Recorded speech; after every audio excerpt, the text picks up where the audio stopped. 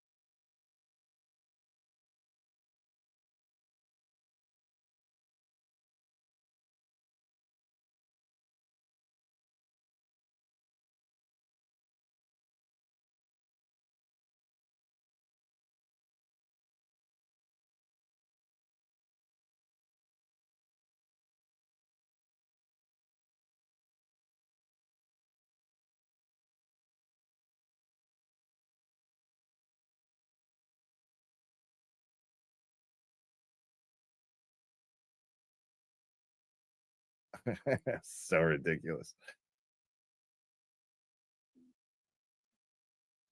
All right, hold on. I got it. Hold on. Let me see. But it doesn't matter because she's not going to let me on. So privacy and security, microphone, it's all on. Zoom is on. So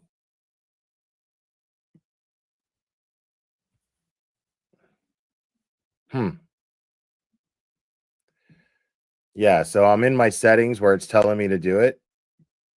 Like I'm following the steps to enable my microphone on Zoom, but it is not allowing me to do it. So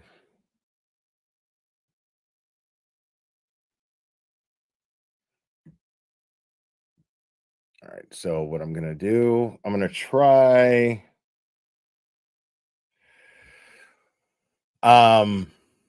fuck.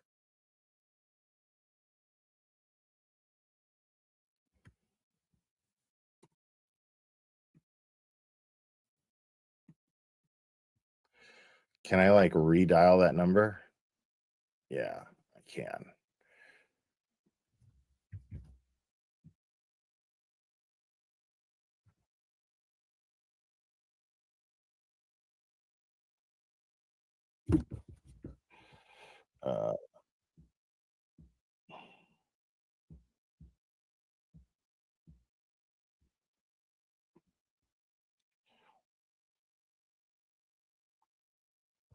Fuck.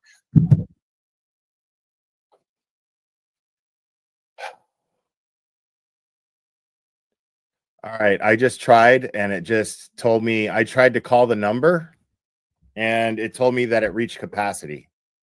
So we're fucked. I'm trying it again, but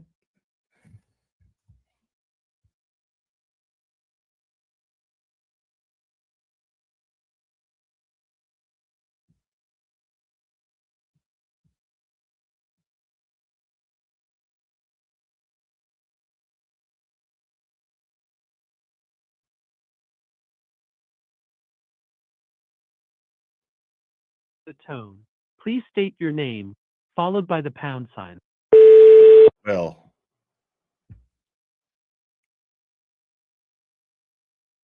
Thank you. There are 20 parties in conference, including you. The leader has not activated this conference. Please stand by until your call begins. All right.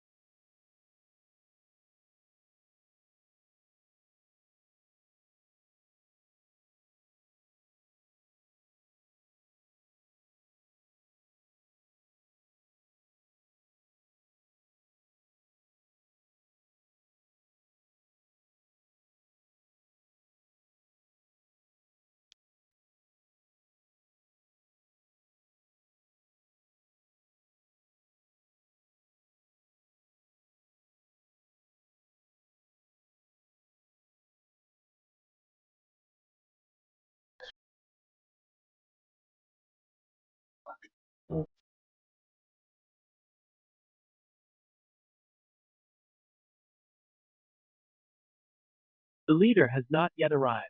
Please try your call again later.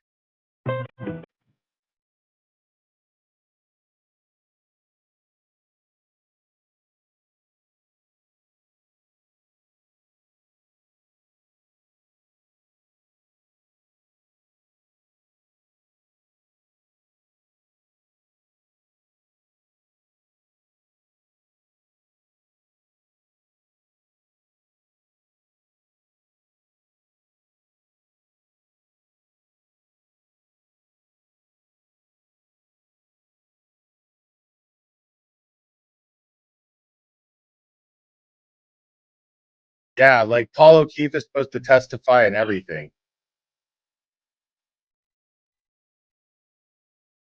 I should have never fucking signed out of there in the first place.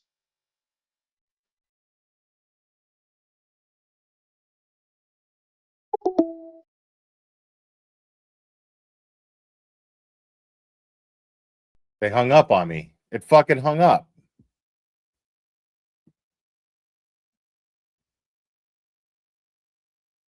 Welcome to the conferencing center. At any time during this message, please enter your passcode.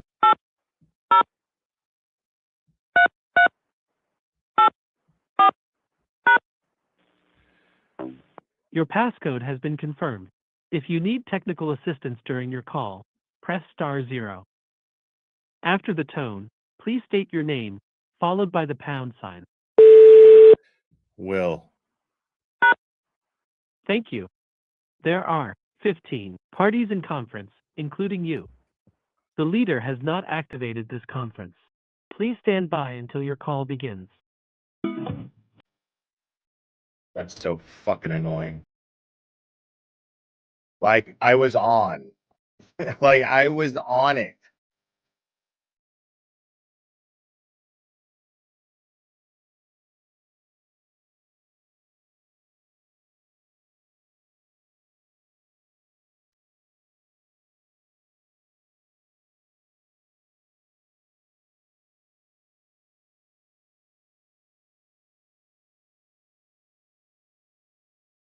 So Cosgrove hasn't even shown up yet. So the judge just asked Bradle if he has seen Cosgrove, and he said he saw him walking into the building, so he's here somewhere. So he should be on his way in.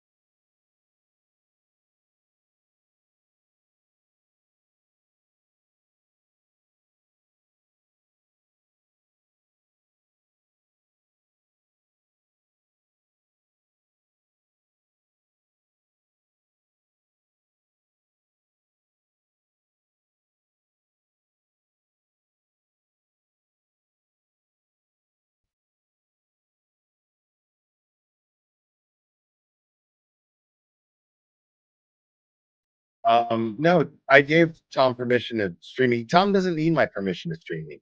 So, you know how many times I've streamed Tom? Jesus Christ. Like anybody can stream me. Anybody who wants to stream me can stream me. It's perfectly okay.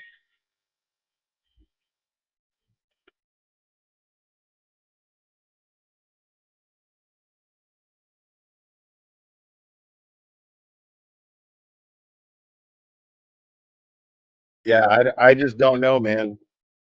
I don't think we're gonna get to hear any of this. Like, there's one person's job who handles this. Like, if this person already tried to give me the chance to come on here, then that's it. Like, they have to manually host this meeting, and they're vetting the people who are going to be on there. What do you mean try calling? Do you not hear the music playing in the background right now? What do you think I'm doing? What do you think? I'm playing music just to enjoy hearing the music? Yeah, they have to pick up the phone. So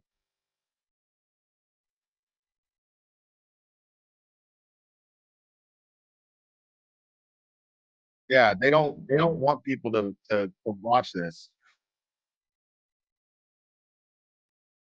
and they don't want people to hear it. Like this lady was straight up like, "What are you here for? What are you here for? There's only one more case," and I couldn't unmute. It's like it wouldn't let me.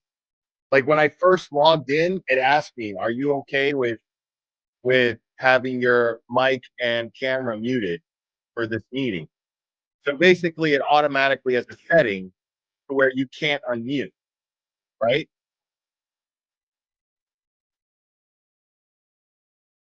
So I'm not giving up. I have it here in the background, and I have it here. I have the phone, but I'm on hold, but I'm not. I'm not getting my hopes up that we're going to be able to get that in here. She would have, even though I was in earlier, she would have picked me out anyway. But she was like, "There's only one more case." She was obviously, um, okay. Hold on. Hey, Aiden, text that to me.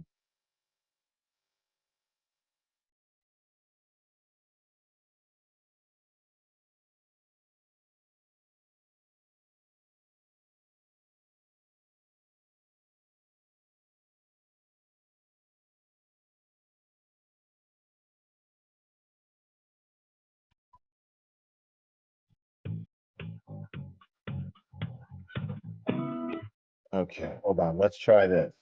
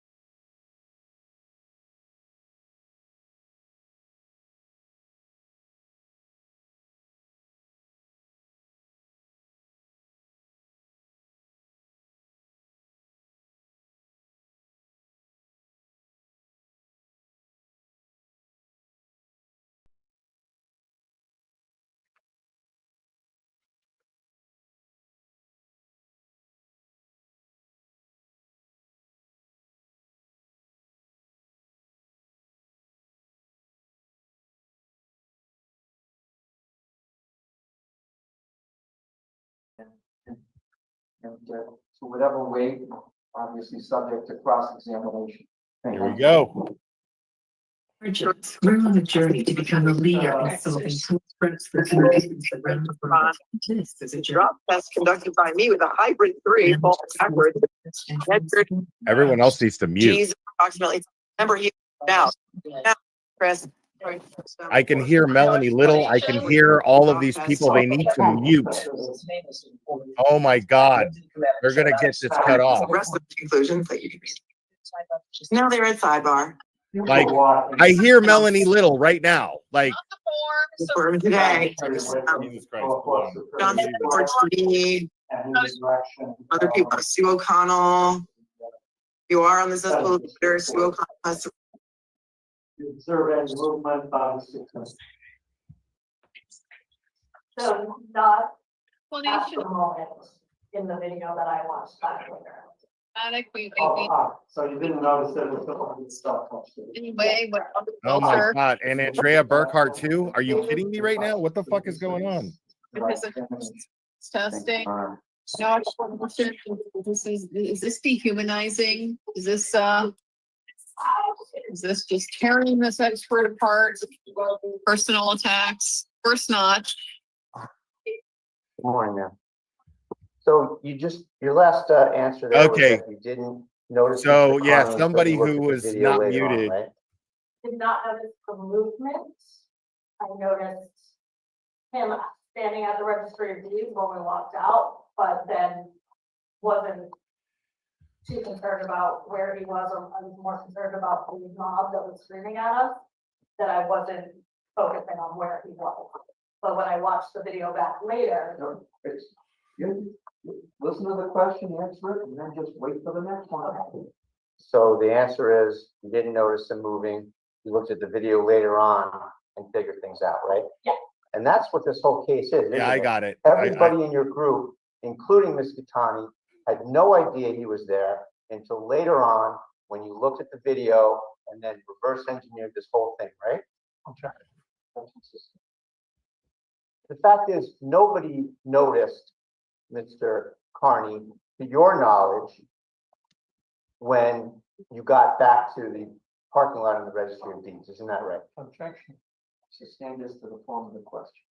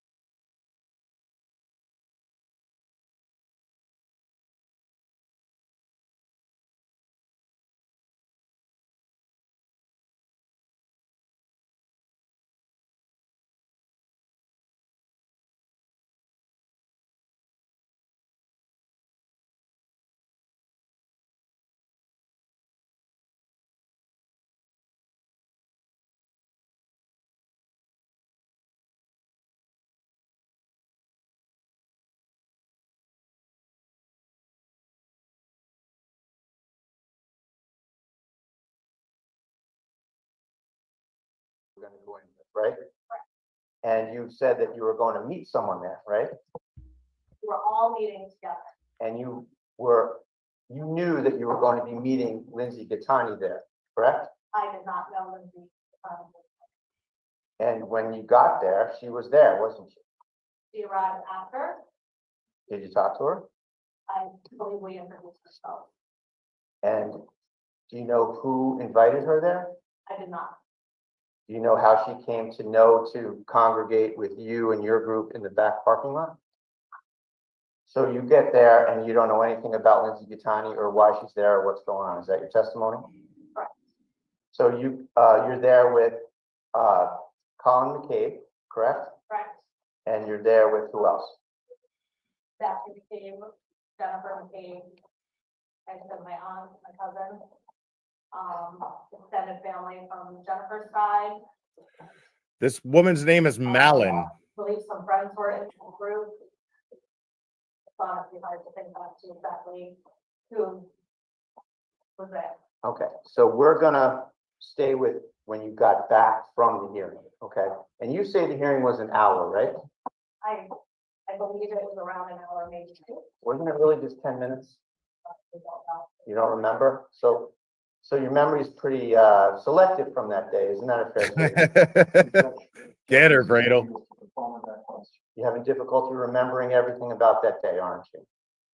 Not the logistics, but I think these little details of how long things were. You're remembering just enough. This is the to first time I've ever heard hold Mr. Carney Bradle accountable, right? question a witness. So those are your words, right? You've said in the past that you want to hold Aidan Carney accountable for everything he's doing in the Karen Reed case, right? Yeah. And that's your state of mind, is that you want to get him if you can, right? Get him. In this situation, I feel that the law is a law, and so there is. I'm asking what your state of mind is. Right. You want to get him, don't you? Want to If get you him. can. I want to abide by the law, and if laws are broken, and I have the video, then I'm going to share it. So let's talk about accountability. You wanted to have him be held accountable for all of his reporting and criticisms and such, right? Yeah, sure. And on this date, you and your group had just walked by and you say you saw Mr. Carney, or some people saw Mr. Carney, and yet no one held him accountable right then and there, did they? Objection. Overruled. If the witness can understand the question, answer it. If you don't Yeah. understand it, you can say, I don't understand. Oh, I like this judge. So, can I describe? Scared me. I thought it got cut off. No one, Well, ask the question again. no one held Aidan Carney accountable at 2:15 PM on Right. 2/26, when you had the chance, supposedly, right? Right. Nobody called the Oops. police about a restraining order violation, did they? Everybody was worried about her minivan, right? That's where the attention was from. Good No one move getting a called bench trial. 911 about Aidan Carney. I don't know, To your knowledge, nobody did, right? to my knowledge. You haven't seen anything of the sort in your prep with Mr. Cosgrove, have you? No, I did not, no. And when you were there, everyone was worried about some damage to her car, right? And she claims that she had a smashed rear taillight, isn't that right? Don't recall the damage. Oh, Did you see there's him nothing smash going your on with taillight? Melanie. I texted her and then I apologized because it was somebody who was on Okay, so Zoom who was A scratch on the watching car. her really loud. Yes, So you saw a scratch on her minivan, right? yes. And that's what the focus was, right? It came from. No one was talking about, hey, wait a minute, he's over there, Aidan Carney's over there, that's a violation, let's get him accountable. Nobody discussed that in your presence, right? Interesting. My cousin's film. Yeah, it was such a horrible You situation. didn't hear Nobody anyone thought to take when action you at the walked time. by yelling liar, liar, did you? I heard multiple people yelling a lot of things. Excuse me, you just have to listen to his question and answer it as best as you can. Oh, I like this judge. I don't know. So you don't know, you either know or you don't. I mean, did you hear it or not? You don't recall hearing it?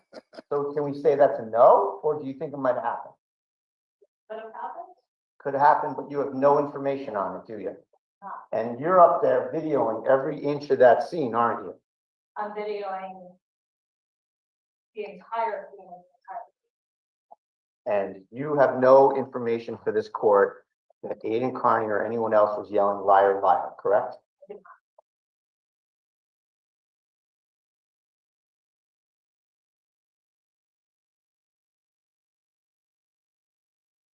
When Ms. Gattani met you and your group at the registry parking lot before you went into the hearing, did Ms. Gattani have her restraining order in her hand? I did not know. Ms. Gattani arranged so that somebody in your group would call the advocate in the case, correct? I'm not aware. You walked in with Ms. Gattani and all of your other family and friends, correct? Ms. Tommy was not in our group that walked in. Where was she? She was behind with another group of people. So then you came into the building, correct? Yes. Who did you come in with? I came in with some of Jennifer's extended family, my brother Colin, my aunt, my cousin, and we came in together. Did you go up the stairs? No, we came up the wheelchair.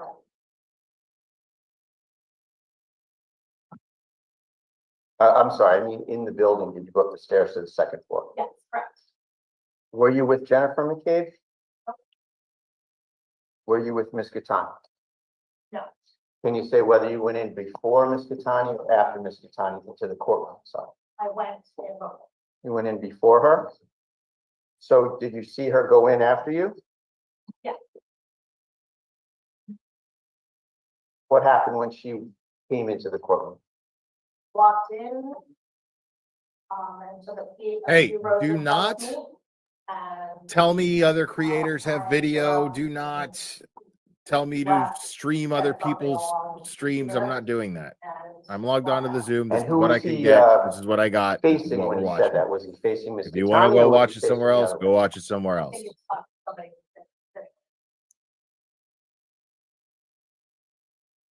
And did you hear him say anything else at all? No.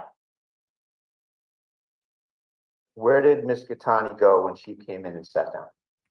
A few rows in front of me, probably the second to last row back. Is it fair to say that she was with the O'Keefe family when she sat down?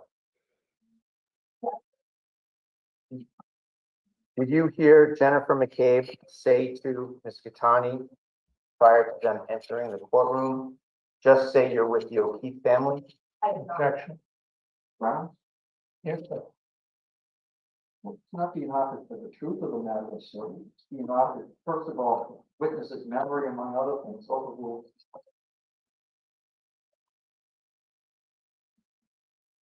When Ms. Sorry, Gattani, did you answer that Yes, question? that I is apologize. Thank you. when Ms. Gattani went into the room This judge knows and she's a sat liar. down, it's fair to say This that judge is Mr. awesome. Carney and another young woman got up on their own and left very quickly. Is that a fair statement? Yes. Nobody had to tell them to leave or anybody had to grab them or usher them out, right? Did not recall. I don't think so.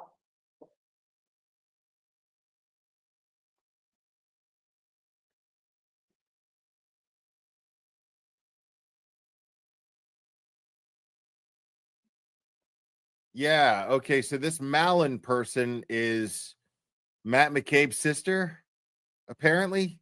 So you've introduced a number of What a shit show. still shots, or I should say the prosecution through you has introduced a number of still shots, a number of videos, correct? Yes. And Grant can stream I'm me sorry, go too. ahead. That's One okay. video. What's up, Grant? And in none of these photographs, none of these videos does it show both Mr. Carney and Ms. Gattani at the same time?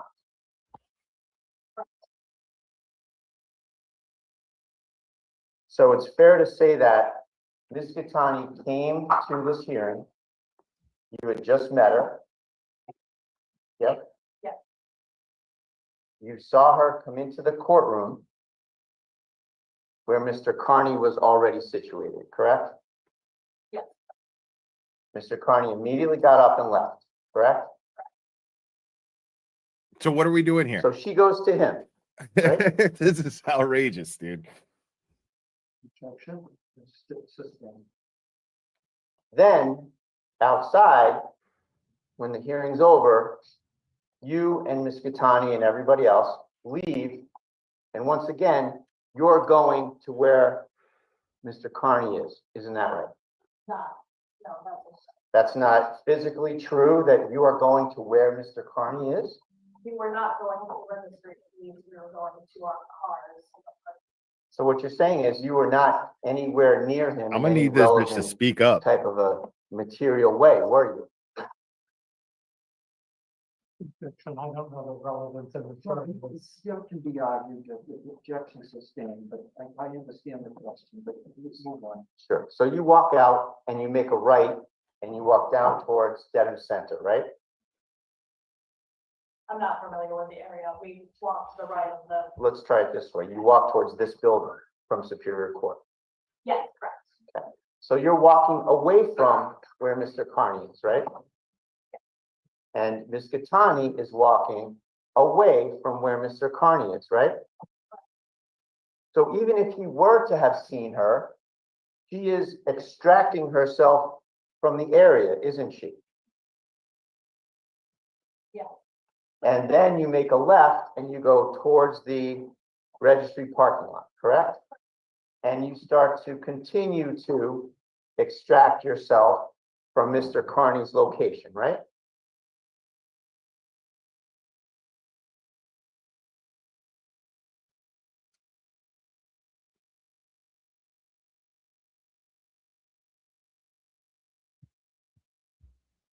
Yeah, one moment, John. Okay, so the person who's testifying is, I don't know her first name. It's Malin. As I understand it, it's Matt McCabe's sister. And what they're testifying on is that there's apparently, so right now, TurtleBoy's on trial for violating a restraining order that Lindsay Gattani, the fake victim, had on him. And apparently it's because of an incident that took place in court when Lindsay Gattani was invited by the O'Keefe family and the McAlberts to attend court. And then they used that to say that TurtleBoy being there at court, covering the case as he does, violated the restraining order in some way. So he was basically set up. And he was set up by the McAlberts. And this is what he's fighting.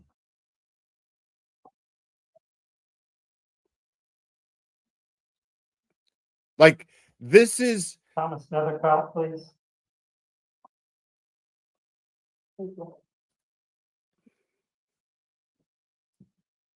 Yeah, this is the spinoff. Okay? This is Frasier to Cheers. Okay? As far as this to the Karen Reed case.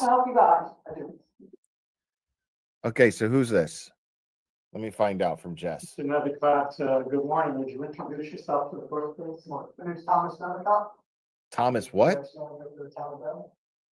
And what is a GIS manager? What does a GIS manager do? I manage the interviews that concerns all the county facilities, features, sidelines. And anything that exists on his map, and I. How long have you held that position, sir? I've been with them for almost 3 years this fall. And were you employed before you went to work in the town? I was part of this, for 2 other municipalities, but also not. And can you tell us a little bit about? I don't understand any of that shit. Yeah, I went to the University of New Hampshire for geography with focus in geotechniques. which was essentially GIS work. And GIS work means what? I'm sorry, Geographic Information Systems. A lot of my projects were based on mapping municipal. Okay, so this guy's supposedly an expert on geographics, I guess the GPS location of where TurtleBoy was. Are they really breaking this down to GPS? Were you contacted by This is ridiculous. a police officer and asked if you could prepare a diagram? Yes. And can you tell us what the request was for? For a violation of a restraining order. I love this. Around the steps. What a fucking joke. Steps. And how did you go about it? Did you do that? And how did you go about it? Using our aerial imagery, which is taken by. Like, he's got a tech expert, bro. Like, Cosgrove is like. From there, I visually created a point for the center of the steps. It's just fucking ridiculous. Software that we use, to create a buffer or set a distance. The thing is I don't give the slightest fuck of what this guy has to say. We know where TurtleBoy was at the time. We know where he was. So, you said you used an aerial photograph. As far as I know, the time of that, we have the airplane, where did the aerial photographs? We have a subscription with Nearmap imagery, which, it's not sure, we provide aerial imagery to many municipalities in the Northeast. It provides 8-inch accuracy imagery. And how long does the time? Dude, this is like Motion to strike. getting a fucking crime lab No out for a foundation bag as of to weed. this other company and their accuracy. For a dime bag. That's what it. It's unreal, dude. They got hazmat suits All right. ready to fucking dust prints for a fuck on a dime bag of weed to find out who had the dime bag. That's what this is, dude. This is fucking ridiculous. Documents. It is, John Miller. It's fucking embarrassing, bro. This is You recognize it. like, if I'm local there, I'm like, dude, this is a fucking embarrassment. And what does it show? It shows a 300-foot buffer with a circle that surrounds the vegetable steps, which is the star. Do you agree with me that a 300-foot radius is the same as a 100 yard radius? Stuff is coming.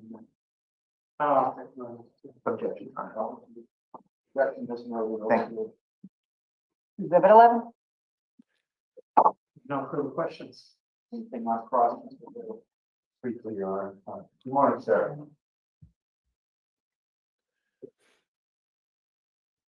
So you went online and accessed a company that has aerial photographs? Welcome, John Miller. Yes, we have a subscription, so I have access, we have access to the database connection.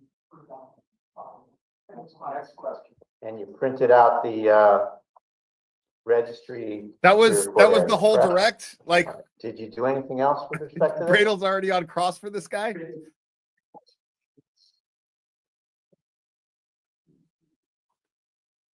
So it's fair to say that you created kind of a, as the crow flies map with respect to the distances, right? But people don't walk and move as the crow flies, do they? So did you go into the Norfolk Superior Court and measure the distance that one would have to walk down the stairs, around the corner, outside, down the steps, over to the registry, up the steps in any way? Did you use any kind of measuring wheel to do something like that? To get kind of a real life walking distance? Thank you, nothing further. Dude. No, thank you, sir. So you didn't do shit to actually determine where TurtleBoy committed this horrible crime where he just showed up. Oh my God, this is the biggest farce I've ever. Dude, I thought fucking Karen Reed was bad, bro. This is like worse. This is even dumber. Power. Oh, I'm sorry. No.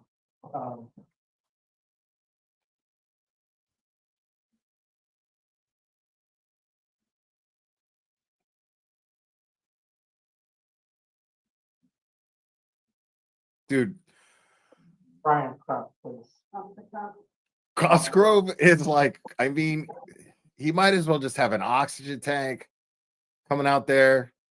Like he's not like, even with a jury trial, there's no way this guy's gonna win over a jury. There's no fucking way. Here to tell the truth, the whole truth, and nothing but the truth, so help you All right, God. who's this? Thanks.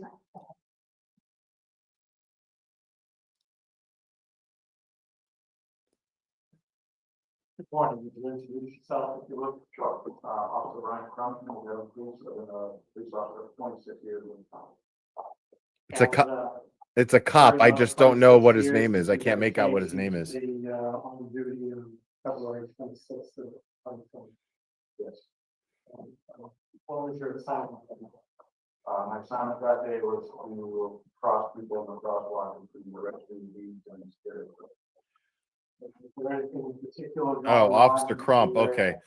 The crossing guard. Awesome. This guy should be damning. What was the traffic like when you were? Right. Agreed. Yeah, I get what you're saying. Thank you. The demonstrators. Just. People. A lot of people. A lot of people. Is there a lot of noise? Smaller. We'll go up and down and. Hey man, this guy's doing God's work, man. Like when I was limping across the street last time I was there, dude was like real helpful. I'm not even trying to lie. I'm not even being funny. And did you know him or know him previously, or was this your first step?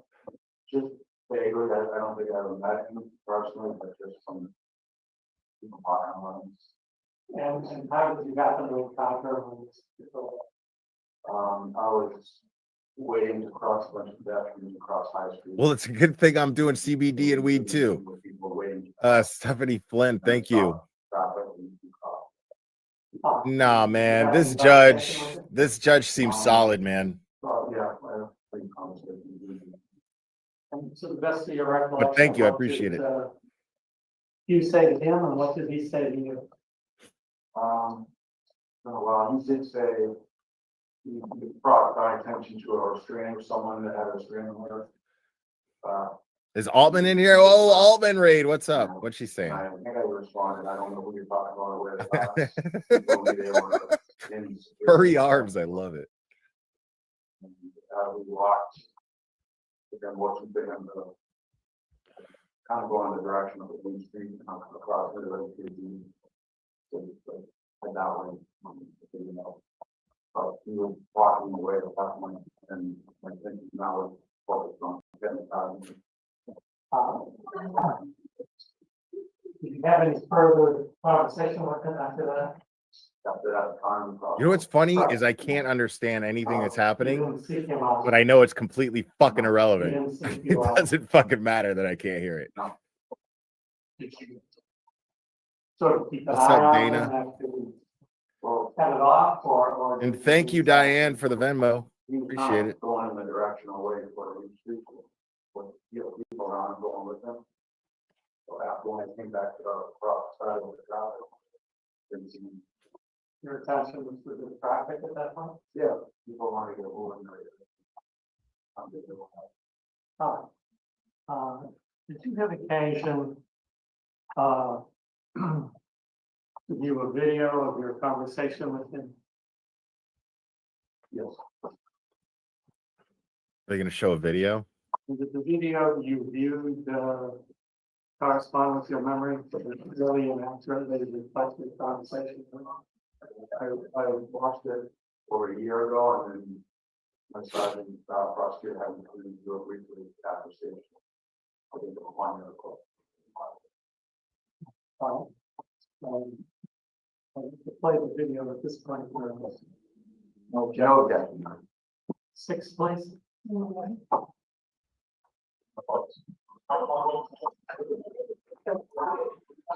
Oh wow, Bernie, thank you for the Venmo. Appreciate it. So I was at 1% before that it was regulated at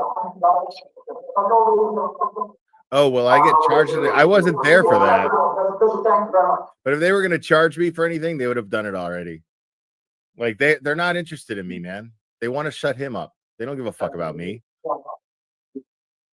Now, at the time you have the conversation with Mr. Kearney, were you aware that he was recording the conversation? Yes, I assumed you was. I assumed you was. I wasn't sure. It's how you do it. Dude, they know that if they would have charged me, But he did say. it would have blown my channel up. I would have just accumulated more viewers. That's all that would have happened.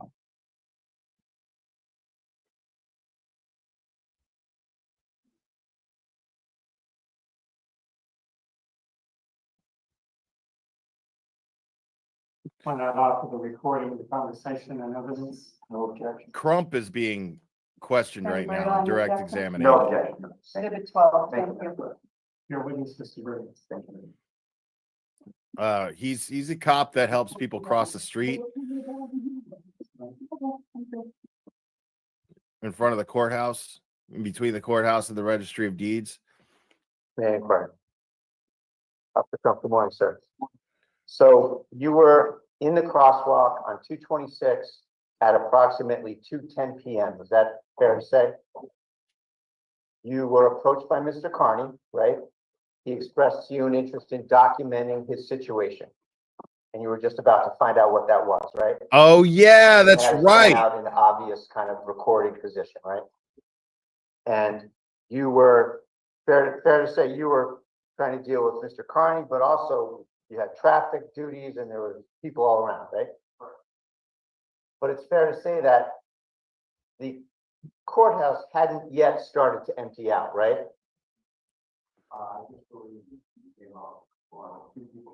Right. It wasn't a huge crowd yet that came out, right? And so he approaches you, and we saw in the video that he told you that there was someone inside that had a restraining order on, and that he was desirous of wanting to know what he should do, right? Why would Cosgrove And call it's a that little guy bit to hard the to say, just to hear, but right when Mr. Kearney's talking, you can kind of get the little snippet of you saying, "Go over there," right? So And yeah, and what you TurtleBoy meant came by up that to this was guy and go let up him there know. by the registry building, right? He was making distance. I felt like he was making Oh, this is a great witness for TurtleBoy. Sure. And motion to strike. so it's fair to say that his behavior and actions and statements didn't give you any suspicion that there was any violation occurring. Is that a fair statement? I didn't know where the person was. I don't know. In the court, and I believe at that time it was a spirit court in the main court until the back. He was heading away to Main Street, so they didn't tell us at that time. Sure. So to your knowledge, does he go where you gesture? He was heading that way, and yeah, I didn't see him right on the sidewalk. Sure. I was kind of focused on the board. And Sure. You're thank you, busy. Bernie. It's not, I appreciate you, not Bernie. quite a time when you can kind of take out your notepad and write down some notes from Mr. Kearney, right? Right. All right. And Mr. Kearney went up to the direction you gestured and was waiting there for you as far as you knew to make a further report. If you know, if you knew. I didn't take it like that. I think it was, Sure. Okay. not violent. And it's fair to say that he didn't say anything about that, but you're not privy to what his thoughts and intent is, right? True. So it's fair to say that a couple minutes later, many, many people come out of the courthouse. Yeah, you know, because court's done. So How long were you there? There was a few of us assigned that were rotating. I don't know how much longer after that. Okay. Oh, we were. Bettero's still his lawyer, but I'm not sure if he's Okay. dealing with Can this you case. recall whether or not the hearing ended a little bit earlier than expected, perhaps? Do you know if you were still directing traffic when a large group of people came out of the courthouse rather?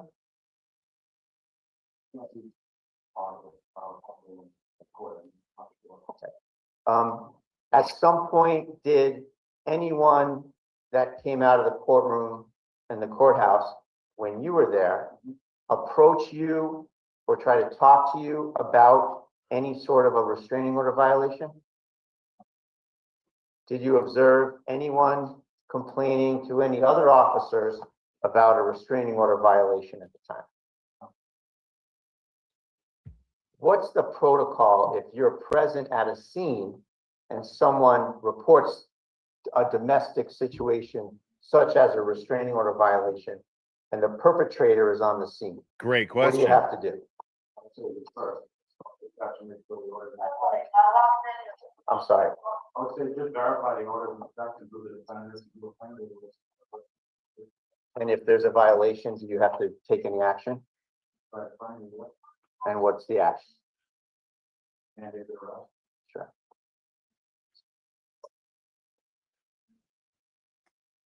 I just wish I could hear his answers May I have one more, please? more clearly, because Bradel's asking some great questions. I mean, what is the best thing for TurtleBoy to do in that situation? Hey, someone who has a restraining order against me just showed up basically where I work. So I'm here to just let you know this, that I'm not trying to violate anything. Like, he did exactly what somebody in that situation should do, is contact the law enforcement agent immediately. There happens to be one helping people cross the street. Kathy, go back.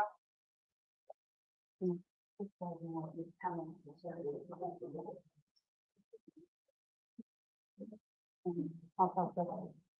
you swear in not an own hearing to tell the truth, the whole truth, and nothing but the truth, so help you God?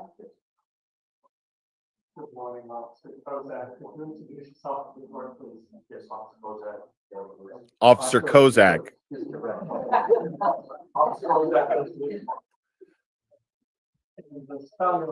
I mean, this is just ridiculous. Like, this is why it's just great that they chose a bench trial, because a judge with common sense and a sense of the law is going to sit here and go, well, he walks right up to a cop.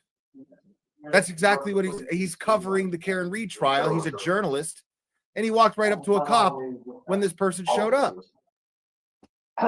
So if I could turn your attention to February 26th of 2024, you want duty that day? I was.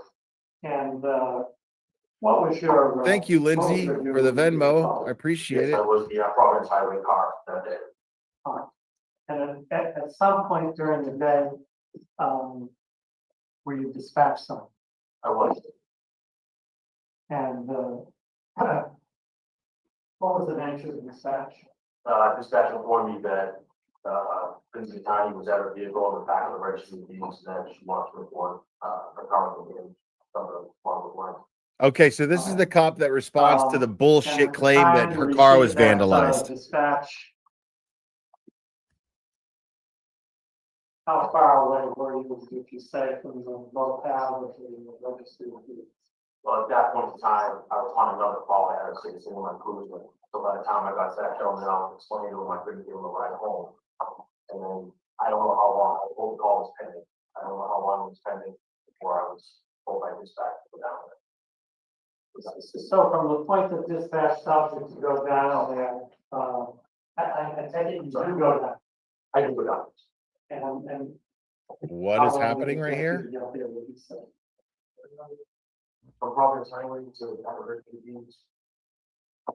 On a normal day, a couple of minutes, I don't recall how the traffic was. So you arrive at the registry of deeds, and then you proceed to the parking lot at that point? Yes. And when you get there, you make any observations?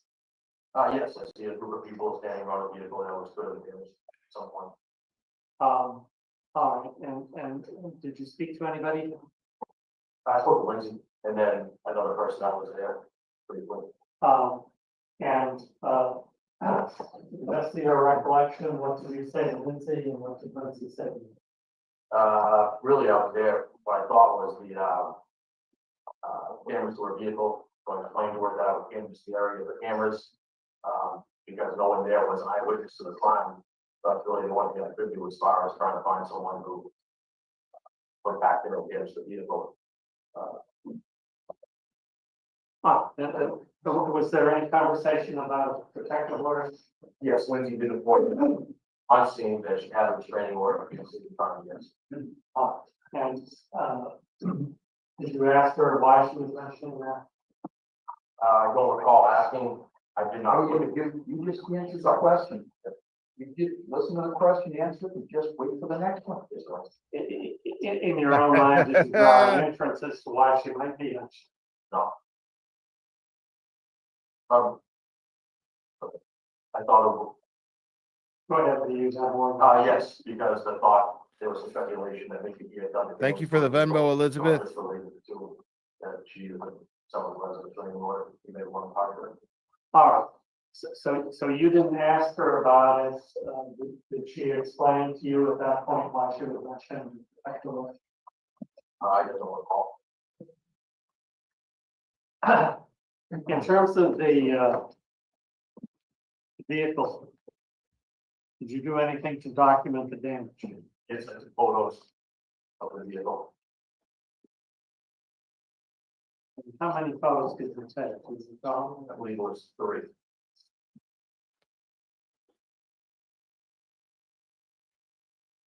And 3 photos. Yeah, this judge is great.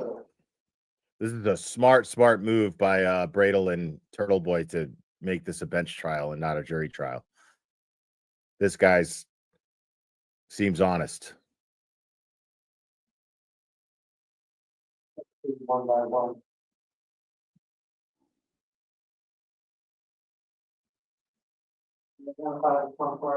Yes, this is the rear driver's side of Lindsay's van.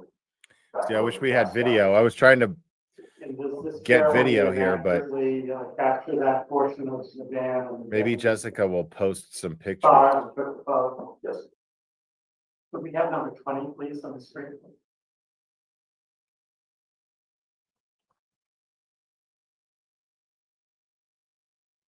Is there any damage visible on this photograph?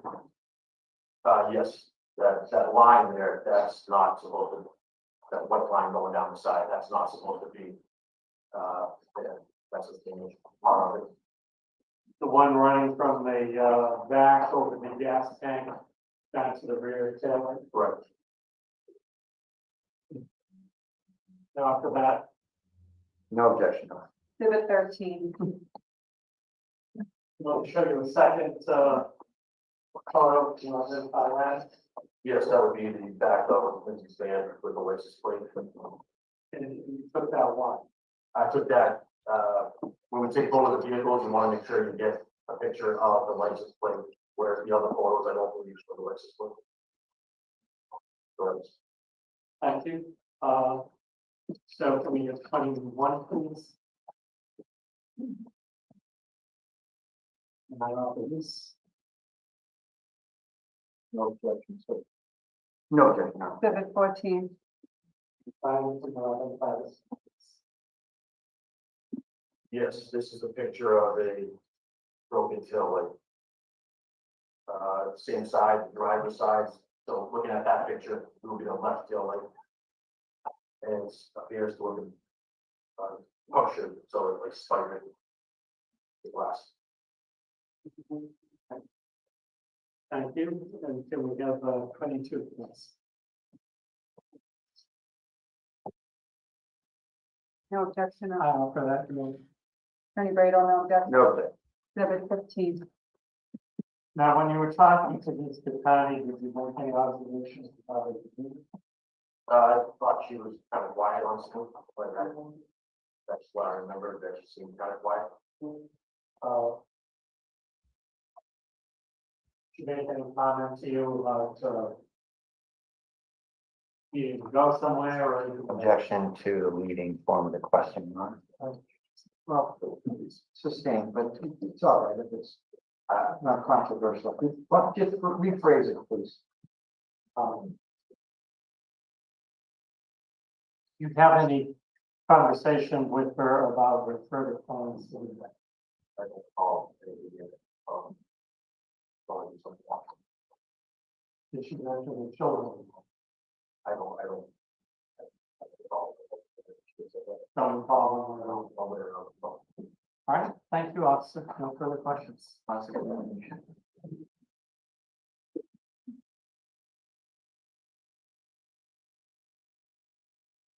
Officer, good afternoon, sir. You responded to the rear of the registry of the motor, the rear parking lot of the registry of the motor vehicle, registry of thieves, pardon me, at 143206, right? Right. And we know that because there's a section in your police report where you document these kinds of things, right? Yes. Sorry. I'm sorry. I wrote down. Wherever it comes from, it's a routine part of your police reports, right? And so here, this was received at 143206, right? And you can look at it if you can't remember. But is that about right? I'm sorry. May I approach you, Ron? I'm just gonna approach and just show you the report. Also, you have that, right? Yeah, this. Let me show you this document. That's your report, is it right? Yes. All right, and in that report, it has a section for when the call is received, right? And when the call is cleared, right? Correct. So can you tell us when it was received and when you cleared the scene? So it looks like it would have been 1432. Is when dispatch would have received the call, and then 1447 is when I would have radioed that I was good. Meaning that we leave, right? Correct. So that's how much time altogether. For the call, yes, for the time dispatch received for the time I left. All right. So that's about 15 minutes, right? Okay, so you were there about 15 minutes. There's no way I can say that, because as I stated earlier, my sergeant first called me and said that there was a call pending, which was this call, and I was in the middle of the call on Route 1. So I really have no idea how long dispatch had that call before I got. Okay. So it's even less than the 15 minutes that you probably dealt with this, right? Correct. All right, and you get there and there's a complaint about damage to a vehicle. Yes. And Miss Gattani or some of those other folks that were with her communicated to you that they had left from the courthouse and they came back to the back lot, right? I believe so. Okay. You received information that the vehicle may have been vandalized, right? And did you document the alleged vandalism with photographs? Yes. Were you able to ascertain any sort of evidence that this was any sort of fresh damage versus pre-existing damage? The only thing I did then was just simply reach out to the actual physical structures closest to the vehicle to try to obtain what is there. But You know what, sorry, let me ask you a better question. When you looked at the car itself, were you able to ascertain whether that was sort of fresh damage or whether it may have been just pre-existing damage? I can't in a position to say because I don't have that sort of training. Sure. I know if it was looking at You answered the question. Sure. All right. So the precise answer is no, you didn't do anything to ascertain it. And you're not trained in any sort of accident reconstruction or anything like that, right? But we're all trained in common sense, aren't we? And so there's no like fresh paint powder. I mean, most of us curls are. Paint or anything, right? nothing that I know. Sure. And there was no pieces of tail light laying around? So there was, Again with fair the to say tail that light. there was no affirmative indicators such as those that this had just happened, right? Right. Right. There you go. So So it didn't happen. did anyone say to No you taillight pieces? that there had just been a violation of a restraining order? No, at that time when I was in the call, I was just focused on. Sure. So nobody even said anything about a violation of the restraining order to this Listen to the guy. question and answer it, that's all. Did anyone say that someone had just violated a restraining order? Did Lindsay Catani say someone had just violated a restraining order? If Bro, you're upset, this is awesome. I mean, you said she was kind of quiet. Quiet, just over there to the right of me, so I. It's fucking ridiculous, dude. What a farce. Sure. So you were focused on this alleged motor vehicle damage, and you mentioned on direct that sort of like trying to speculate about how this might have happened.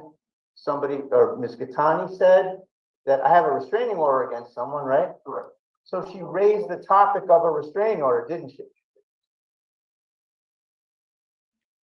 And she didn't say anything after that to the effect of, and he just violated it 15 minutes ago, right? Well, with that, I told her on scene, didn't have to see the order, so I didn't even attempt to look at it. Sure. That's my next question. Was she trying to show you the order? So she had it out in her hand? I love Bradle, dude.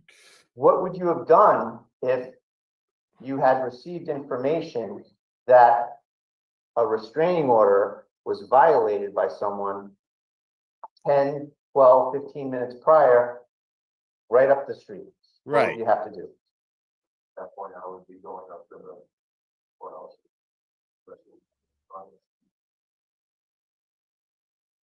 Now, were there any sort of impediment to you investigating or doing anything with respect to either the damage or anything else at the time? Sure. Was there a big mob of people descending upon you in that back parking lot? at the Descending registry? upon you. Notice a large group of people.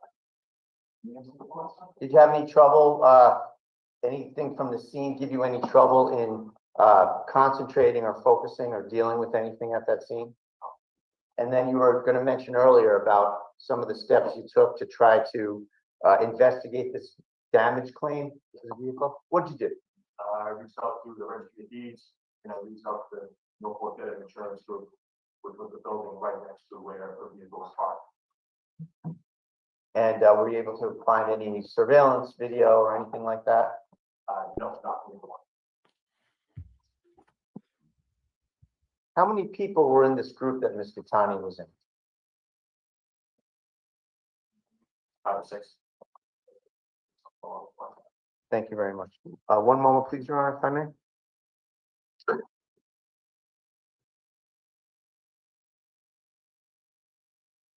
Thank you very much, Dr. Nothing further. Your direct, nothing on you. Thank you, sir. You're excused. Lindsay Gattani, please. Lindsay Gattani. Oh shit, Lindsay Gattani's gonna testify. Oh shit, fake victim's gonna testify, y'all.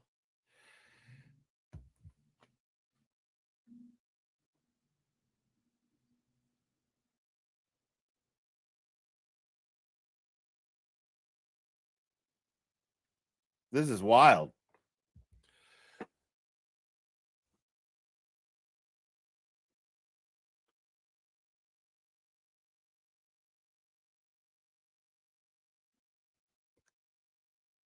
This is absolutely wild.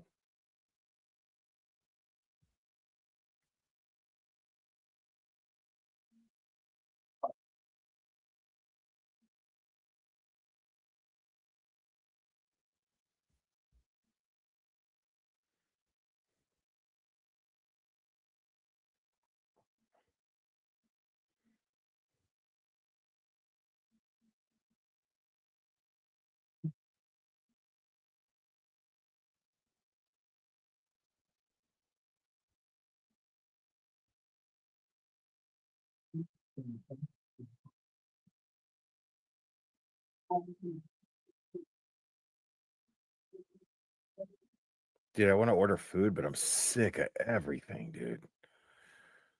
Fucking sick and tired of everything. I need to like. I just need to get back to the gym so that when I eat nothing, it's for a reason. There's a purpose behind it.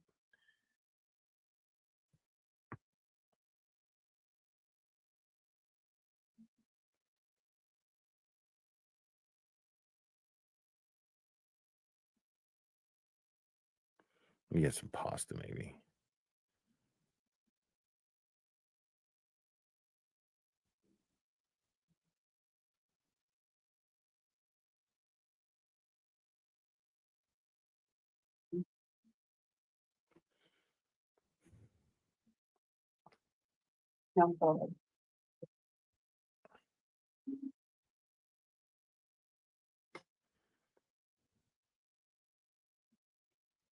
Raise your right hand. Do you swear in the matter now in hearing to tell the truth, the whole truth, and nothing but the truth to help you God? Good morning. Could you introduce yourself to the court, please? Right, Charlie? Oh, you popped. You're gonna be famous. Here it is. Here it is. Stop. This is Ken. G-A-E-T-A-N.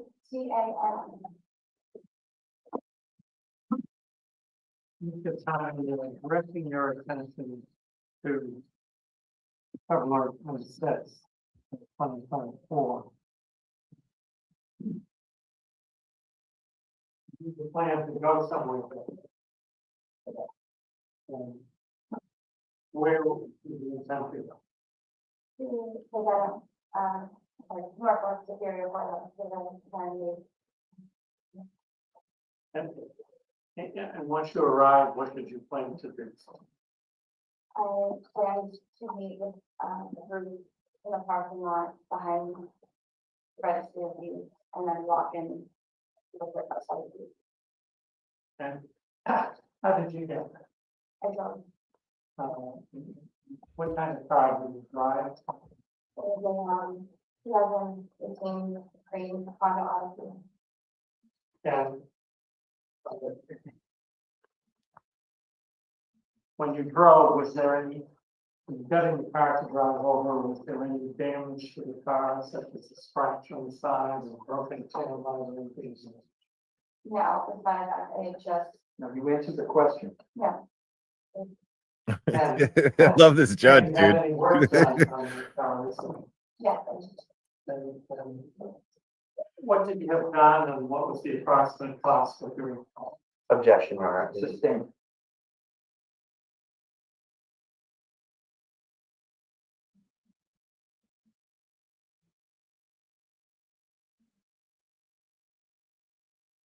When you arrived.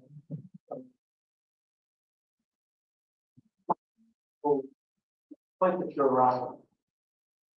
The point that you arrived, what did you do? When I arrived, did not see anyone from my group yet, so I waited in my car. And how long would you say you waited in the car?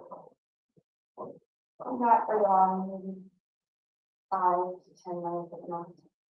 And relative to the registry of deeds, can you give us a ballpark of where you lot you park? I decided to park at the very back end of the parking lot, closest to the tree, farthest away from the registry.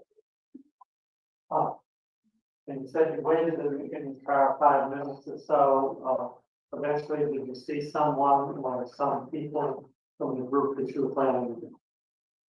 I did, I had made a call first to see if they were there, but then I did actually. And who did you?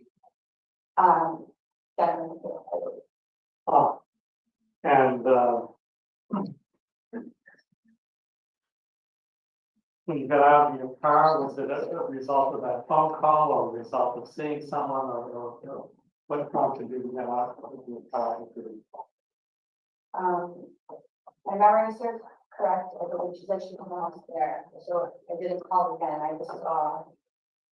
And then after 5 or 10 minutes, several cars pulled in and I recognized some of the people from the group. Yes, you remember who was recognized? I did see, Jennifer McWade and, some other, some of her family members and other witnesses. And, And did you walk over to meet them? Did they walk back to you? What happened? I got out of my car, they parked, and then we all, just stood in the vicinity of our cars, and waited for other parties to arrive that were part of the group. But they said you called Jennifer McDade, did you have your cell phone with you? Yes.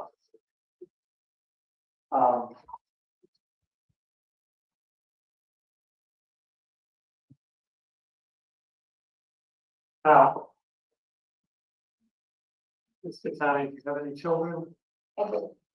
And did you make arrangements for the care of your children that get here? I did. What arrangements did you? My two youngest were, in a daycare. So, again, all they daycare, and then my two oldest, who were supposed to get out around, a little past 3 o'clock, I had arranged for a babysitter to get them off the bus and bring them into the apartment. And, did you have a plan to get back or a desire to get back at a particular time?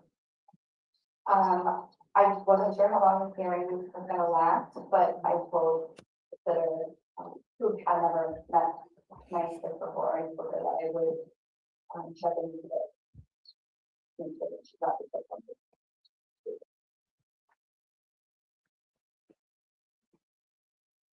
something. I went to this hearing.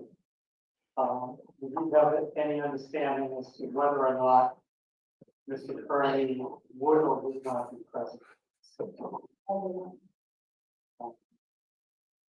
And, it's fair to say that you had a former relationship with him, is that correct? Yeah. And did you have a restraining order against Mr. Kearney? I did. Protective order? And did you have a copy of that with you at the time? I did. I was surprised. And at this point,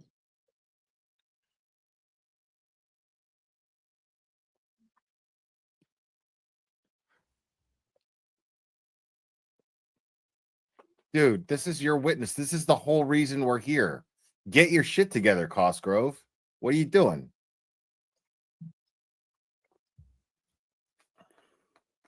I guess I'm saying it's your body and ask if you can get a final.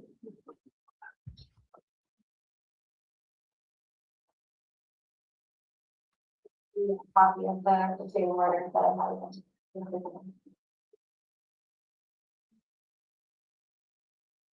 Offer. Man, you see that?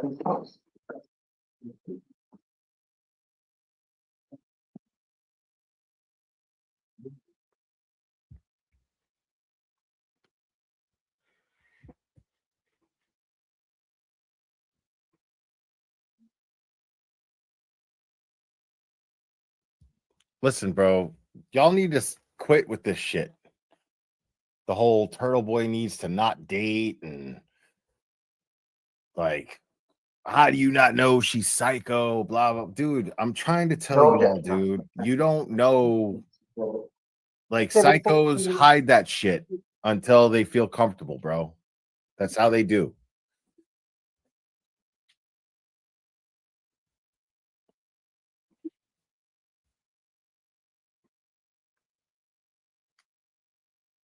So, see, that's what I'm saying, bro. Let her play a play. You know what I mean? Let her play a play, man. Walk into the courthouse. can you tell us the capacity? Right, exactly. Exactly. They don't fucking know, man. Like Walk up to the courthouse and a lot of people. Like, how do I sound if I'm like, you need to stop dating? I don't know your fucking life. Smaller group. And I believe I was in the first group. And we started walking through the parking lot of the registry of deeds. And we went to, in the back, we went towards the right, I believe, around the registry of deeds, to come around and cross the crosswalk. No question. And if we cross the crosswalk, we're going. Went up the stairs. I wish I could understand a fucking word that's being said. That'd be nice. Before you entered, did anybody in your group make contact by telephone with anybody?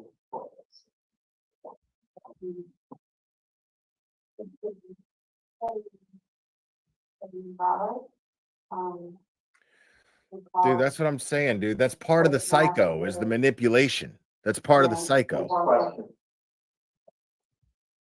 And do you understand the purpose of the call? Yeah. What was the purpose? One report officers that somebody from our group published in murder.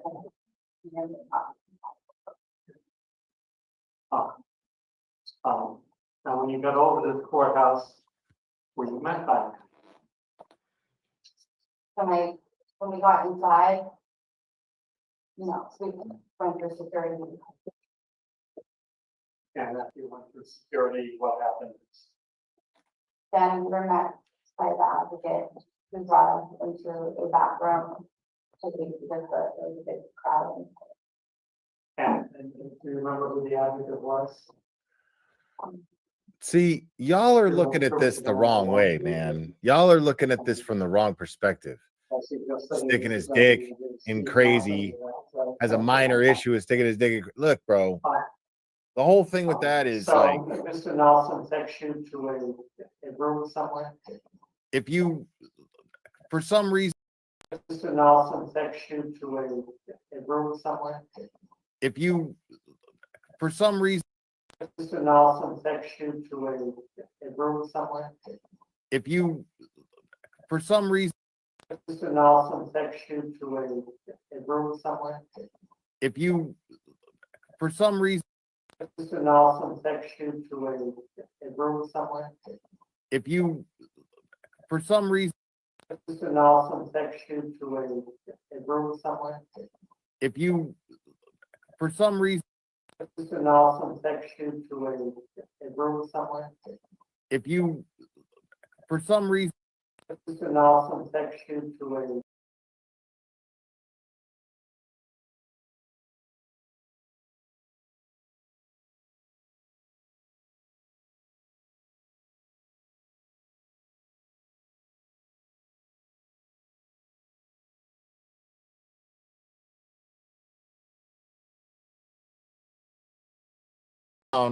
and then they go crazy, you got to have a contingency plan once the crazy comes out.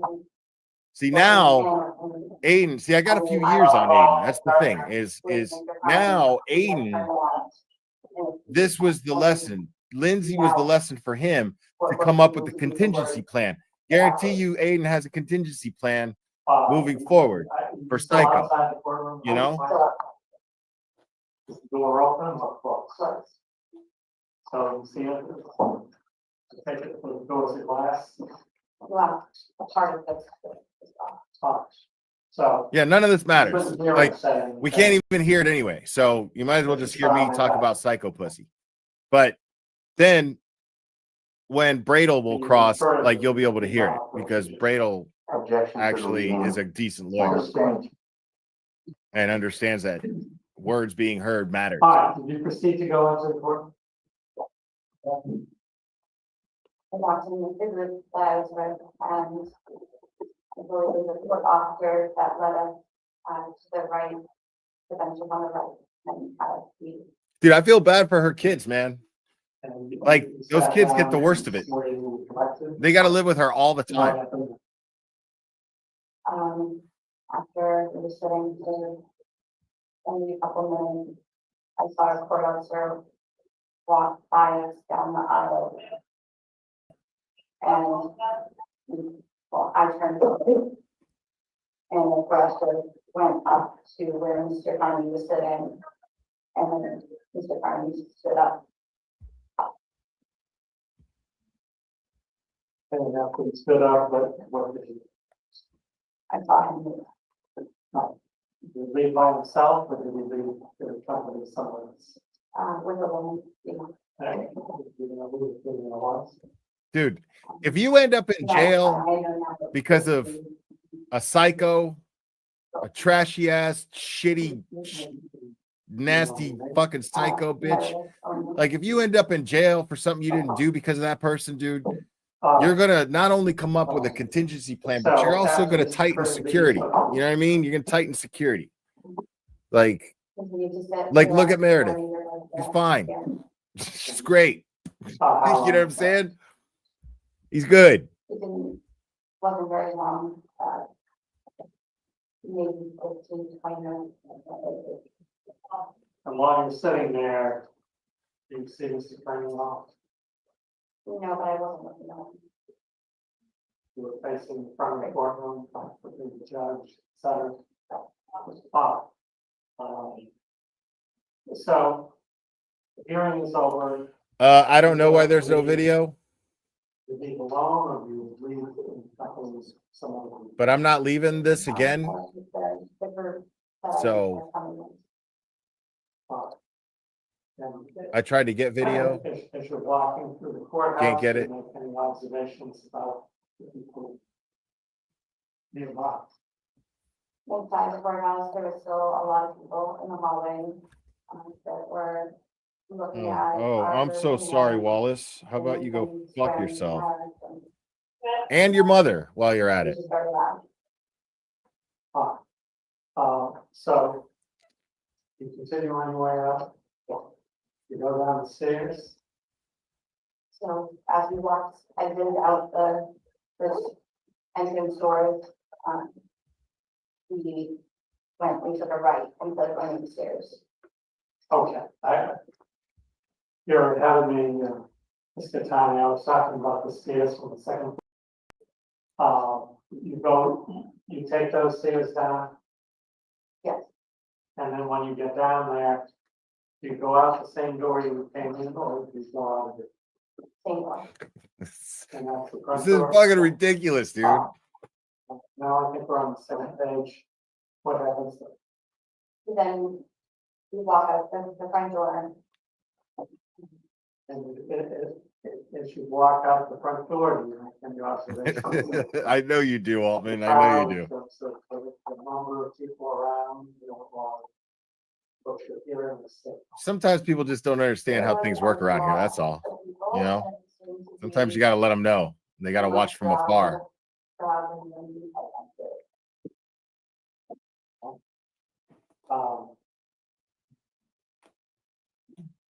And as you're walking out. Well, there's not going to be any captions, man. Like, I'm not streaming this off YouTube. This is directly from the Zoom. This isn't getting national coverage yet. As soon as I walked out the front doors and looked straight ahead right before we went down the ramp, I could see him standing straight across from me on the steps of the registry of deeds. Other than standing there, did you notice you doing anything? Just holding his phone up.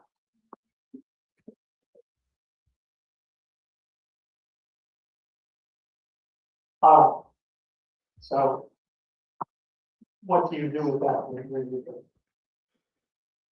So I was a little nervous, the group that I was with. Excuse me, you have to listen to the question, please. I love this judge, bro. To the right, down the ramp. Listen to the question You went down the ramp and then, before you open your goddamn mouth. do you remember who you were near at that point, who was in front of you, who was behind you? I know that John McCabe stayed closest to me at all times. I didn't really know a lot of the others because I was just introduced to many of them that day, so I just know that Jen and one of her sisters. No, ask Bob. I never met her. Thank God. So in terms of where you were in the pack, so it's I was kind of in the middle. do you remember how you addressed that? Peter, thank you for the Venmo. I Appreciate it, had buddy. A long black, kind of a key coat, I guess. Black pants, black flats, and a white purse. So you proceed down to, you go to the bottom of the ring. No, Krusty's not going to get called to the stand.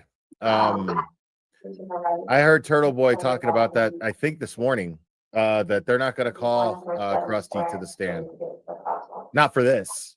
And They will in the other case case where Bettero's on. That I guarantee. Almost guarantee. Who knows? So, do you cross the crossbar? And where do you go from there? And you cross the crosswalk, and then it leads across to a street that's between the middle of the Registry of Deeds and the district court. So we proceeded to go towards the back street that's in the middle of both buildings. And anywhere along that route, do the cities? Where was it? Something like that. It was on the left, on the, I a know. wall. Oh God, please let it be that we can hear Bettero grill Krusty Panties on the stand. Love that. So they moved from the previous location? Yes. Did you move towards you or away from you? What?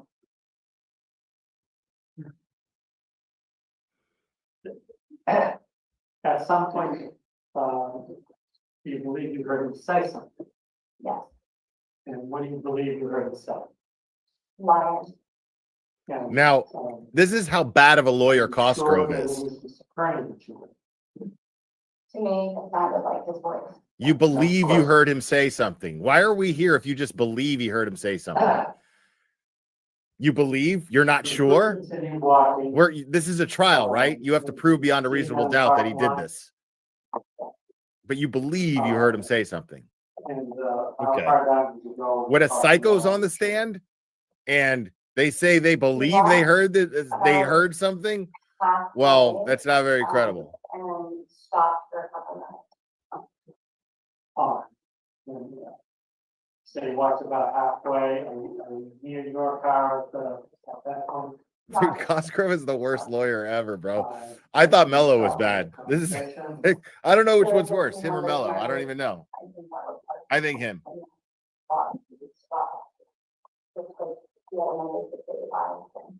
All right.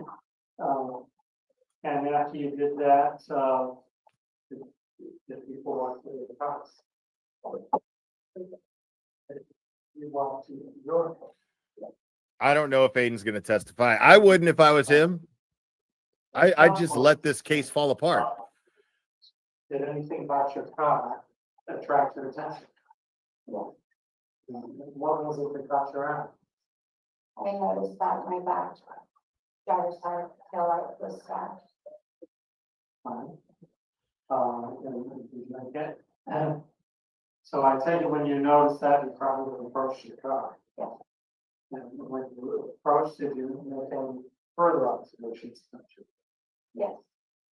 And what did you notice? There was also a deep indent and scratch that went from the smashed taillight all the way down through two quarter panels, the rear quarter panel and the second quarter panel where the door is sliding door began. Can we have a photo of that? One second, we have number 2, please.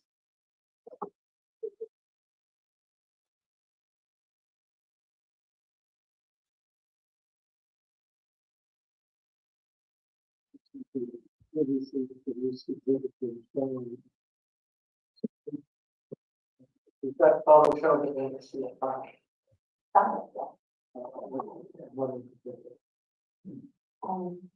The crack tail light and the beginning of the it's fractured and then with the front of the light.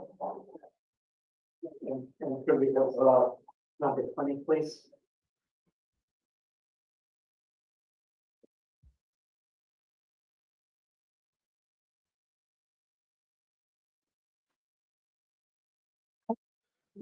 Directing your attention to the photo that's now on the screen, previously introduced as an exhibit. What does that photo show? The remainder of the scratch and that. And what was your reaction on seeing this?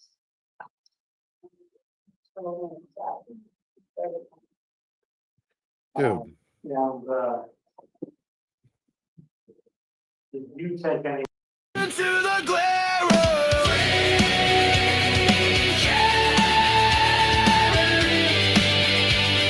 the colorhouse has showcase.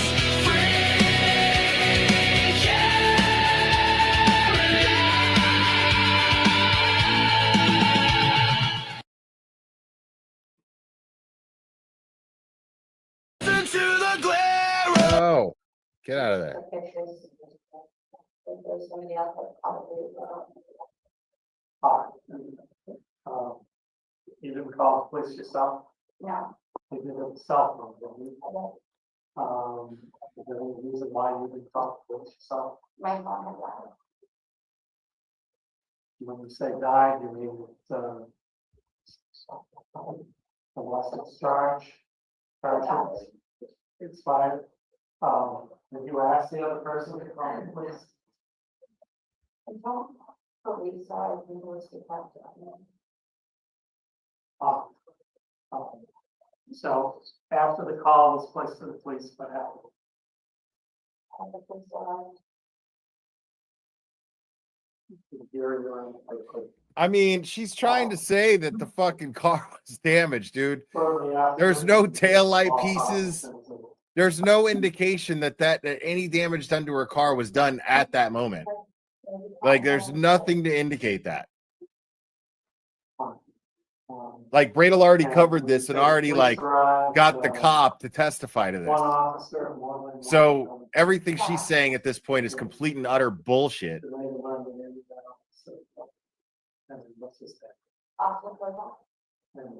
When he arrived, what happened? He got in the car and came over and asked what he was doing. They have video of Aiden damaging her car? I don't think so. I think it was pretty general. He didn't really know who he was talking to. You know the conversation. Oh, Marco, there is a commentless stream. You can no longer comment.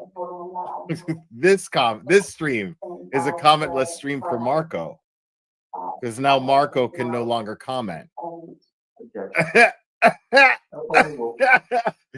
You see how that works? Marco can no longer comment. I mean,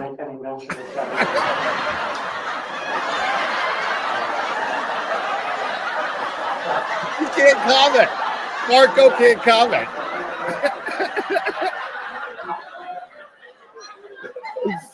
He can't comment.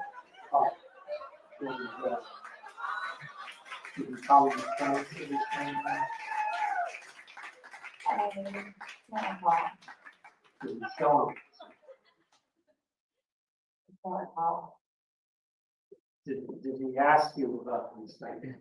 Yeah. What did he ask you?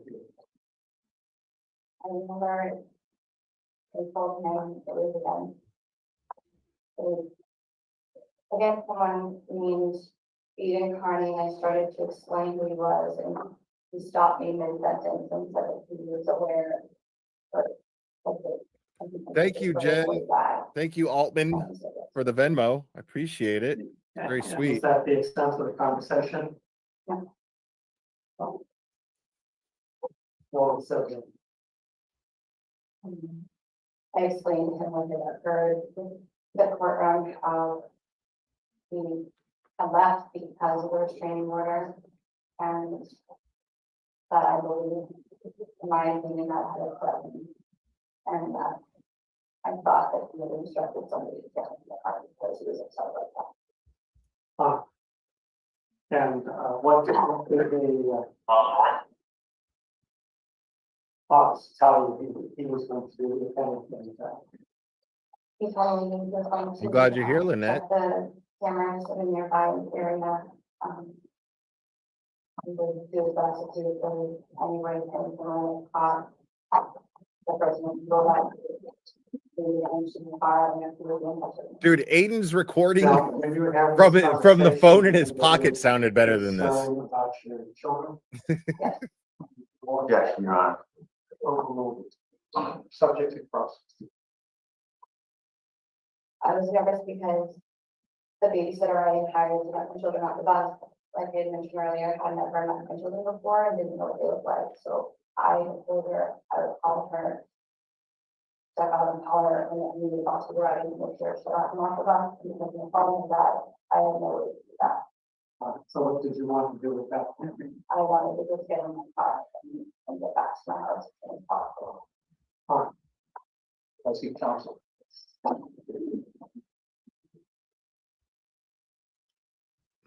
Ask Bob. Ask Bob just asked me if I've ever met a woman as psycho as the fake victim. Or even Or recess in this creepy. case Yeah. until 2:00. Yeah, man. Hopefully they can do this way, or leave that, or next audience, on floor. Thomas also. Yes. Ask Bob. Go quiet, just like door.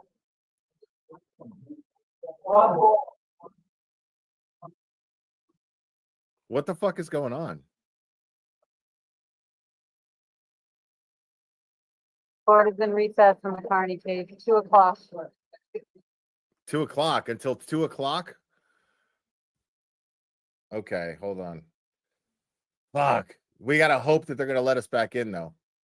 But I still got the passcode, so we're good. We'll see. So let's see what Jess was saying about that. Let's check in with Jess.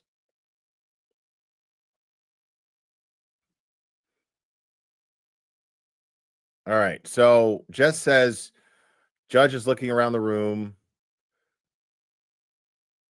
Hold on.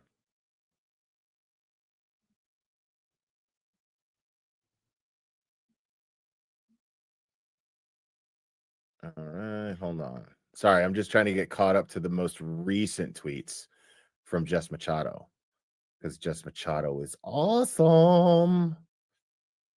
3 hours. Okay. So 16 minutes. Will Paul no. That's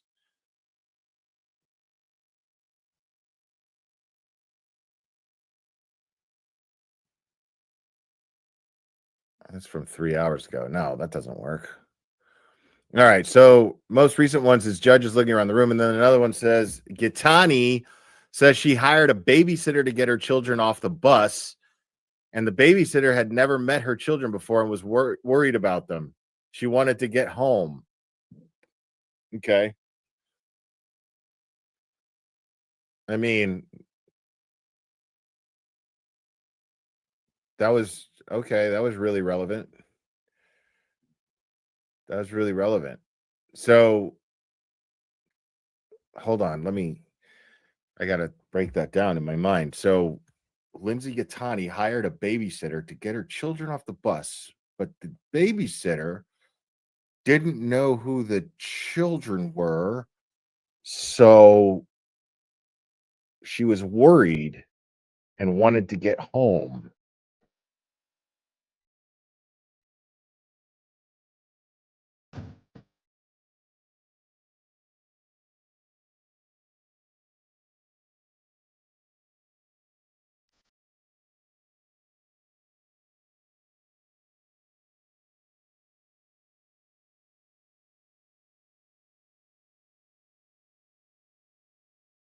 Yeah, fake victim. Nobody gives the slightest fuck about that. Like, the fact of the matter is that we're streaming a trial, dude, a fucking trial over whether or not Aiden violated his restraining order that Lindsay Gattani, the bullshit restraining order that Lindsay Gattani had on Aiden when he showed up to cover the Karen Reed trial, like a hearing in February, right? Like, it's his job. It's what he's doing. Like, his whole bread and butter right now is, I mean, this dude right now has a documentary crew following him around because of his coverage and what he's done with the Karen Reed case. So he kind of belongs there. Lindsay Gattani being there served no purpose. The fact that she was invited by the O'Keefes and entered the courtroom with the O'Keefes says a whole lot. This is something that we have to be very aware of when looking at this case. It says a whole lot. What is Lindsay Gattani's connection to John O'Keefe exactly? I'd love to know. I'd love to know what business Lindsay Gattani, because she hasn't advocated in any way for justice for John O'Keefe, not that I'm aware of. She isn't known for advocating because, like, Karen Reed will invite YouTubers such as myself, such as Brian LTL, such as Larry, the DUI guy, that Karen Reed will invite us because, and boots on the ground people.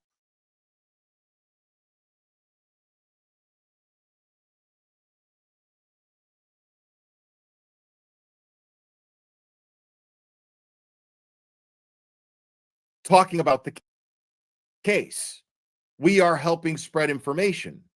We are helping with creating and perpetuating awareness for Karen's case. So Karen, out of gratitude and appreciation, will invite some of us to attend court to be in support of her and her family.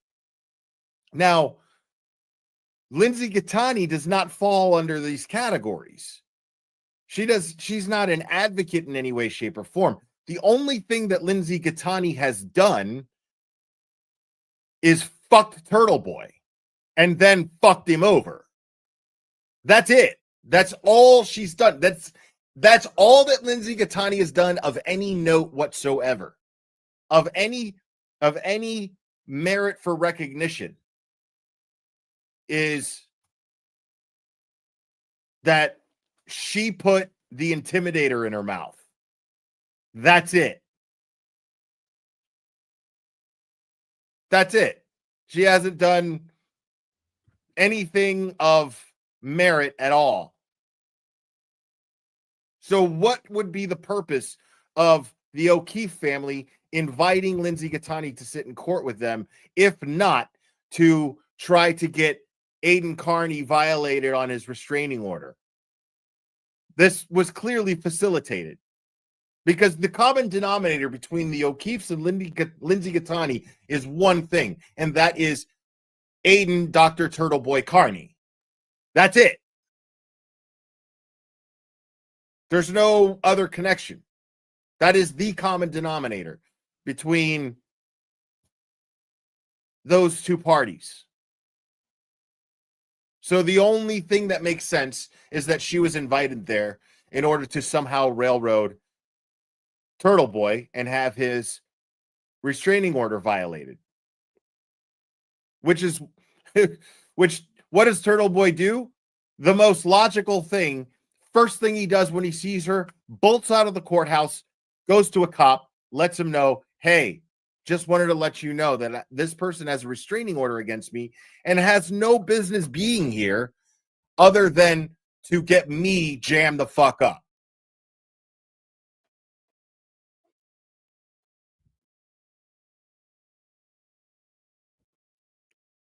So here we are at a trial where this is easily proven. And the funny thing is, much like Karen Reed's case, it's not even on his, he's not even burdened with the responsibility to have to prove this. She has to prove that he violated the restraining order, that he deliberately did so. And what she's doing, this is what's beautiful about this right now, is that not only is Bradel easily proving that he didn't violate any such restraining order, but the restraining order probably should have never been put in place in the first place. He's not a threat to her in any way, shape, or form. He shows up to work.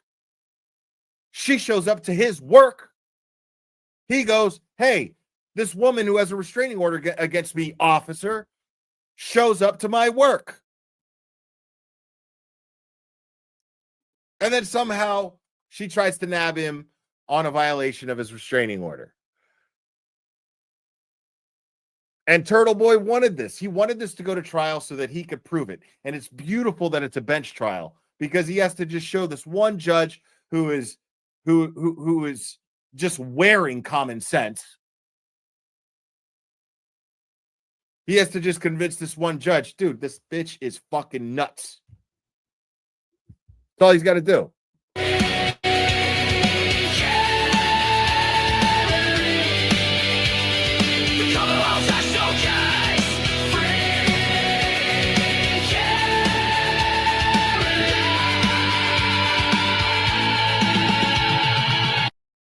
Oh, one more time. Listen to the glare.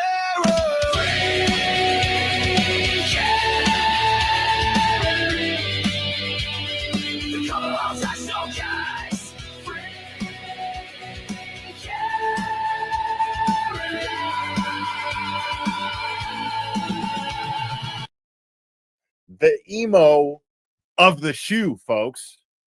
Fuck yeah. Oasis Cat, it was awesome, man, for making that. I appreciate it.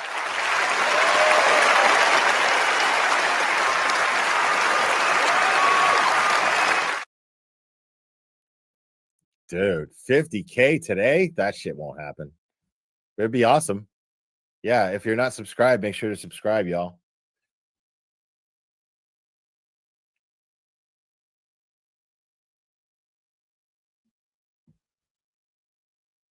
Fighting going on at trial. I don't know. Hold on. Let me see if there's a much more recent.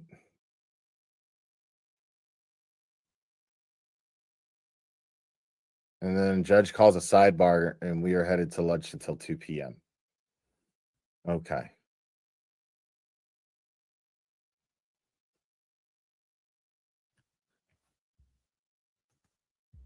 Oh, fuck. Oh, my food got here. I hope they didn't leave it. Oh, cool. Okay. I'm going to go grab my food real quick, y'all.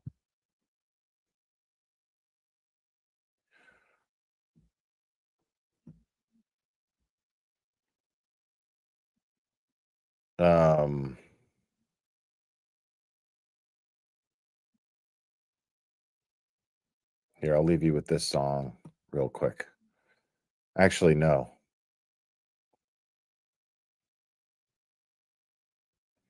I'm going to leave you with this video for a moment.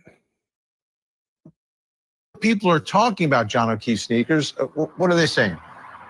On the bottom, white. He goes, no. He's like, no, bro, that shit is fucking black, dude. Like, you can see the snow on top of it. Look at it, dude. Use your eyes. It appears that the sole of the shoe is darker in color. It might be the lighting. It might be the snow packed onto it. Shadows don't work like that, bro, where you can see white. And I mean white. Right here, dude. Right here. Right here. Right here. Right here. Right here. Dude. Shadows don't fucking work like that. Yeah, and it's a big discussion online, too. Everyone is posting pictures of the shoe in the snow next to the shoe in evidence and saying one has a black sole, one has a white sole. People have researched that Nike makes a shoe that looks like that with a black sole with the white around the side of the sole, but the bottom being black. So there's a lot of controversy about that, and we'll see how it manifests itself inside of the courtroom, how far the defense goes with it through cross-examination, etc.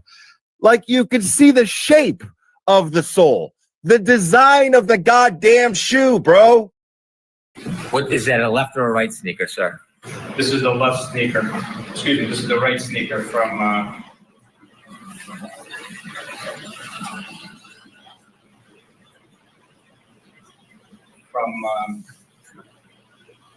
34 Fairview Road, Kansas. Yes, you are. Sure. If you could put the speaker down here again and let us be ready for the back, please. What was that? I don't care what you say. That is not the same fucking shoe. Is there a theory that a shoe was planted? Where did that shoe come from? Where's the other shoe with the white? How did someone have another Nike with a black sole? There's a lot of questions that it raises. It doesn't take a fucking attorney to see that that's a fucking black soled shoe, dude. It takes someone with eyes.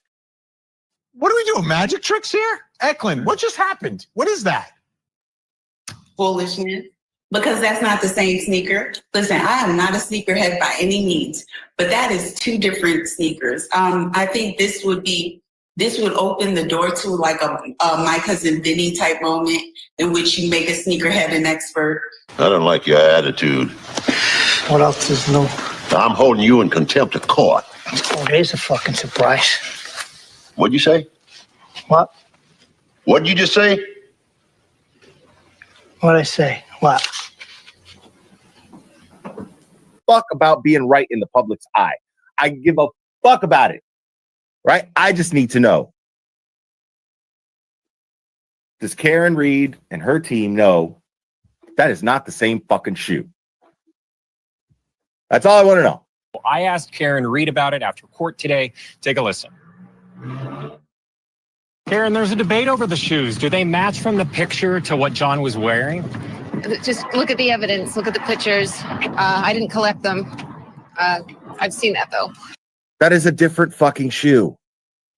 And then there's another picture of two shoes side by side. The way that picture is shot, one looks bigger than the other. One looks darker than the other, more dirty, I would say. Dude, that is clearly a shoe with a black sole. What was that? I mean, he's saying that's the shoe that was found on the curb. No, that was yesterday in the left shoe. Take a listen now. They take this break, this mysterious break, and then they come back and it's like, oh, that never happened. Take a listen to this.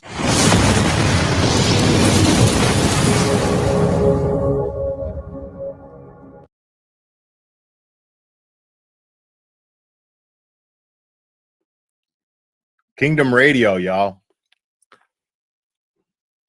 So, yeah, mark my words. I will have satisfaction by the end of this trial when it comes to these shoe shenanigans. Okay? Mark my words, people. All right. What sucks now is, like, I bet you they're at lunch. You guys want to review a little bit of some testimony here from Karen Reed in the meantime? Makes sense to do that, don't it?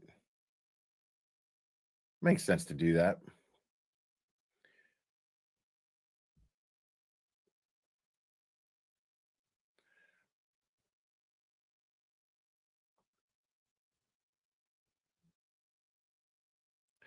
Hey, look at that. Miss Shorty's on Uncivil Law, man.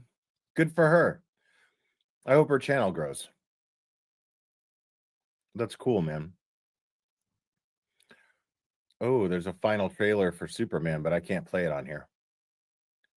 I can play it on Kick, though. Bettero's going to be on Nurse Kim tonight at 6.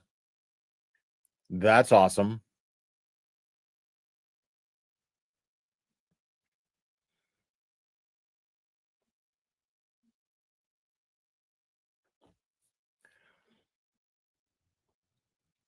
Let's see what we got here. Let's review some testimony. Dr. Rentschler.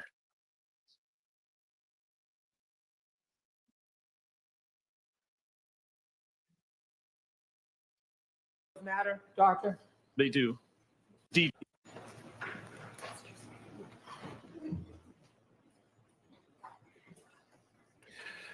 Well, Nick Rekieta is Dr. Rentschler, he's an facts attorney. matter, don't they?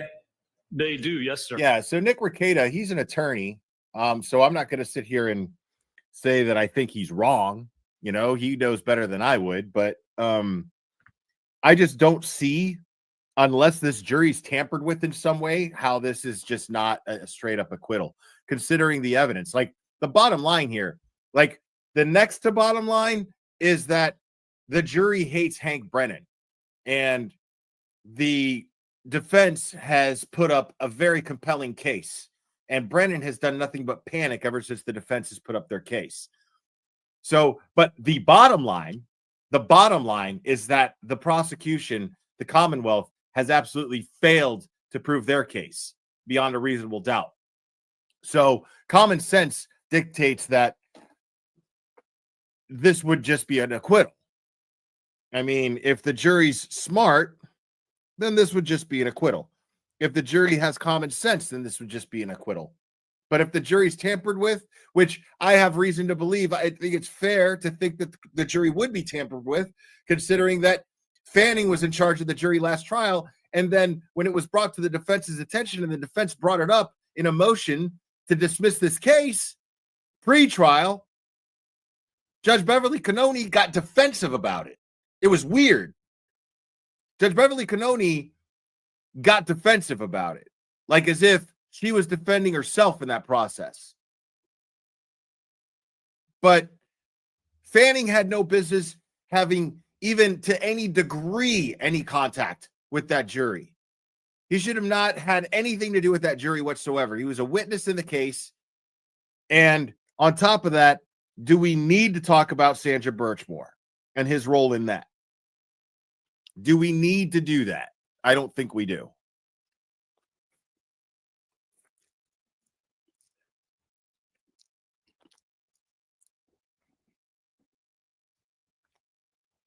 Low main. Sir. You said it many, many times. Facts matter. Isn't that correct? It was details, but facts matter too. Details matter, doctor? They do. They're critical, aren't they? The irony in that is beautiful. The irony in that answer, like that was just a perfect fuck you to Hank Brennan right there. You said earlier that facts matter. Did you not, Dr. Rentschler? Did you not say that facts matter? Dr. Rentschler was like, actually, it was details. You know, like the fact, like the detail that I stated that it was details. And yes, details actually matter. Yes, sir. Aren't they? If you want to prove that something happened a certain way, they're critical. Yes, sir. When you were talking to the jury and giving opinions about where Mr. O'Keefe might have fell or not fell, you were discussing where Mr. O'Keefe was lying on the side of the yard, weren't you? Where he came to rest? Came to rest. Well, approximately. We don't know the exact position, but yes. You said 10 to 20 feet, didn't you? I believe so, yes. You said that 3 times, 10 to 20 feet. Do you think Mr. O'Keefe was 20 feet from the roadway?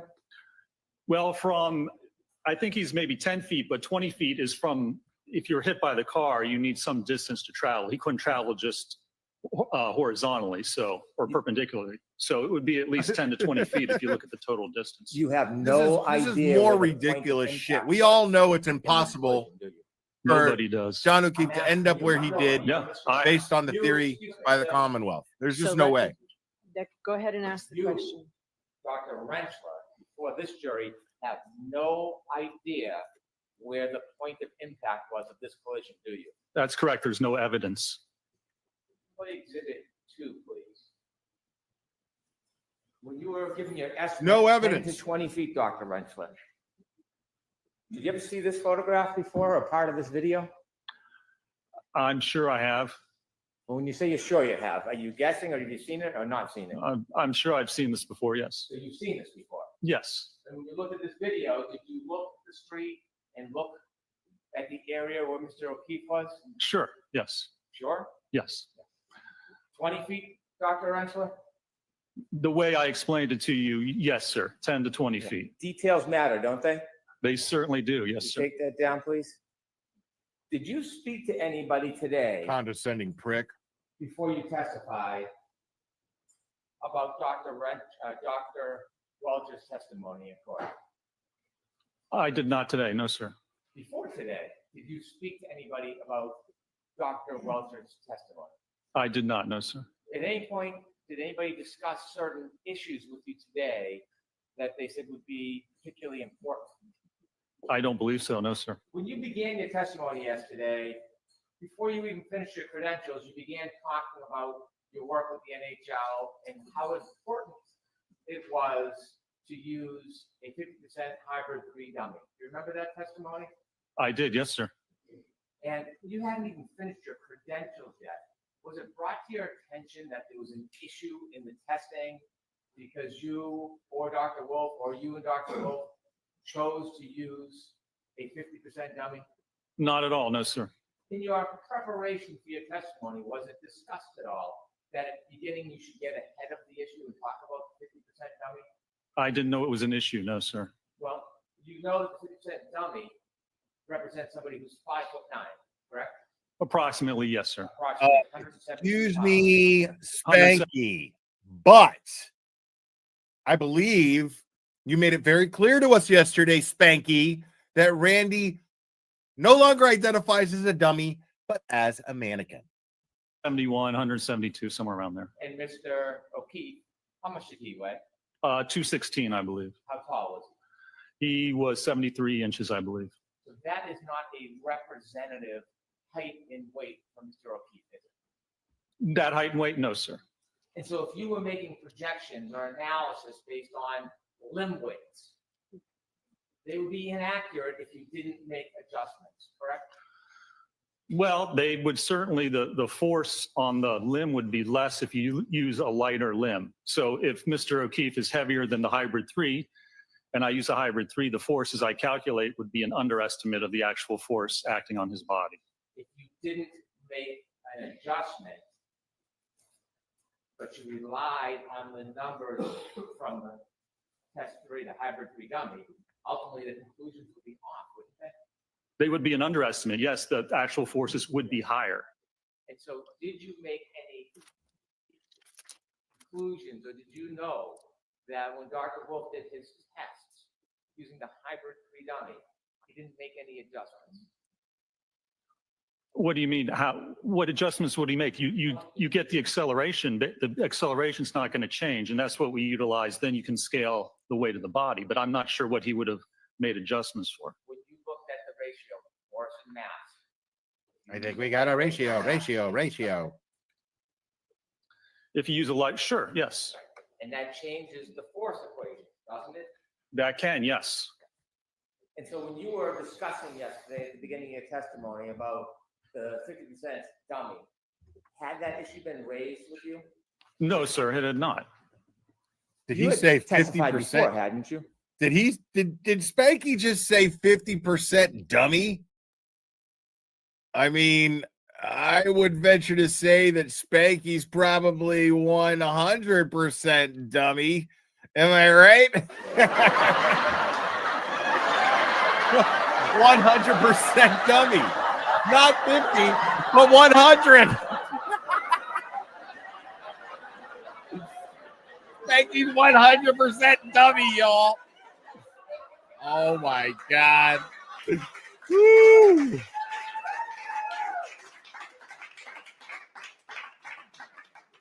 In this case? Yes. Yes, sir. And you knew there was a sequestration order? Prior? Yes. Yeah, I didn't discuss the case with anyone, no, sir. Well, you didn't discuss it with anybody, you said? I did not, no. Before you testified last year, you were receiving information from your employer about issues and testimony in the case? The party that My employer, retained us asshole. told us things. I didn't break any sequestration. They were the ones in contact with the court. So it was my assumption that whatever they were telling me was allowed by the court. They were the client. I didn't discuss anything with them or tell them anything, but yes, they told us certain things. Before you testified under oath last year, you were getting updates from your employer about details of this case, weren't you? Yes, Your Honor. Maybe we can approach briefly. Oh man. We can fast forward through this. 'Cause I got a face full of noodles.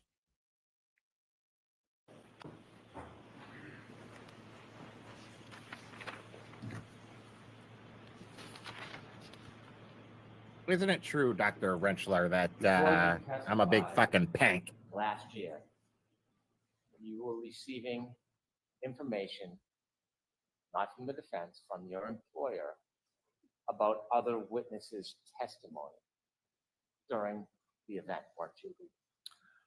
I don't know if they told us about witness testimony. They told us about certain evidence. I had no contact with the court, with the prosecution, with the defense. I had no idea what was going on. We were retained by a certain organization, and they contacted the court. The They were in FBI. talks with the court about, I guess, what we could or couldn't do. Anything I got was from that organization. The FBI organization, that is.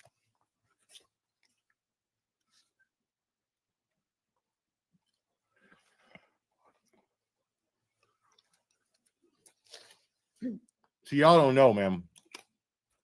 But there's a certain art to opening squeeze packages of sauces, right? I'll show you. I got this because I like to squirt my hot mustard on my egg rolls individually, right? But look at how perfect I got that opening. You know what I mean? I got full control over the amount that I put on my egg roll, bro. Fantastic.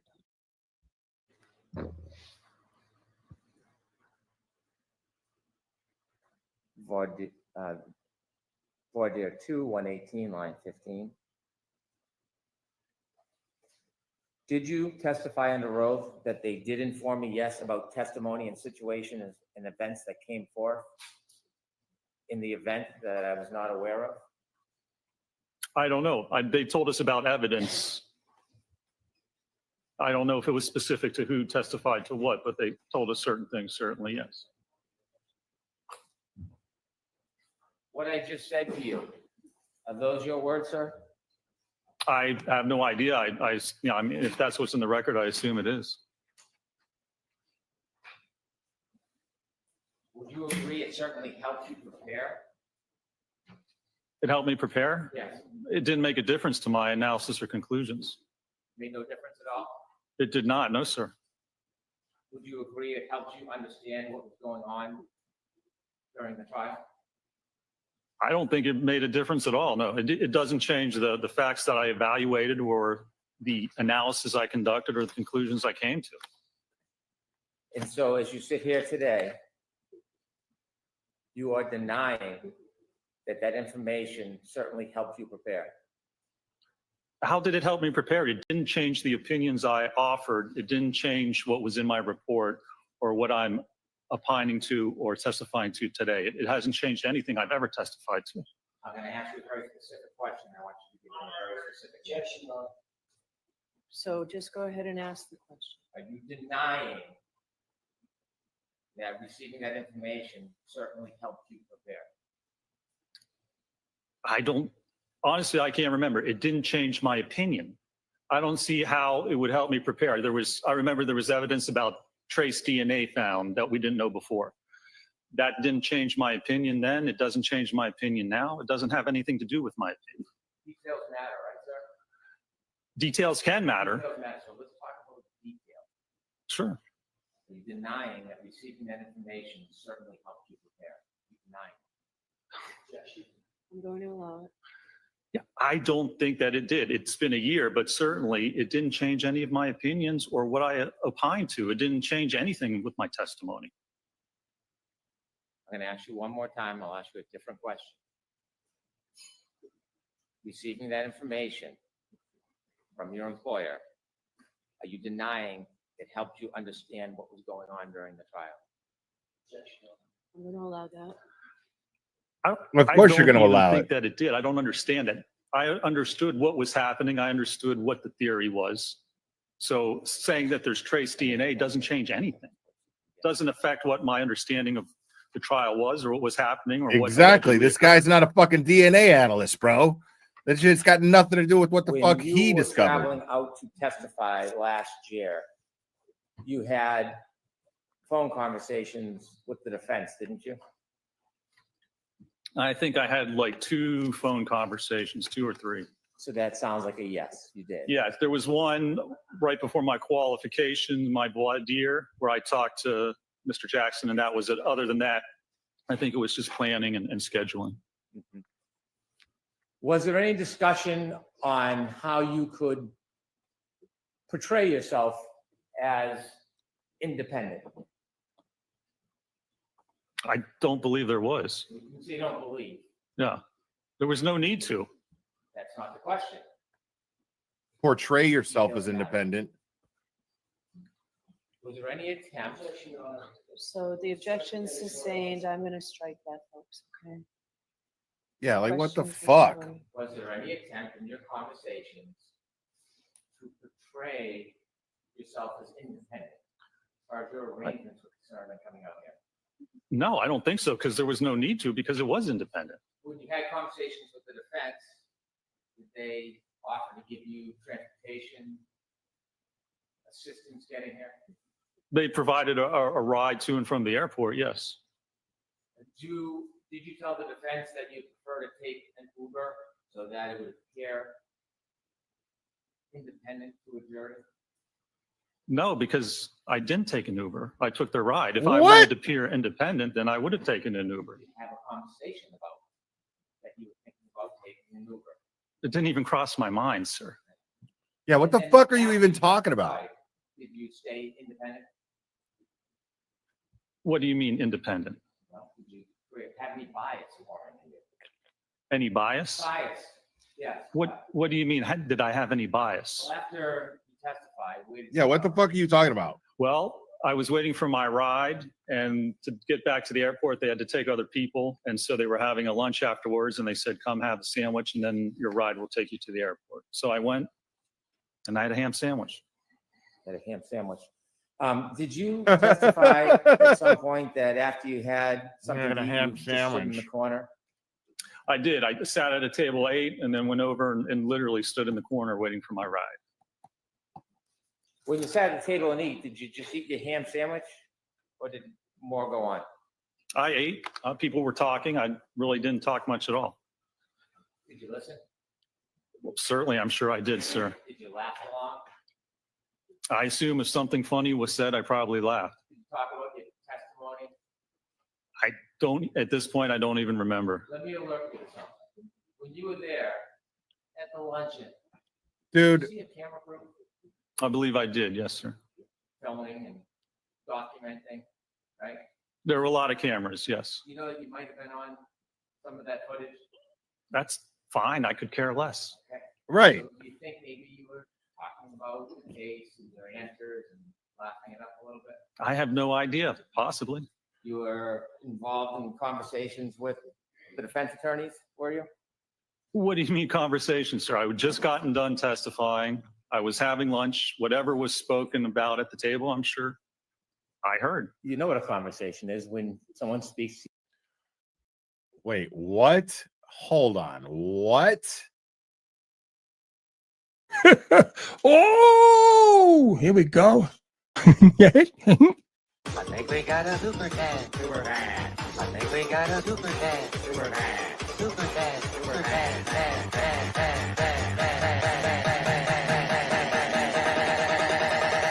I think we got a super cat. How dare Nancy, yes, thank you so much. Hand sandwiches for everyone. Yay. Oh my goodness.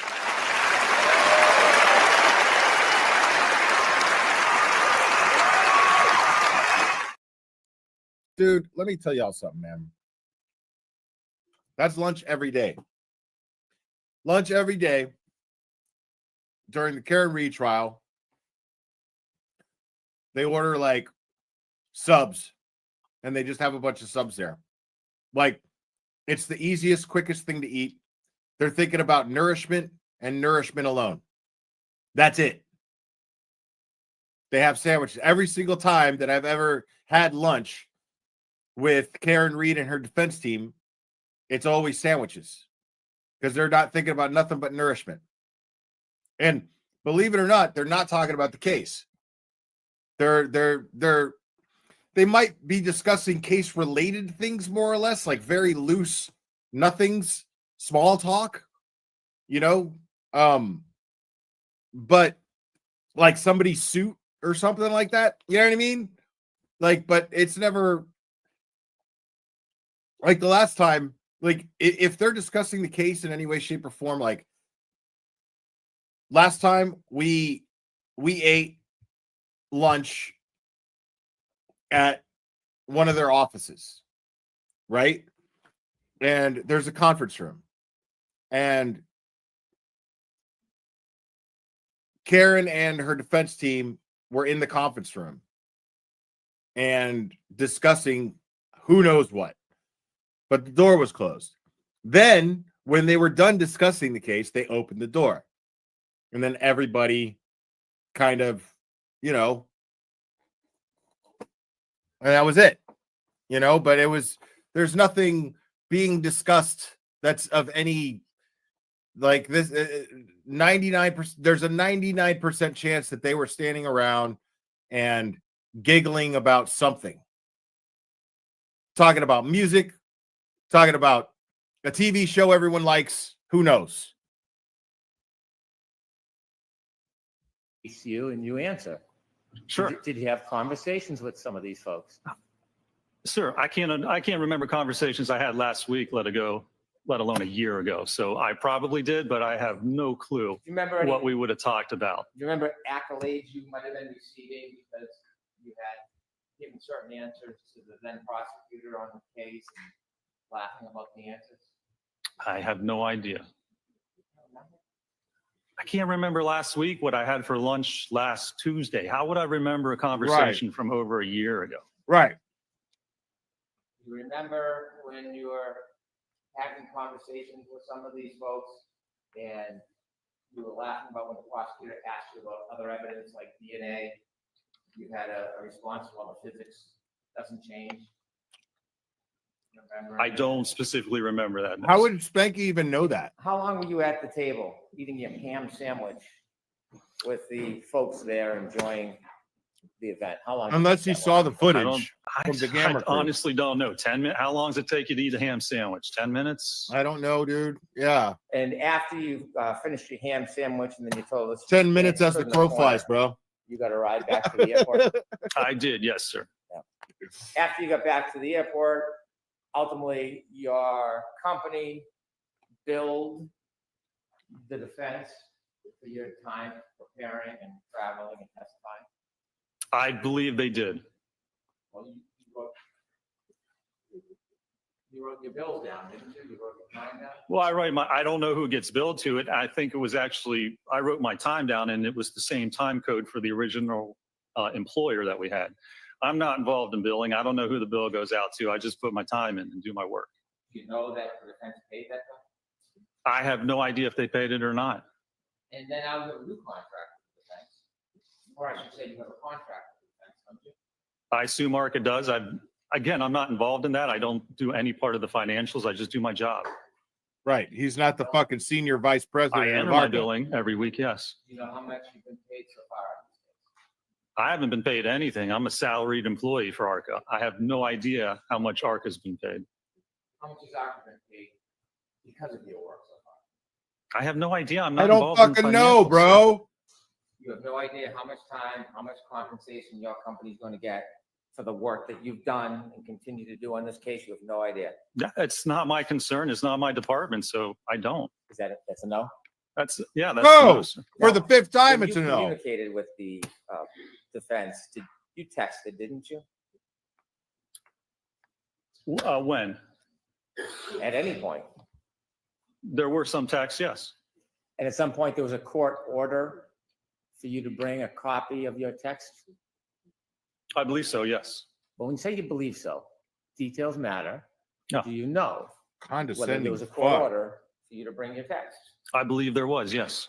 Did you comply with that court order? I complied with, yes, with whatever I had. Did you have any of the text messages? I don't believe so. What happened? Well, there were like 2 text messages about where I could get my ride and what time.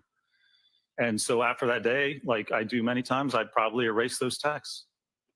Would you say probably, did you delete the text that you had with the defense last year during the trial? Again, I had like 2 texts about scheduling, and I'm sure I deleted them like sometime around that time, like I do with most texts. Did you ever use Signal? I did not, no, sir. Why not? I have no need to. Why would you have a need to? Oh shit. I don't like that. I wouldn't have a need to. That's why I said I don't use it. What's Signal for? It's for, I think, for encrypted messages. Do any of your colleagues use Signal to have conversations with their clients? I'm going to allow that you're aware. I have no idea what my fellow employees or cohorts do. One of your fellow employees is a gentleman by the name of Dr. Wolf. Yeah, you work very closely with him on this case. Dr. Dimples, do I you worked bitch? with him on this case, yes, sir. And working with him on this case, were you aware of his habits, of whether or not he used encrypted apps like Signal? I'm going to allow it. I'm not aware of Dr. Wolf's habits, no, sir. Yeah, I watch him take a shit and I wipe When you his worked ass. on this case, when you began, you worked with a gentleman by the name of Mr. Klein. Scott Klein is another engineer at ARCA that worked on the case, correct? And you worked with Dr. Wolf. That's correct, yes. You worked as a group?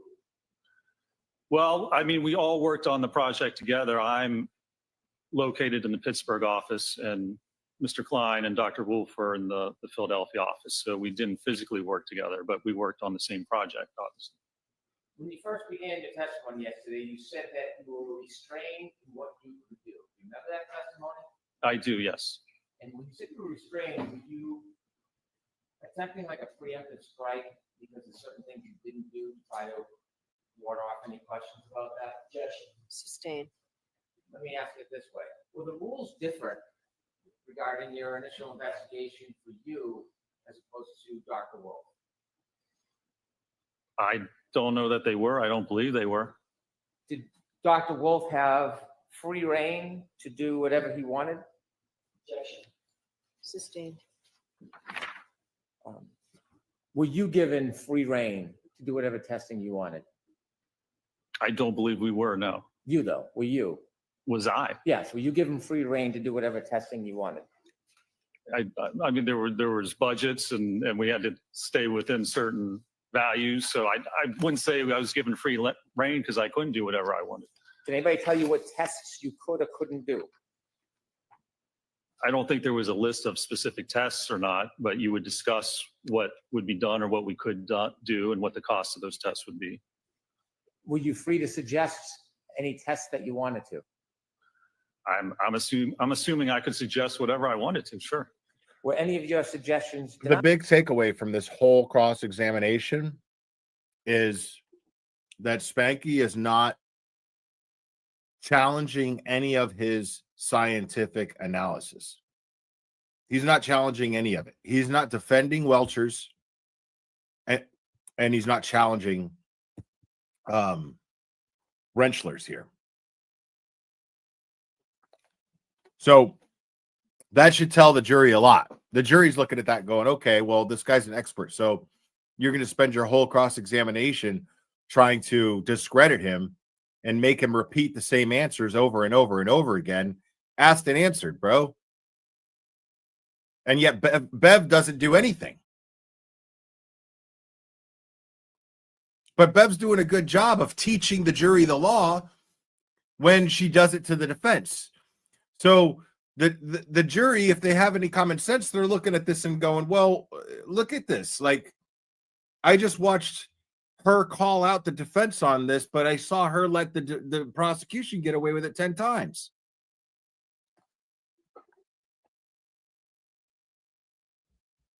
Denied.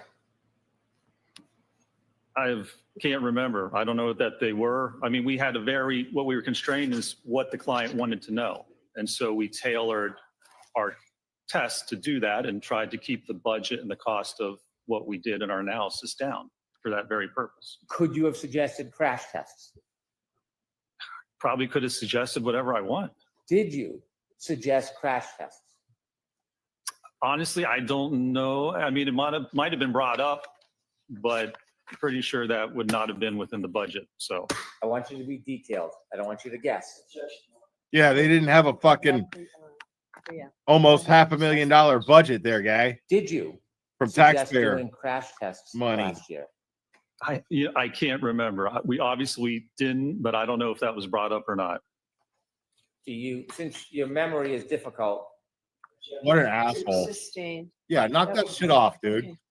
What the fuck are you doing?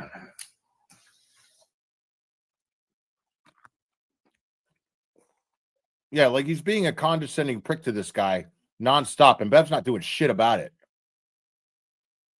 And Peggy is laughing. Look at Peggy O'Keefe laughing. What's funny? Exactly.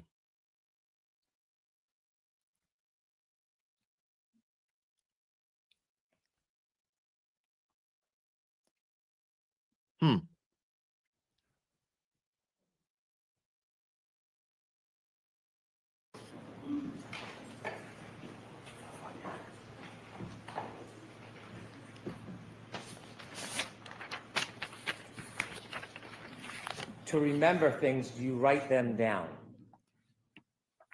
That's one of the ways you can do it, sure. Do you write down things so you don't forget?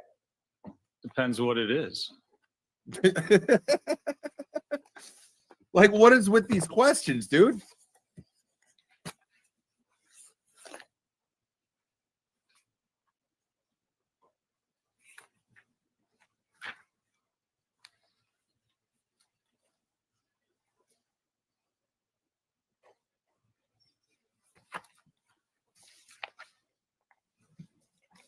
You provided a CV, which is a resume.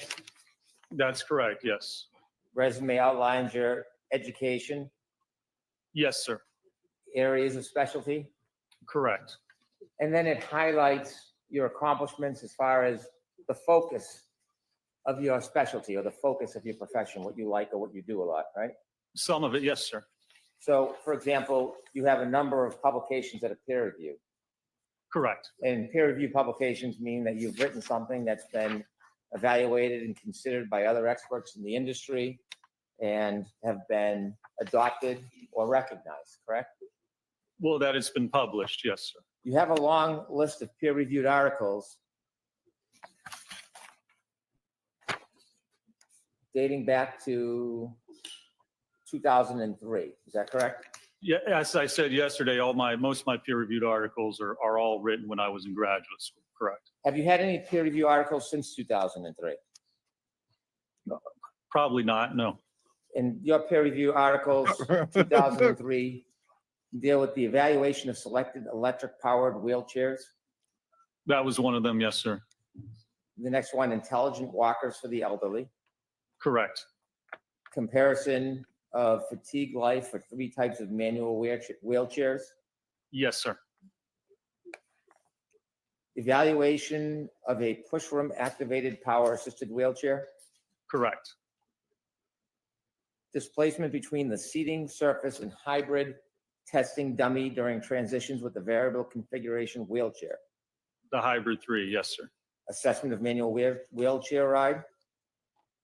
Correct. I was looking at forces and accelerations on the body. Yeah. Fatigue life of 2 manual wheelchair cross brace designs. Yes, sir. Evaluation of selected ultralight manual wheelchairs. Yes, sir. Augmentation of 100 key ISO wheelchair test dummy to accommodate higher mass. Yes, sir. And so you would agree that all of your peer review articles deal with wheelchairs. Well, wheelchairs and the kinematics and kinetics forces associated with propelling wheelchairs and injuries associated with that. Yes, sir. Do any of them deal with pedestrian collisions? No, they don't. You've written a book chapter, Yes, sir. Smart Technology for Aging, Yes, sir. and again, nothing on pedestrian accidents. That's correct. Expanded abstracts, you've written a few. I have. Yes, sir. Suffice to say, dealing with wheelchairs. And assistive technology. That's correct. Yes, sir. Any have to do with pedestrian collisions? I don't believe so. No. Looking at your CV, you can note any area of specialty you'd like. Correct? You can put down whatever you like, I suppose. Sure. No, I'll be going back to Have you TurtleBoy's listed trial any at 2 there at lunch. specialty as pedestrian collisions? Well, not specifically. That actually falls under impact biomechanics, biomechanical injury causation. So I didn't list it specifically, but it certainly falls under the actual expertise I perform.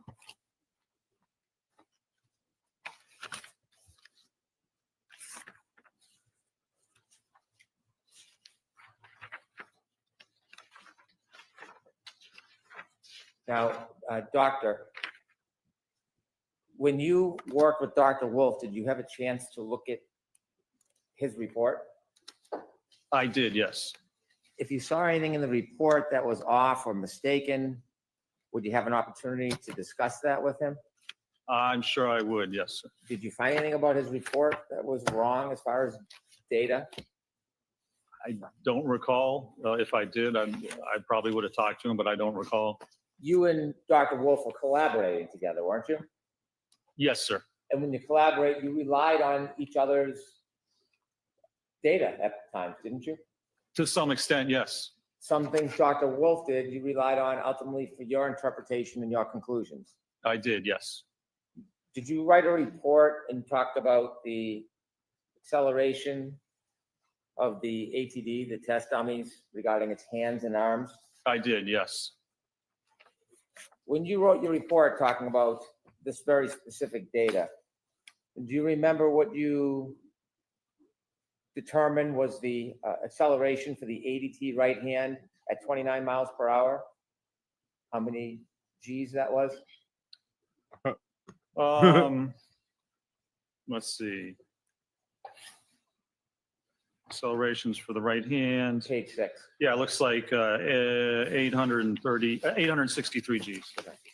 And when you were comparing data with Dr. I know you Wolf, if paid something your was fucking different or bullshit off, would expert you over correct it? 400 G's. I talked to him about it, sure. Did you ever talk to him about his collection of data regarding peak acceleration? Did you ever talk to with the Ham? arm and hand experience? The arm and ham 29 experience? mile per hour. Arm and ham, right? Well, when I think that 863 is from 1,000, the CFC 1,000 hertz low pass filter. And in his report, he used a lower number from a 180 hertz. So they're both accurate numbers. It's just how you actually filter the data. So you know what I'm talking about, right? You know what I'm talking about, right? And I ended up using a lower number. Do you than know what when I I'm did my talking about? calculations. Could we have exhibit 1, please? Do you know what I'm talking about, bro? Into the glare of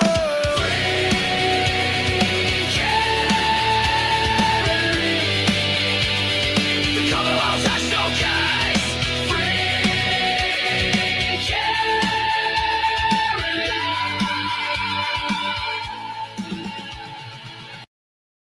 Yes, sir. Any of those wounds a puncture in your mind?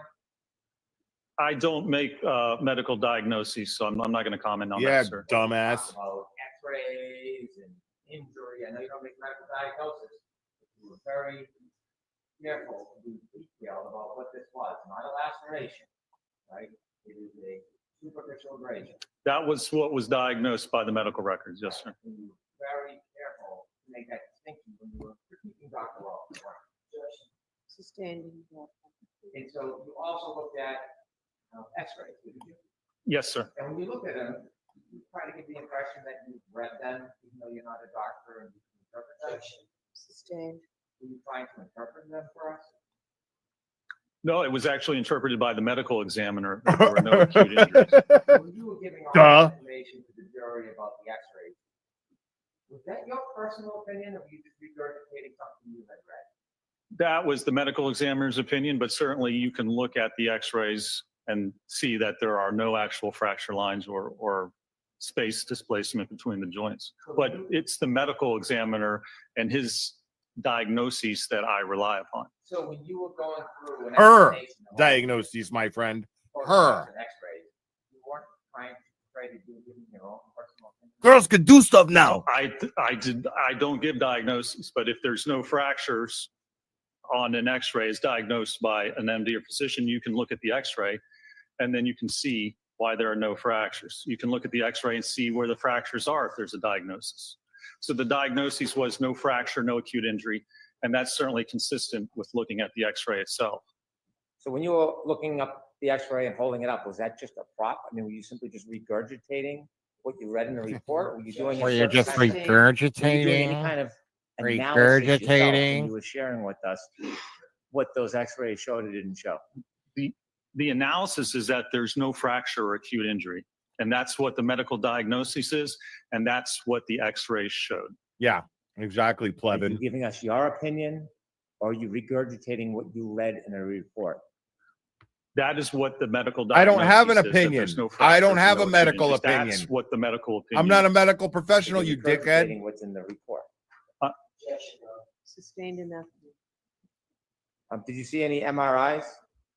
I don't believe any MRIs were taken or performed. In no. x-rays, does it depict deep soft tissue damage? Normally, it does not depict soft tissue damage, no. How about muscle tears? No, it does not. How about tendon tears? Not normally, except you can see laxity in the joints if there is tendon or ligament tears. Normally, you can see laxity in the joints, but it doesn't show the ligament or the tendon itself. Nerve injuries? No, sir. Avulsion fractures? Yes, sir. People sometimes get MRIs to see if there's a fracture that doesn't appear in an x-ray. Yes? Sometimes x-rays are the best for looking at bony fractures. MRIs looking at soft tissue injuries. Looking at boner Speaking of fractures. wounds, you've cited a number of references, a number of materials in your reports, haven't you? I have, yes, sir. And one of them that you've cited is forensic pathology. Yes, sir. This is a legitimate source to you, correct? Yes, sir. And you've relied on it for at least part of the basis of your study or opinion. Well, I relied on it because it speaks and looks at the difference between, for instance, a laceration and an abrasion. A person could be struck by a motor vehicle and not indicate any bruising to that area, wouldn't you say? At what speed, what part of the vehicle were they contacted, what part of the body were they contacted? It depends on the amount of force associated with that. There's a number of variables involved. Does the absence of a bruise Where do you get these fucking idiots, indicate huh? Where do you get them? that there was no blunt force trauma to the area?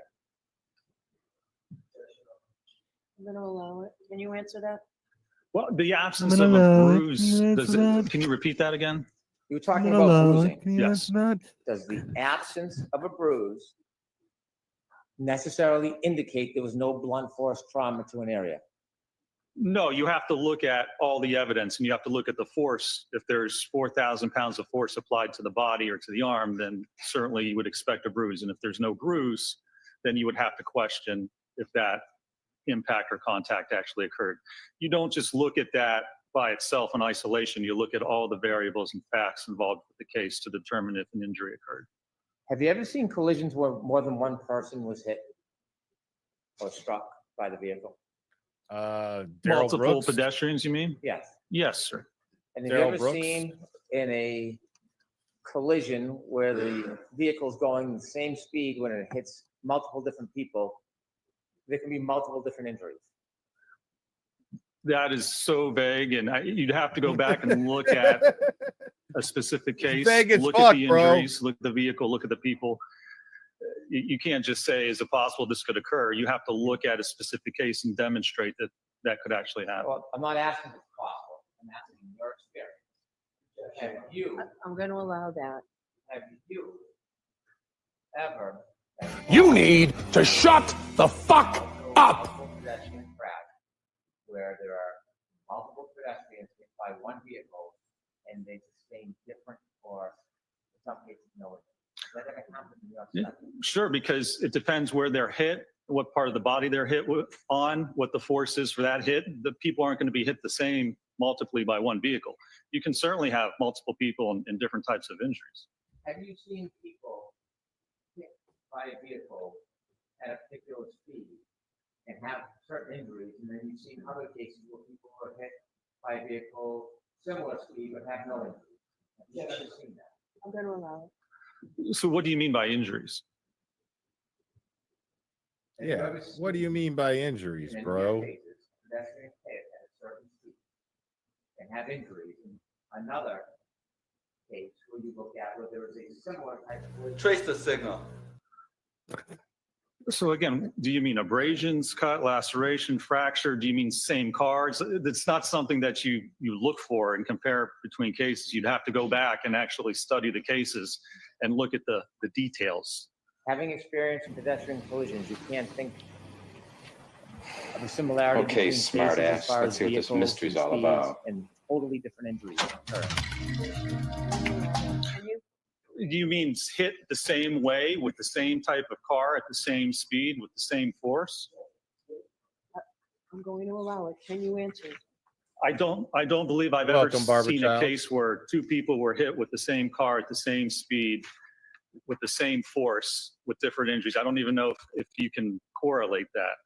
Yeah, Okay, like how the exhibit one. fuck can you even correlate that? Have you done any study That's about crazy. the directionality of glass or broken plastic? What do you mean by directionality. directionality? The About when directionality something you said shatters, out loud. How it shatters. Does it shatter the same every time, or when plastic shatters, does it shatter differently? I mean, it certainly depends on the impact. Do you have any studies where plastic shatters exactly the same way on different impacts? I I gotta doubt fast that forward it shatters exactly the same way. It has a lot of different variables, doesn't it? It could. Depends on a number of different equations, doesn't it?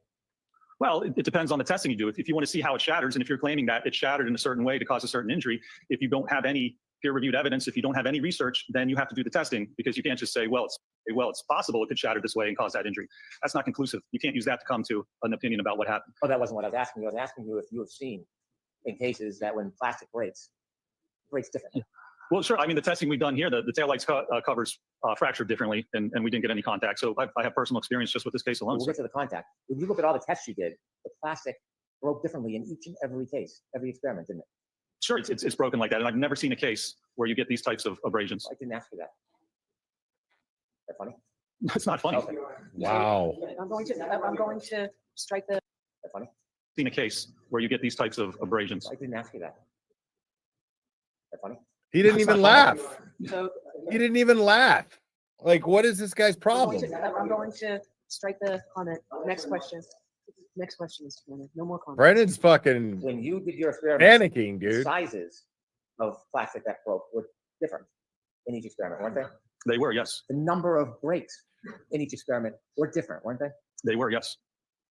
The angles of the break changed from piece to piece, experiment to experiment, didn't they? I'm sure they did. Did you watch the videos and watch the damage and take a look and count how many pieces broke in each experiment? No. I didn't specifically count. No, we looked at contact to the sleeve and to the dummy itself.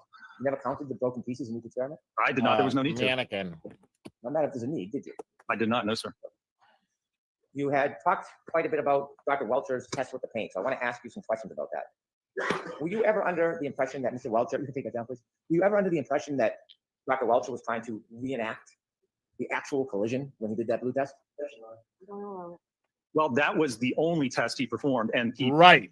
referenced that test Get him. for his opinion that the position and orientation of the lacerations are consistent with the taillight cover. So if that test was not intended to signify or demonstrate the position of the arm, he has no evidence to say the position and orientation of the arm Exactly. in the lacerations, which are abrasions, are consistent with the taillight cover. That's the only test he did. So if it doesn't represent that, it's really meaningless in his How do you like your eggs?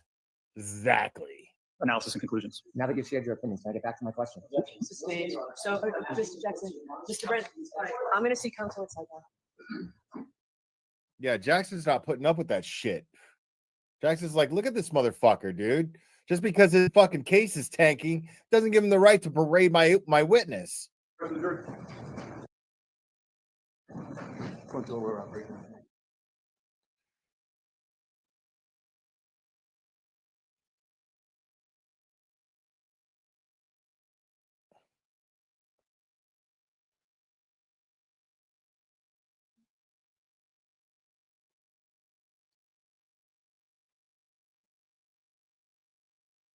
Is that it? Okay, they went to lunch then. Okay. Wow. That was crazy. That was just fucking crazy. Just in time, too, because I do have the Zoom pulled up here, but the host has not started the meeting yet. So hopefully we get let back in because I want to hear Bradle's cross on fake victim. That's going to be fantastic.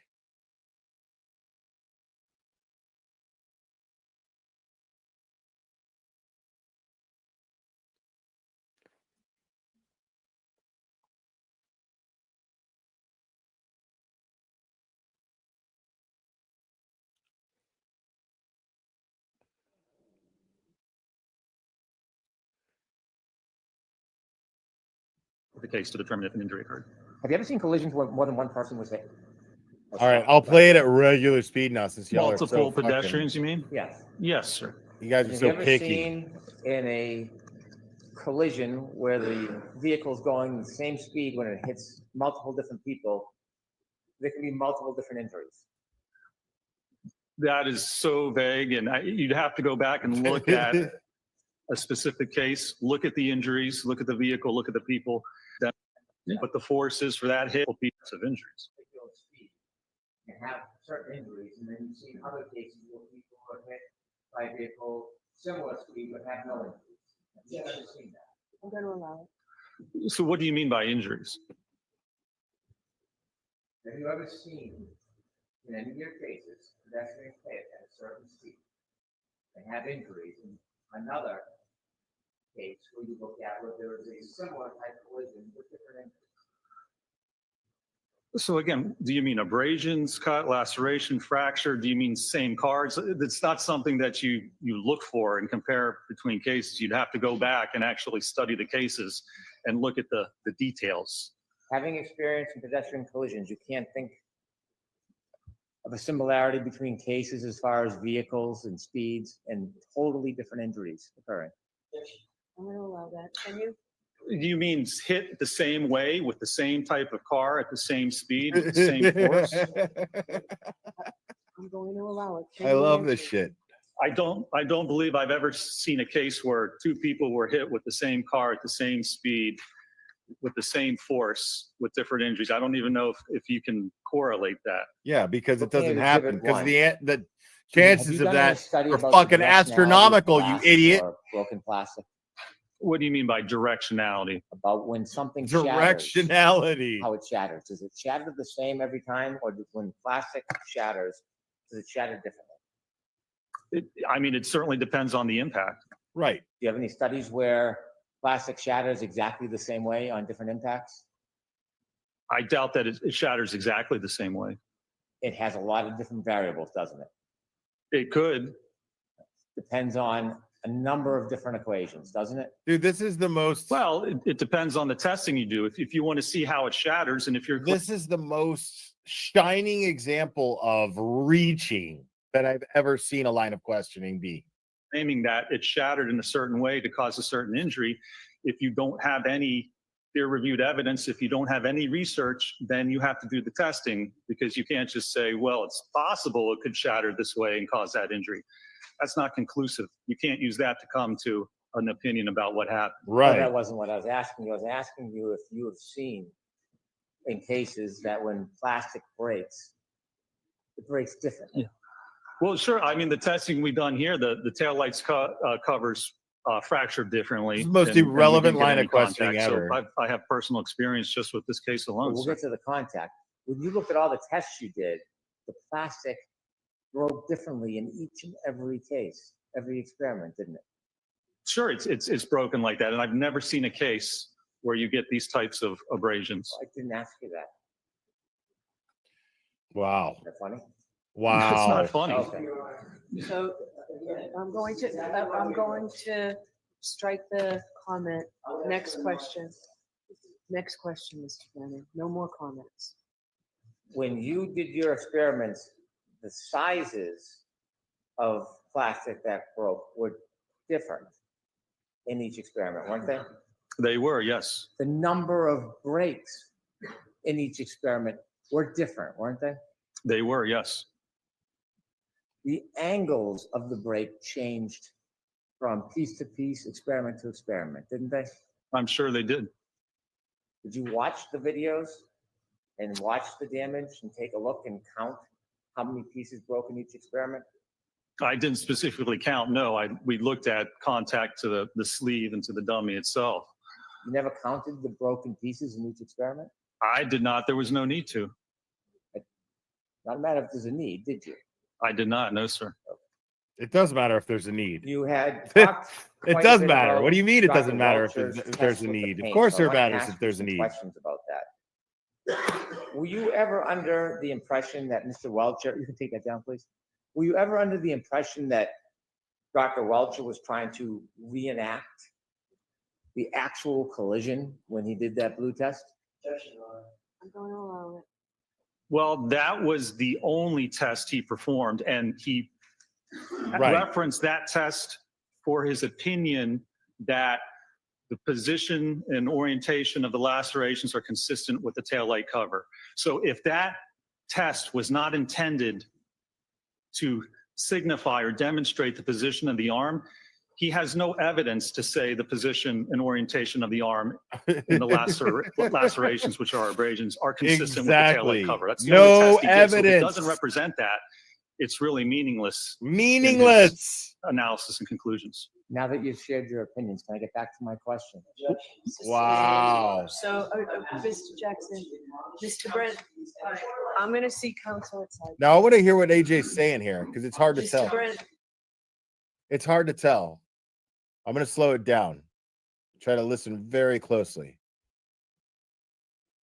all right. I'm going to see counsel outside now. All right, Mr. Jackson stage. So, My question. stage. So, Mr. Jackson. That doesn't help. Mr. Brent. I'm going to see counsel. So, Mr. Jackson. Mr. Brent. I'm going to see. I'm going to ask the court to admonish. That's all I heard. So, Mr. Jackson. Mr. Brent. I'm going to see counsel outside now. Yeah, I don't know what Jackson said exactly there. Dude. All right, still waiting for the host to start the meeting, folks. So it is 2:00.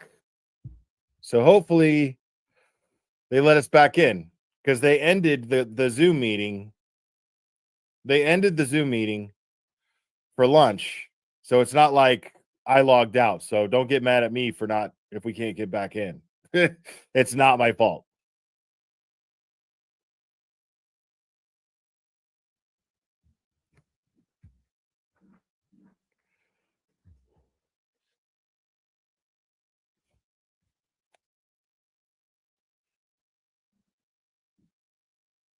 Oh, here we go.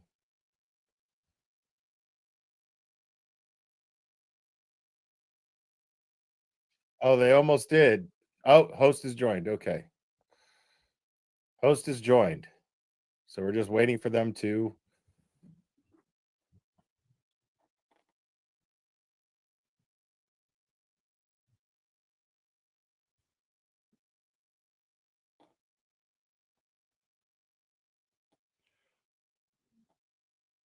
All right, here we go.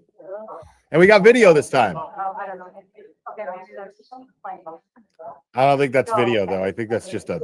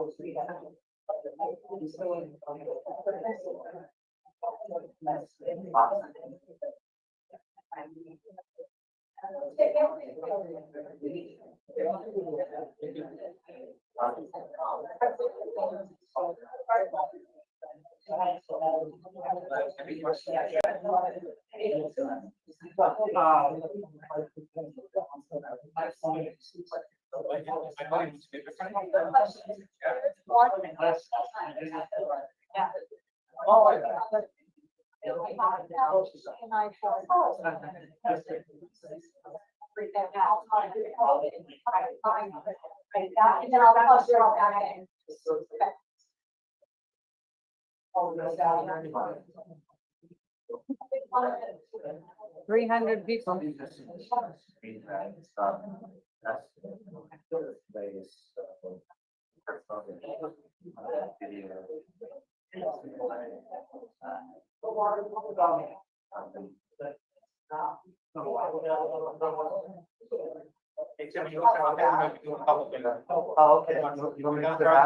What? I was, but John's doing the new arrest and lockup, so I now have to stop. There's only one DA. So we're gonna go right into this. Thank you.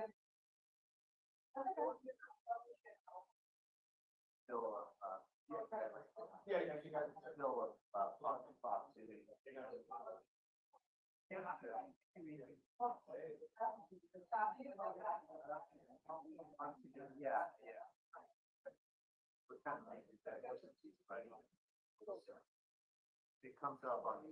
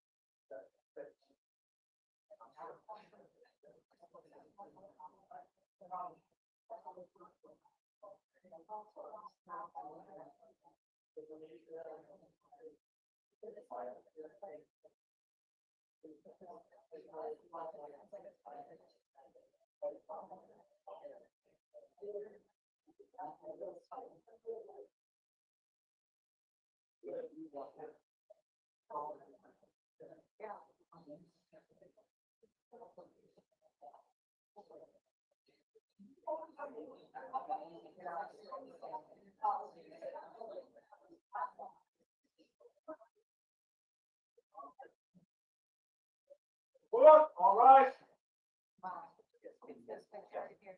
Go to back in session, maybe speak for yourself, put away, thank you. One moment, Your Honor, let me just get on the record here.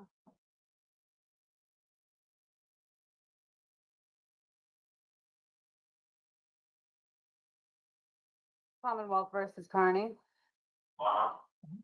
Can you check the notice? You say time?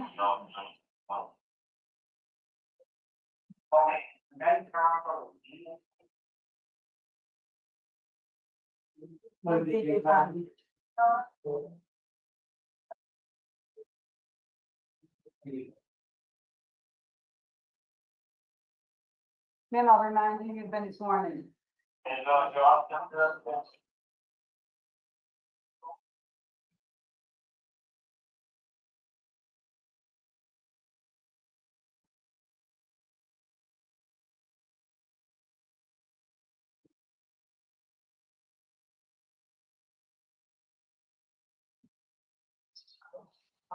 I think when we left off, these are just described, the police officer described these investigatory steps that he was intending to take, correct? And, did you wait around while he did that, or what did you do after he concluded the conversation?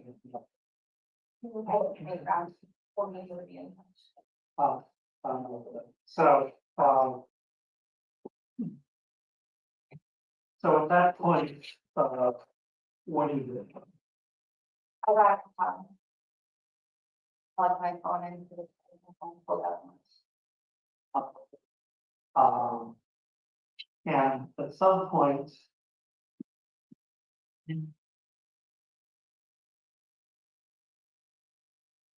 Your phone remains charged. Yeah. Yeah. What did you do at that point? 3 o'clock in the afternoon, 3:06, 3:07. Our first call, the babysitter, because, And, after you were, and after you were reassured about that, fine terms, when things. Yeah. And what was that? to call the police back to inquire about the violation. And, by violation, you mean what?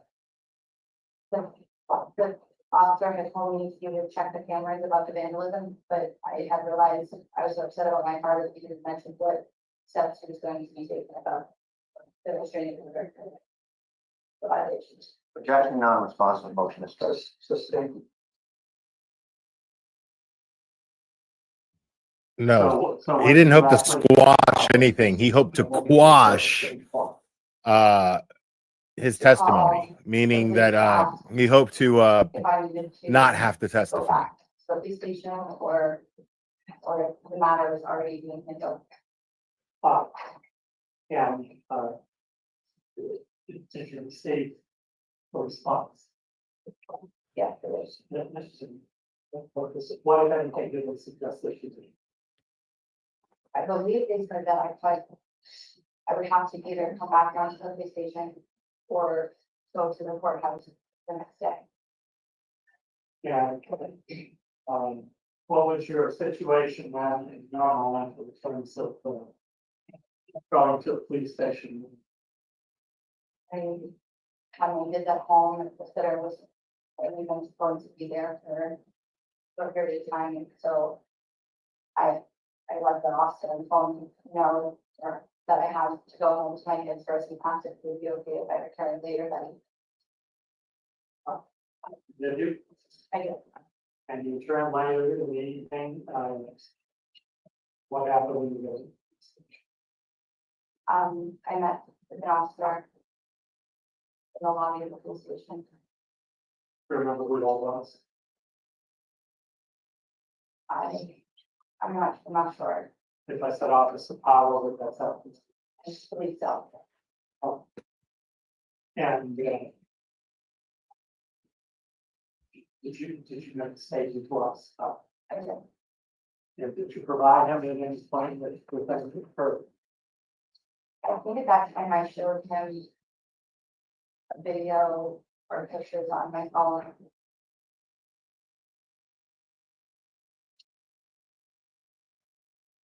All right. And, I could just a moment.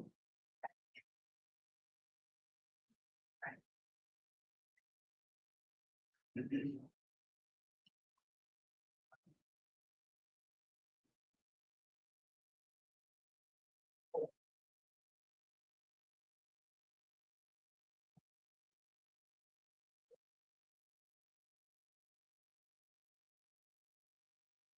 some point.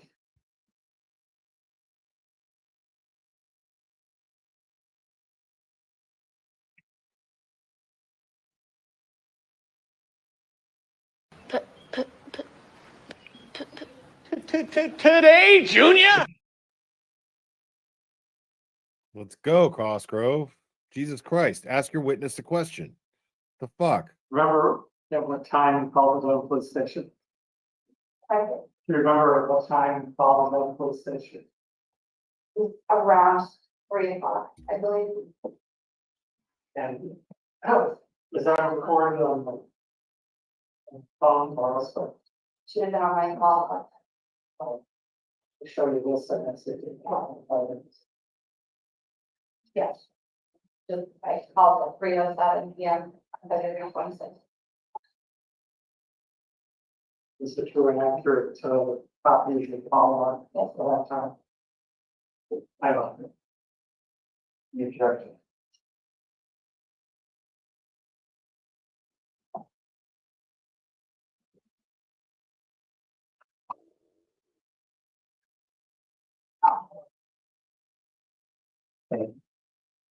No objection? No. Exhibit 17. Unreal, bro. Like every time it goes silent, I think that Cosgrove just fucking died. Like I feel like he just fucking keeled over right there and then. Now, at Like some I feel like point, it could happen any minute. Sit down. Some point the next day, actually. Did you have occasion to view a video presentation or YouTube presentation or internet presentation? By the defendants, Interwebnets presentation.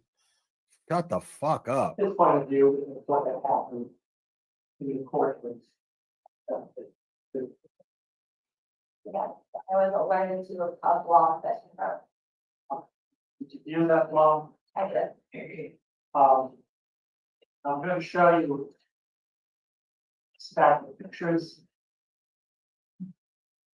You have to do this first. Remember the title of that blog? Not with the word. Let me show you this and I said what the structures were.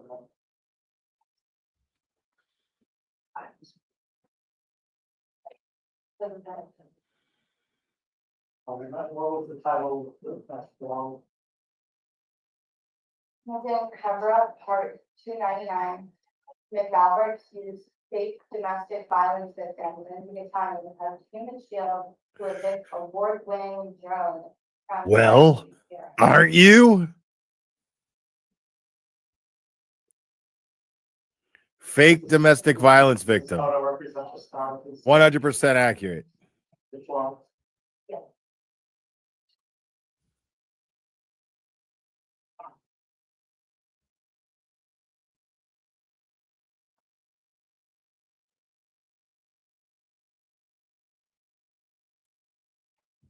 And are you anywhere in the photo on the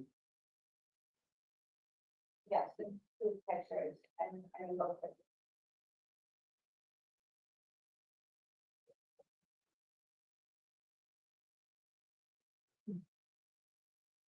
Could we have my apologies then? Jesus, dude. First of the said. My apologies, Your That what Honor. you're referring to? I have to go get dialysis And where done is real the, quick before I where can is finish the first? slide of questioning. Picture on the left, I am Jesus, bro. the female in the middle with the white purse and the black jacket. How about And on the right, I again am wearing the black jacket. It's a little difficult, Your Honor, to get through this live questioning while I'm getting a colonoscopy. To this proceeding. Are you suggesting those photographs were taken on the day of the alleged incident? exactly? I'll take it to Benny for that objections.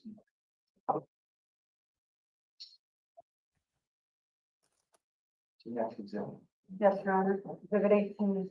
Well, just for the record, I'm not concerned about whether it's that day. I'd be willing to concede it's that day. But I don't want there to be any implication that my client took those pictures or had anything to do with those pictures. It is what it is. I got it. Thank you. All right.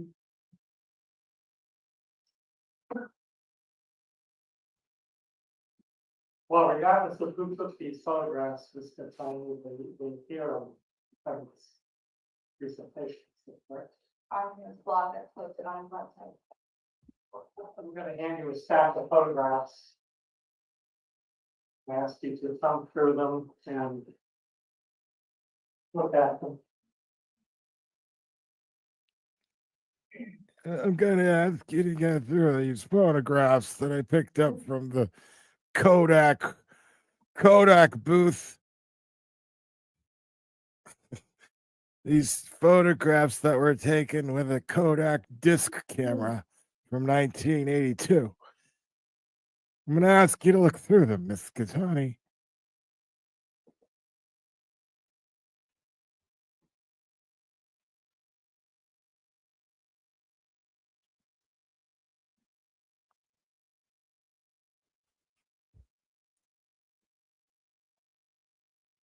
Have you seen these photos before? Yes, And where did you see? those are all pictures from the same blog in question. And So these fucking pictures stupid. record the events of the day of the alleged violation. Most of them. All right. I'm going to ask you if you would put them up on the screen one at a time in order. Following this one, just one, and I'm going to ask her to comment on each of them. What does this picture show? It's the type. That shows me in the middle of the group. And I believe this is as you were walking into the courthouse. All right, next picture, please. Judge, I'm just trying to keep track, and are these exhibit numbers, or are these in evidence yet, or what are we doing? What are we doing, dude? The judge is like, bro, what are we doing? Turn that, so I can know what we're looking at for later. I don't have an Why don't you objection. offer them and you're objecting to them? Probably. I don't think so, Judge, if I can satisfy you. Fucking stupid. By the way, take as much Okay, time I as you need want. you to take the phone and type in, but I don't seem to see a keyboard here. I don't understand how you're supposed to. What do you mean you're supposed to type on the screen? The screen is how you see it. I don't change the Okay. channel on my television by touching the screen. What are you talking about? Let's,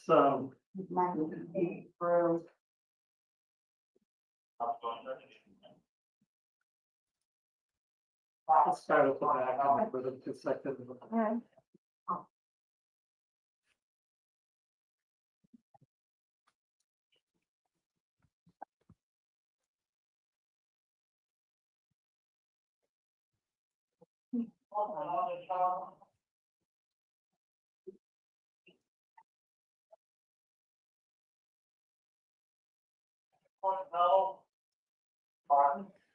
If it please the court, Your Honor, I would really like my nurse to change my bedpan while we wait for Miss Gitani to look through these photographs. I believe I had an accident, Your Honor.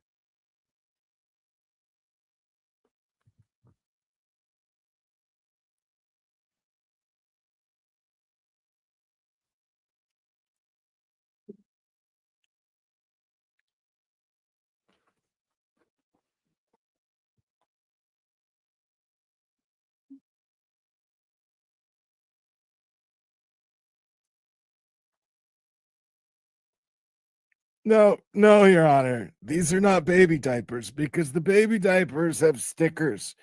They have what's more like an adhesive, but since I'm an adult, I wear adult garments and they have a button that they button and fasten that way so that they don't become undone and there's not a mess on the courtroom floor, Your Honor.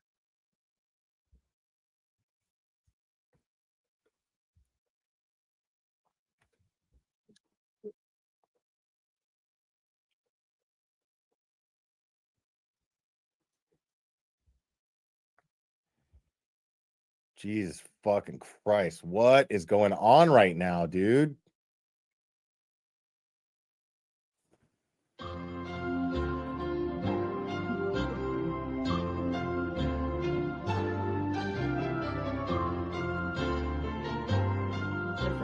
1933.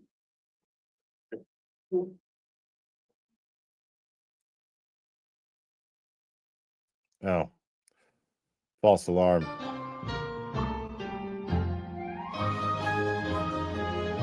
So, Mr. Connie, I'm going to direct your attention to exhibit 19.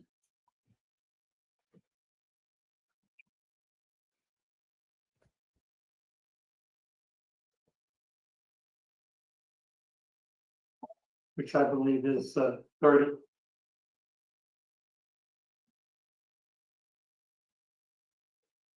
What does this photo show? I think it's the same picture, we just for the side, but again, I'm in the middle, the black. No, you answered the question. Just listen to the question. Just listen to the question, lady. I'm in the middle with the black jacket and the white shorts. Walking and I think walking is right. And then I'm going to direct your attention to exhibit number 20, which is 31. I'm gonna direct your attention to What does the this show? defibrillator that's to the left, just in case I drop to the ground and start convulsing. That I was with and I walked in for support. Now I'm going to direct your attention to exhibit 21. Which is R 32. What does this show? This is a picture of myself and the group I was with as we were exiting the courthouse. And where are you in this picture? And behind the woman with the white sweater, I'm wearing sunglasses. Thank you. And now I'm going to direct your attention to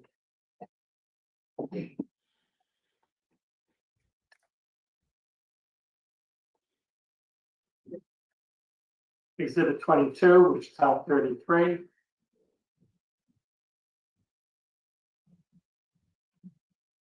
What does this show? And if you're in the picture, tell us what. So a picture of myself walking into the courtroom. Or courthouse.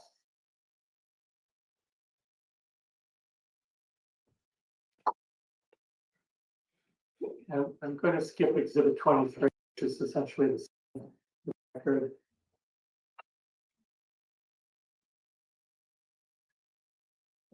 And let's go to exhibit 24, also very similar, we agree. And let's go to exhibit 25, which is, thank you, Mr. Moreno, now which is 35. All right, what did this show? The picture of myself walking into the courthouse. With the group that I'm in.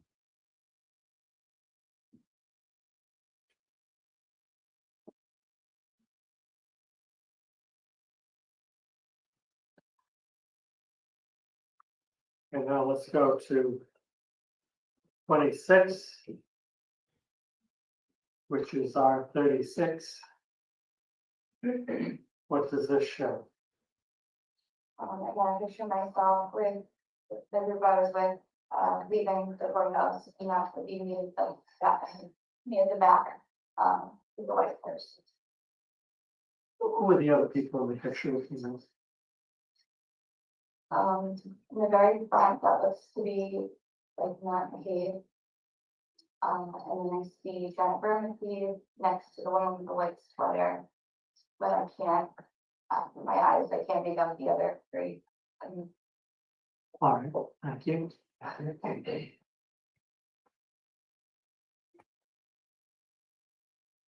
What number is that, council? That was 26. Let's do exhibit 27, which is our 37. But the same group. A little further down. Yes. Your Honor, Thank you.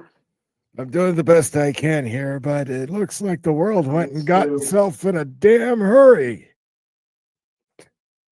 Exhibit 28, Brooksy was here, Your Honor. which is our 30.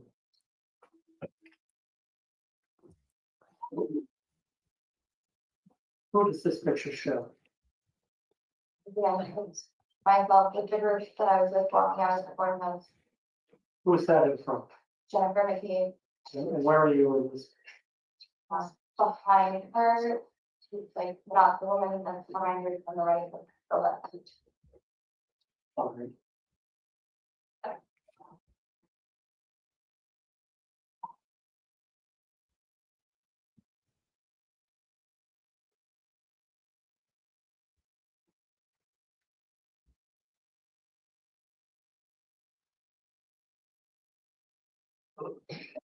Okay, do 29. Jesus Christ. Actually, that's all.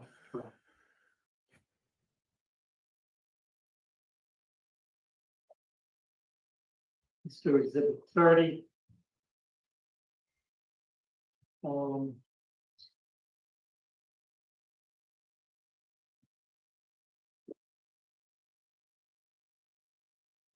Which is our 42.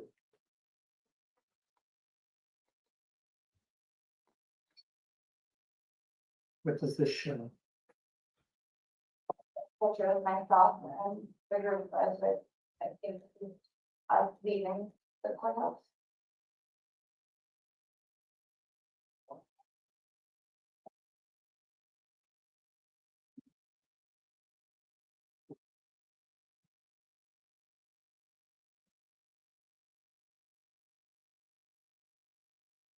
I'm sorry, we're actually, I think we're entering. Dude, this is the biggest crock of shit ever. Let's do 31, which is our 43. Like this couldn't happen to somebody better though. You know what I mean? Like this kind of bullshit happening to a guy like TurtleBoy. All TurtleBoy's gonna do is make fun of it. That's all he's gonna do. He's gonna clown this shit for what it is. Like, if I'm TurtleBoy and I'm charged with this shit, dude, I am gonna have so much fun with it. I'm gonna make it work for me. This is fucking ridiculous.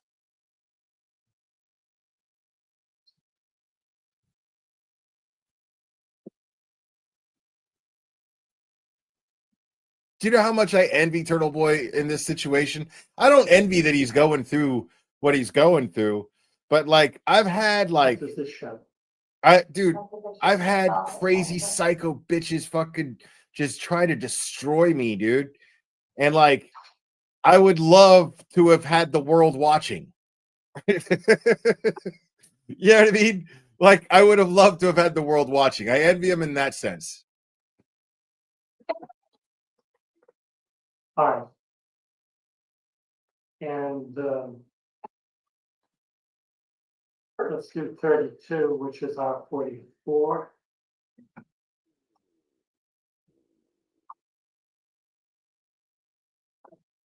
And this one, Another picture of myself in the court.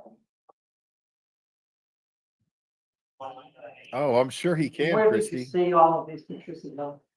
Dude, TurtleBoy's gonna sue so many It's people, my dude. blog that Like posted on his Karen website. Reed, both Karen Reed and TurtleBoy are gonna sue so many fucking people. It's gonna be beautiful. And aside from Like, buckle up, folks, because I'm gonna be here all the covering pictures shit in of Massachusetts for a were minute. pictures of the- There's gonna be a lot to cover. Other than before. Yeah.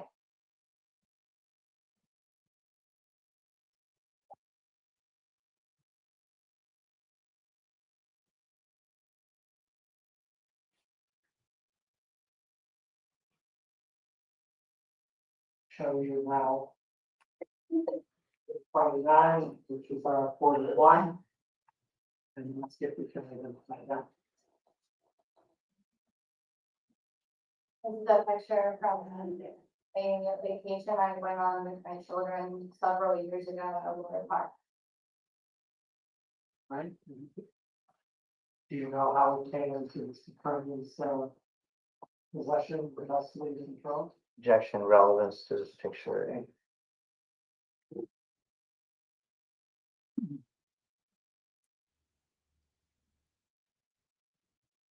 In just a moment.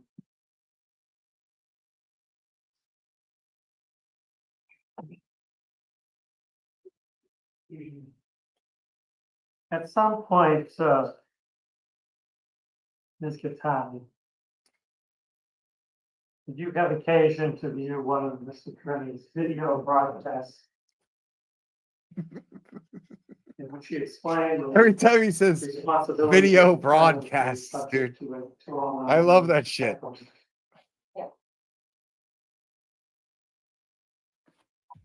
When Mr. Carney broadcasted over the airwaves, there were 4 major networks. Is there any objection, Mr. Fredo? No, Your Honor.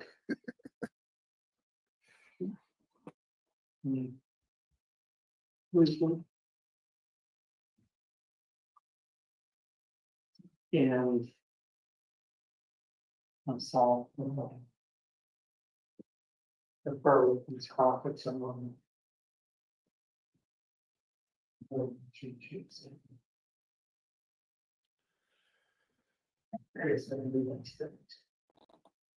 No, Your Honor, I was not able to actually view the broadcast because my great grandchild pulled the knob off of the television. That is not the case. What's going on now? Talking about, is actually, he videotaped it himself, he placed it on the internet, there was a police sergeant the entire time. I was standing on the public corner, Mr. Carney was me from about. Did I see counsel? Okay, she's just going off. Oh, she's showing her crazy.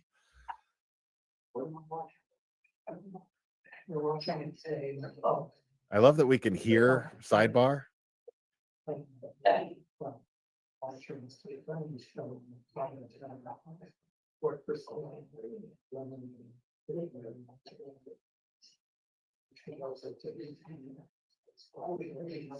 Well, quiet, please, I'm not done till start. To avoid the.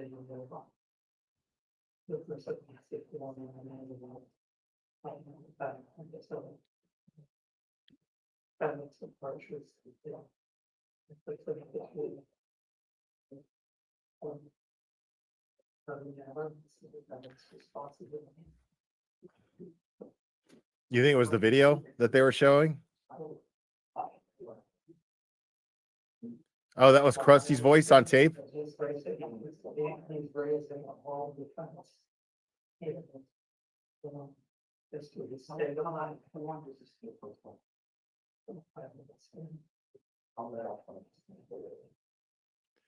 He's no objection. No. Would you resume, please? Okay, so they're going to keep playing the video. Okay, stop it there. I was on a public street corner, and Mr. Carney approached me. As soon as she said that, it's over. The judge knows. So your excuse is that he approached you. That's your excuse. That's got, you've probably heard that excuse 1,000 times in his courtroom. For people, these people do orders all the time. And people are always like, well, I was there first. She approached me, Your Honor. That's why she called me, Your Honor. And that's why I had a conversation with her on the phone. Because she approached me. It's not fair or not. That's not how it works. So if that's your excuse, you've already lost. You're fighting a losing battle. If you go in there and say shit like that. I don't know what she could say. And then she throws it out the door. We're on the internet, Your Honor. Some video. Oh no. And I was behind the cop, so it's okay. I can violate the order as long as I'm hiding behind some dead cop. Okay. Now, so she's already like, this is why we're gonna tell you not to talk to her. Don't represent yourself. He immediately went to the sergeant who I was with and attempted to evict me from the public street corner. The sergeant informed him that I was there first, and he walked around because that's the shorter route to the court. So the sergeant informed, and again, this is where she goes wrong. It's like, bro, you can't blame a cop here. You can't do what the cop said. The cop said I could violate the order. Doesn't matter. She knows it's an order. It's her responsibility to leave. If she interprets it as me sneaking around, that's not something I can control that she sees it that way. That's not what I was doing. But it doesn't matter anyway. She tells us to leave. Objection, motion to strike. Overruled, it will stand for whatever weight it will. Thank you. And, Judge, I want to offer the gist of the video. Perhaps I could dig that out while Mr. Kearney is beginning this cross-examination. Do we have the other DA? I'm waiting on ADA Roberts. Is he out there? Your Honor, as I was stating before, the television knob came off, and I was looking through the couch cushions for the knob because you have to put it back in just right, or I have to find a flathead screwdriver and change the channel by Are you on cranking any the sort of screwdriver. drugs or alcohol or medication that might impair your judgment or thinking today? Let's talk about the idea of a restraining order. A restraining order issues because a judge finds that there's a likelihood of imminent bodily harm, right? Objection. Stand up. The gist of getting a restraining order involves you going to court, right? Yeah.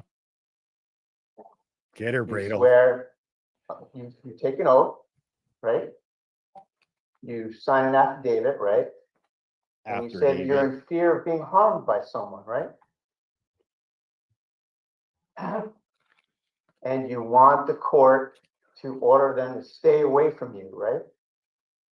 Right. To stay So away it's to from you. protect you from the person going near you, right? Exactly. So it's like a shield from the court, right?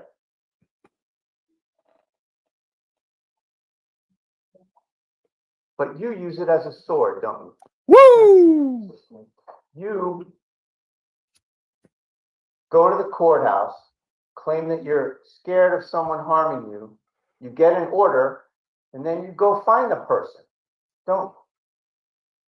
So let's talk about 226. Not to be You confused with knew that 227. Mr. Carney was going to be at that 226 hearing, didn't you? You did. So you know now that from all the cross-examination and testimony that you and I have been through together, you know that Mr. Carney announces when he's going to be at court and when he's not, right? He does. Every time.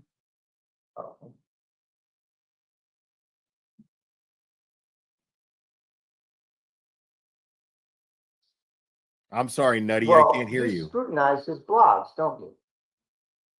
No. So you wrote a statement to the police about this incident that was about 65 pages, didn't you? You provided Officer Power on March 11th, 2024 with a big thick packet of materials, didn't you? No, And you you can't wrote hear a Lindsay, 4 or 5 Deanna. page signed statement at the beginning of it, right? I mean, just very little, but And you signed it, right?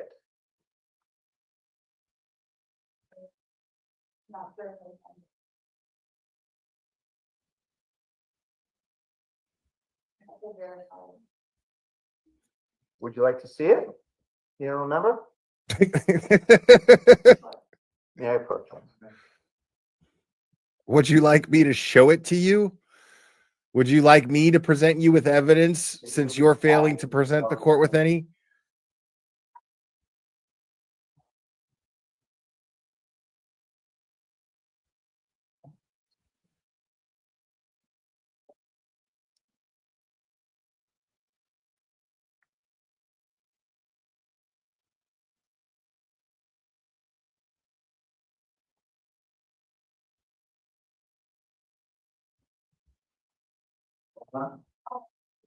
Remember providing this packet to the police? I do.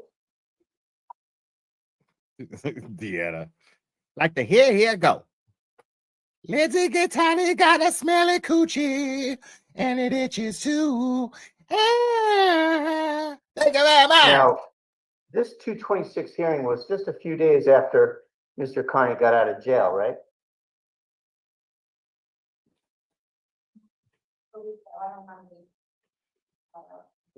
Well, let's go back. Do you remember the night before he got out of jail? You tried to call him? Let's try it another way. Your phone somehow called Mr. Carney's phone the night before he got out of jail, right? So you had him blocked though, didn't you? You never blocked him. So you wanted to keep communicating with him? So that call jogs your memory about this time period, right? About the phone call, yeah. So let's just try to put you back in this time period. You called him the night before he got out of jail on about the 22nd of February, right? That's the date. Then the next day he actually got out of jail, right? And then the 26th, you're in court at the Superior Court, right? And so you've never been to a You called him. Henry court. He wasn't even out of proceeding jail. You court. tried calling him. Bro. In fact, you were there with your paramour, Mr. Carney, at the time, right? I'm asking you. You said you had been there prior. When was that?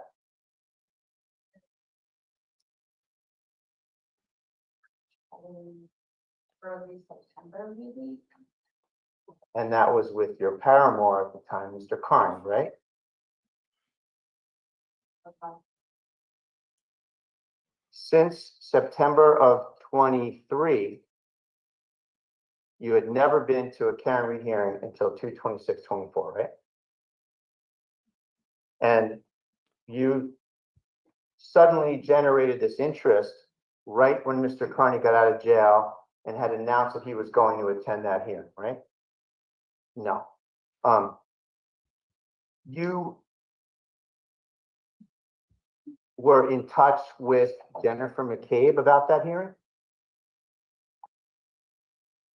I don't know if I was in touch with her prior about that hearing. I had been talking to her for quite some time before that hearing.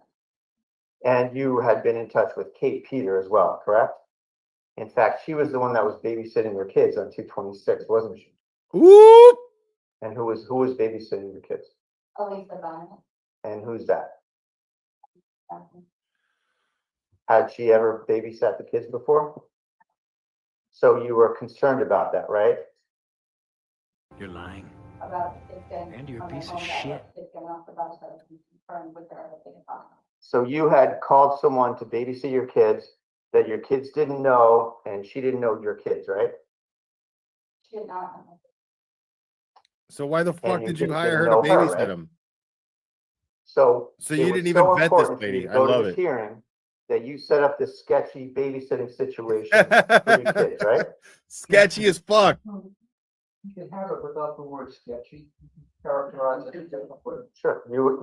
This upsetting situation to you, you left in place, you left your kids to deal with that, and you went to Norfolk Superior Court on 2/26. Why? Right. Why? Elisa for a while. We talked with her. And she was going to get your kids off the bus, right?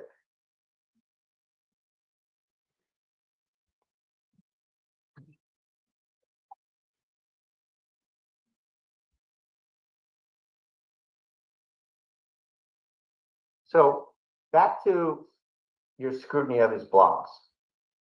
You wrote in your statement to the police that, in fact, just in the 60 days he was in jail, he mentioned my name 92 times in his blogs. You wrote that, didn't you?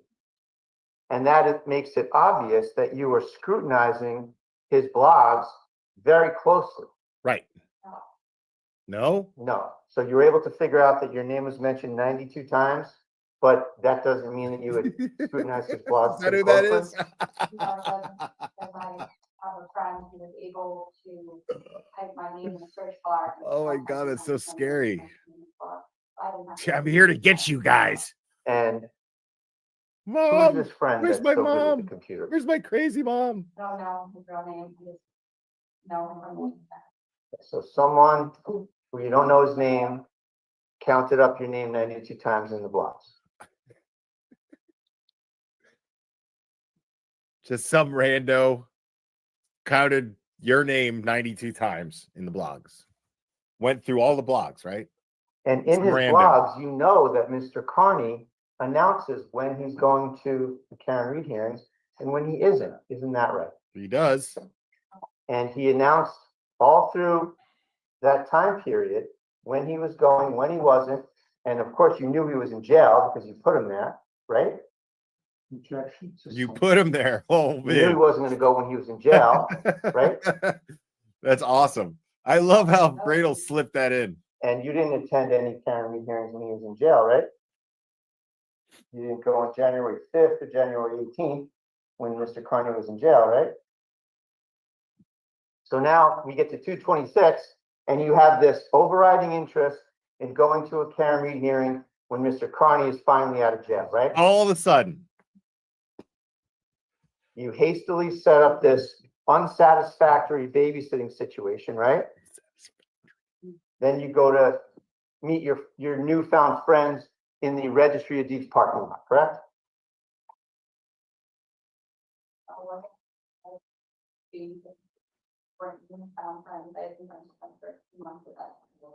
So who did you talk to arrange for you to meet them to attend this Karen Reed hearing?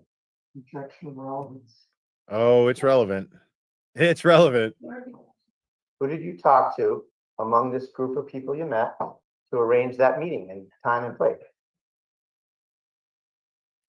Originally, the person that invited you. Who was? Kate Peter asked. Kate Peter. One of the DOP family wanted me to go. Okay, now who's Kate Peter? A friend of mine. And Kate Peter is also a very avowed, a very dedicated enemy of Mr. Carney, isn't she? You don't know? Is that your answer? By the way, folks, you've been fine. If I hear anybody loud, I'm not gonna wait for co-ops to. People in the gallery are like, yo, oh, hell no. Thank you. You know that she hates him, right? Well, you know that she's manifested many expressions that she hates him. She wants him in jail. She wants him to burn. She wants him to go away. She wants him to die. She wants him to suffer, right? All throughout the internet for months and months and months and months. No. No. Because you don't look at any of this stuff? Well, didn't you text her directly in one of those kind of conversations where you both kind of expressed your hatred and you wrote, I hate him, meaning Mr. Carney, and she responded in kind, isn't that right? Which conversation you got? They're your conversations. Yeah, bro. You wrote online or in texting with Miss Peter that you hate him, didn't you? I would have to, I don't remember any of this, so I would have to do that. Objection, Your One Honor. more I second. stepped on my scrotum.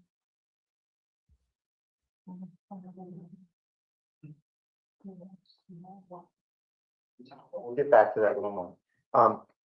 So you don't remember writing that you hate him, I don't know which, I don't know, no, I don't. but you do hate him, don't you? I don't know if he could be the word. This is beautiful. I love this shit.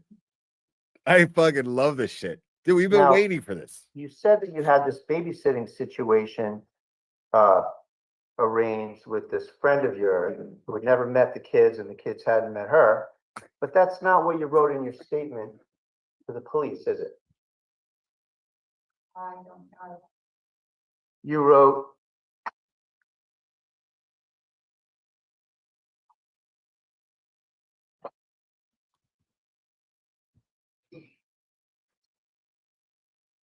the officer, Officer Kozak, took a report, and at this time, we could see a group of protesters at the opposite far end of the parking lot, walking in our direction.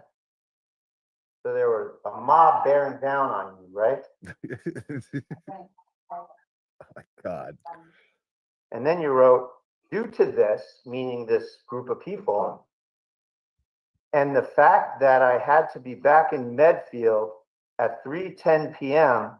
to get my son off the bus, I decided to call and follow up with the police about the encounter with Mr. Carney on my drive back to Medfield. That's what you wrote, right? Yeah. So you told the police that you had to get your son off the bus.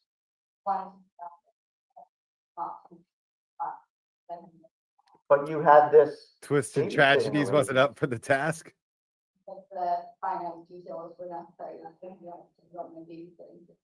that's not a finite detail. That's a lie, isn't it?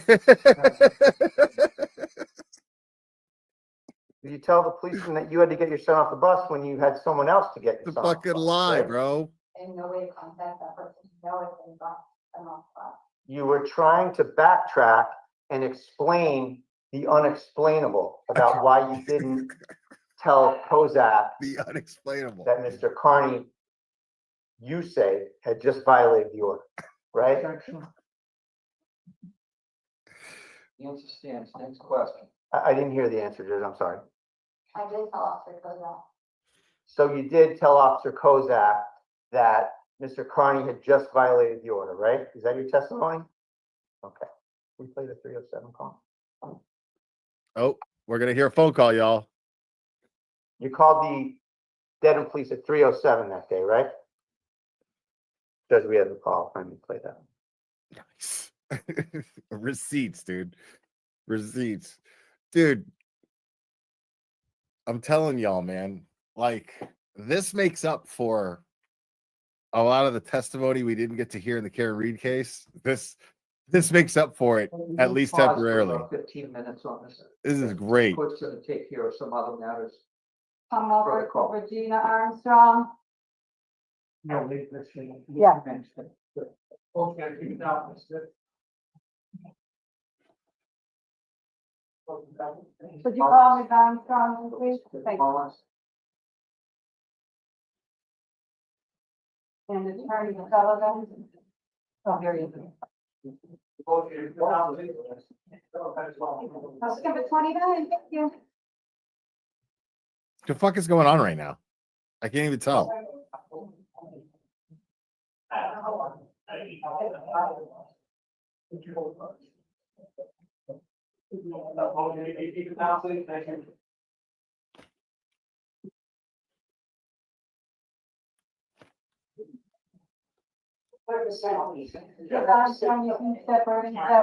Like I can't discern what's happening. Have you spoken with this person, Mr. Sullivan, about whether he wishes to accept the defendant cap plea? I'm gonna take it.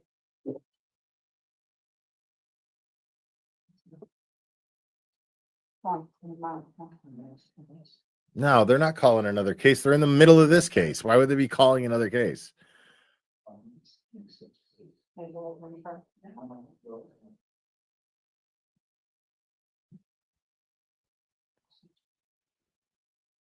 Okay, Jessica stated that they're addressing another case. That's weird.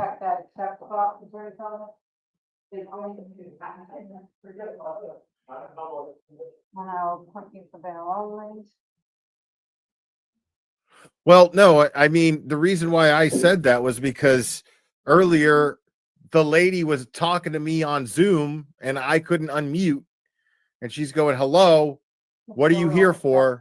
There's only one more case on the docket. This is before Aiden's case was called. She was like, there's only one more case. So you need to tell me what you're here for. And then she cut me off, kicked me out.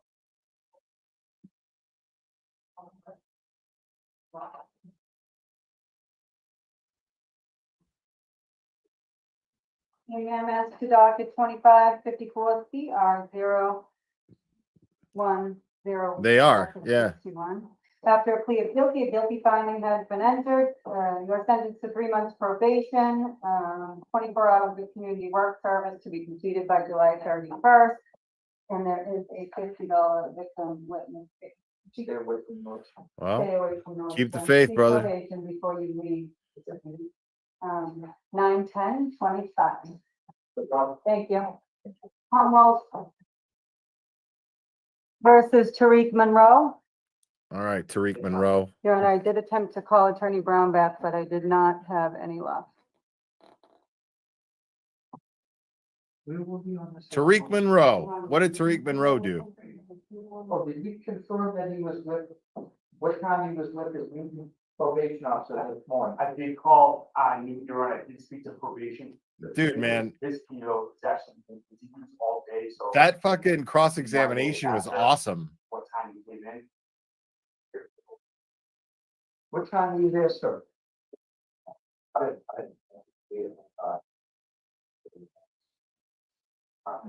What time did you walk into that courthouse now? Like right at 9 o'clock? And who did you see at 9 o'clock? You're saying you never saw the probation officer that you went to see? Why'd you leave? This judge is letting him have it. $50 default removal fee and he's back here tomorrow at 9. Oh, then remove $50 fee has been established. to return This report judge, on June 12th at this 9 judge a.m. just read fucking Commonwealth Tariq versus the Riot Act Hotel Forest. and still was like $50, bro. Just get here in the morning. This judge is cool as fuck.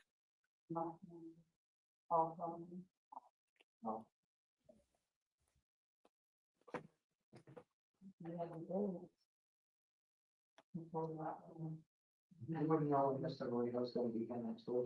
No, Your Honor, hopefully not. You had a couple of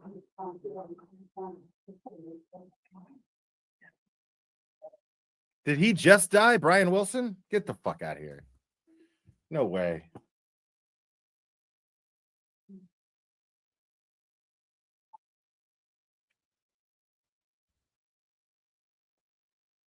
Fuck. Brian Wilson just died. God damn it. Dude, I was going to see the Beach Boys at Riot Fest in September. That's a yes. Motherfucker. 7:31 at 9 o'clock. Compliance and election. Thank you.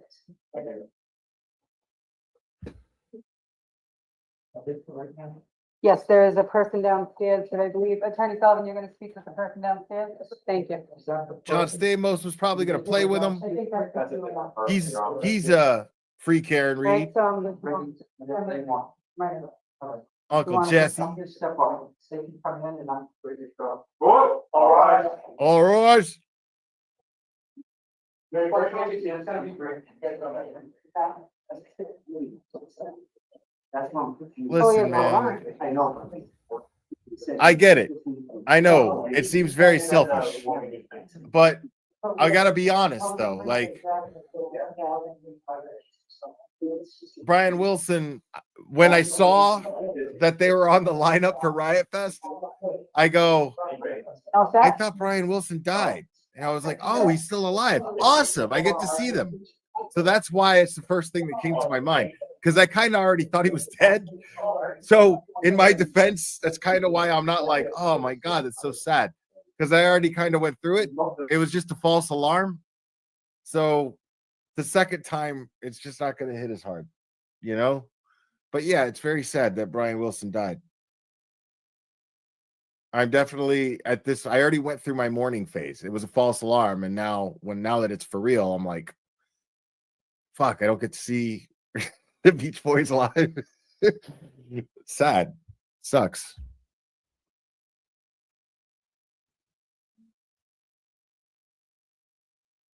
It's not clairvoyance, man. It's just fucking common sense. The guy's old as fuck. You know? I mean, dude, did you guys ever see? Right. Exactly. Like, I mean, he hasn't really been here in years, you know? Like, let's just be honest. He hasn't really been here in years. You know what I mean? like, did you guys see that movie? What the fuck is that shit called? I don't know. It's the movie where Paul Dano played young Brian Wilson and John Cusack played older Brian Wilson. It was pretty good. But man, John Cusack, man, like he was a mess. Paul Giamatti was like his manager or his psychiatrist. He was like caretaker. He was a dick. Paul Giamatti was awesome in that movie because he was a dick.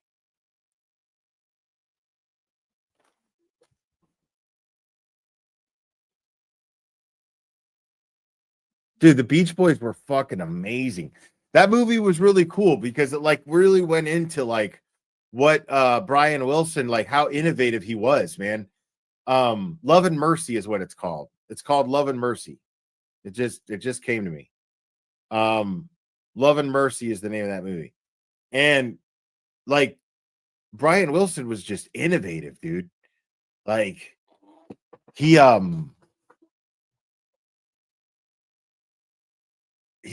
would like bring fucking animals into the studio and shit to record them.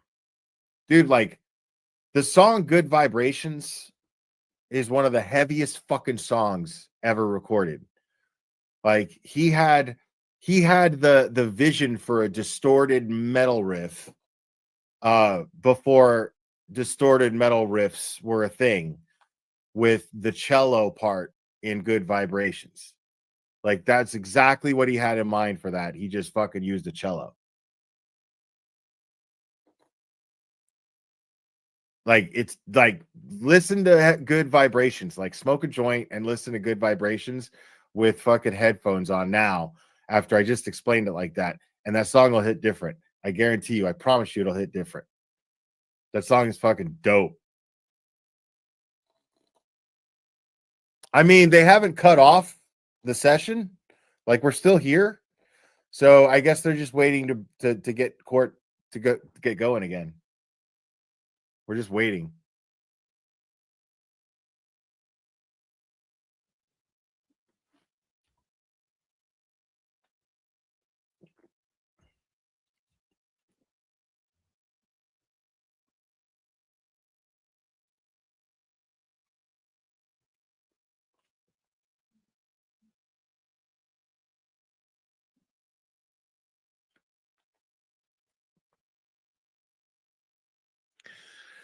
Well, with the TurtleBoy case, I guess I should probably talk about it since I've been streaming it.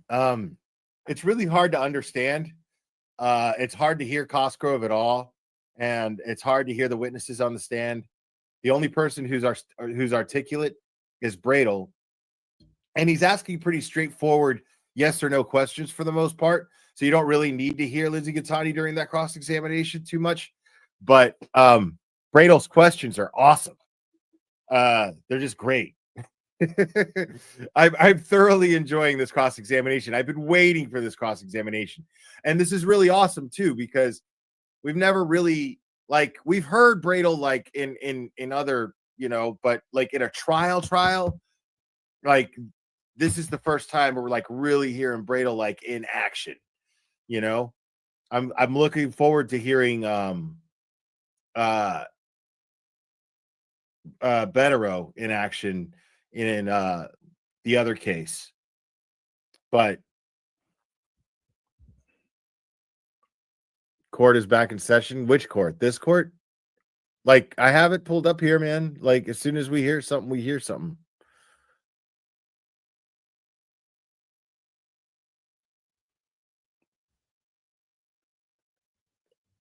Yeah, I had forgotten that Bradle has questioned her before on the stand.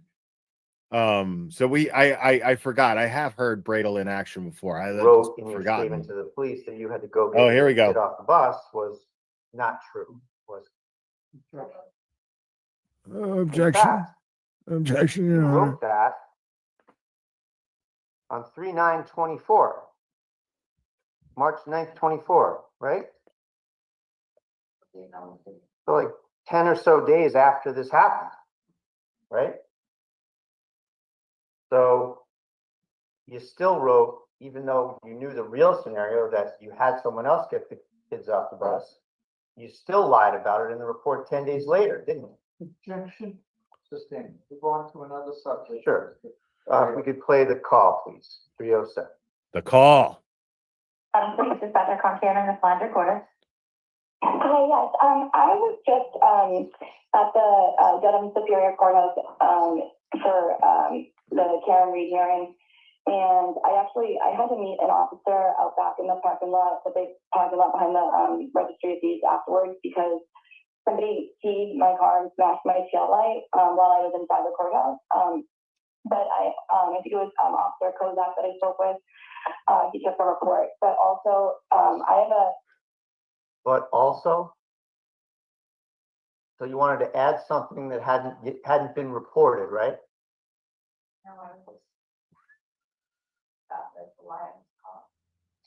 And you wanted to talk about what you said to Kozak, right? Kozak, right? I'm explaining her that she know that I had already spoken to an officer. Let's press play, please. a restraining order against, the blogger that was covering the case. He was in the courtroom. They made him leave the courtroom when I got in there, but then after, I guess he was waiting outside on the steps for me afterwards. I have my restraining order says he's not allowed to be within 100 yards, and he was outside yelling stuff about me within the 100 yards as I came out from the courthouse. So I'm just trying to see how to report this violation, what I'm supposed to do. I had to. So you're trying to see how you report this violation. That's different than as if you reported it and you're following up, isn't it? Objection. Objection sustained. Council can argue whichever way you want to characterize it. So that's not following up, is it? Objection sustained. You're trying to ask how to report it, right? I wasn't sure what Officer Kozak was going. I mean, it's a simple question. Follow up in regards to the handling and giving an answer about what was going to happen. Reporting the violation, so. You claim that you had just walked by Mr. Carney violating your restraining order 5 minutes prior, right? And yet it's your testimony that you're more worried about a scratch to your car than using the ammo you just developed that you could get him locked up? Was I more worried about a scratch in a car? No, it wasn't just a scratch. It was almost $1,000 in damage. I just paid $2,000 to fix my car. Just got it back a week or two prior before that. So I was very upset to come out and see that my car had been damaged. So you know how to get someone in trouble when they violate a restraining order, don't you? Whoop! Get her. Overruled. You know what to do. You know what to do. How many restraining orders you got? Yeah. I know how to report to call the police, and yeah, I know how to police. And you know that if you insist that someone is violating the order, they are obligated to go arrest that person. Isn't that right? Objection. Objection overruled. Woo! If the witness. I like this judge. I don't have the obligation to report. You don't know that if you're in the presence of someone, you have a restraining order, and you tell a policeman on the scene, I have a restraining order, he's violating it, that they don't have to arrest him? So you knew that you could have caused him to be arrested on that very occasion. Isn't that right? No, somebody. You can be arrested. And you claim that you saw Mr. Carney breaking the law, right? I mean, that's why we're here. And this isn't the first time that you've gone to someone and then tried to get them arrested for violating an order that you triggered the violation of, is it? Objection. Objection sustained. Foundation hasn't been found. Sure. Who's Frank Keegan? Whoop! Frankie. Enter Frankie. On the restraining order, do 4 of your kids have his last name? Objection. Oh, So he's the father of 3 of your children? Yikes. And you had a restraining order on him, didn't you? And when was that time period? Shots fired, Bradle. How about what year?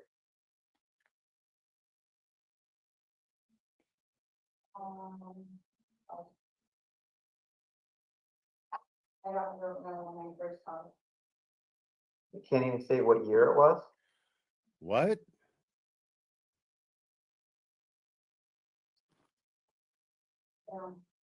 It was before you got involved with Mr. Carney, right? So was it before 2023?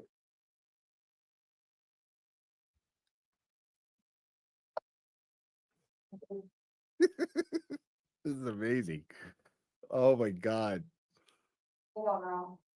How about on July 27, 2023? Was it in place then? That may have been then audit.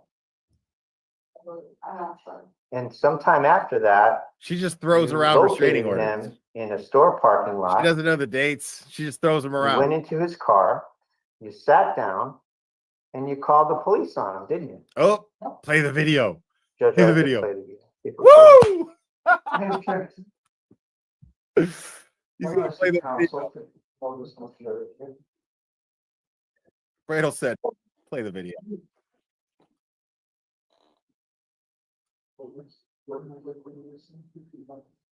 So we talked.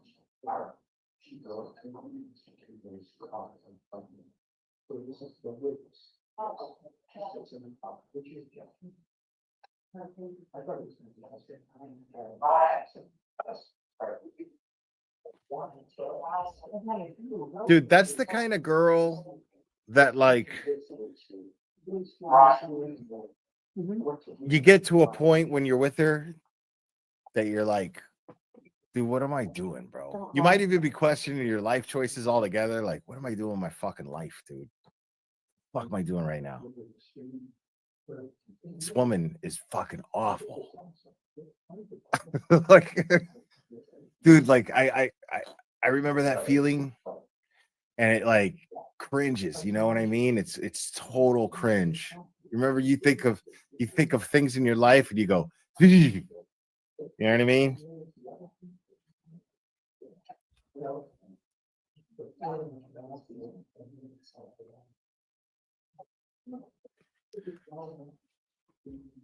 Dude, women like this are nightmares, dude. There's no other way to put it. They're fucking nightmares.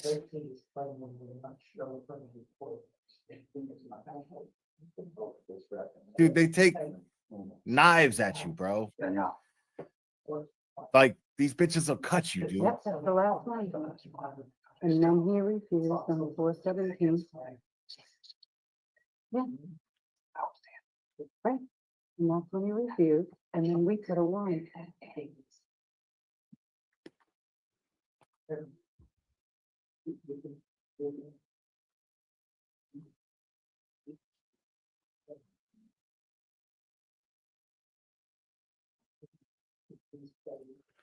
Yeah, the theremin. Yeah, that's a very common instrument. Jimmy Page used it a lot too. I mean, of course, Brian used it way before, but Brian used fucking horses. You know what I mean? Brian Wilson used horses, dude. Fucking chickens.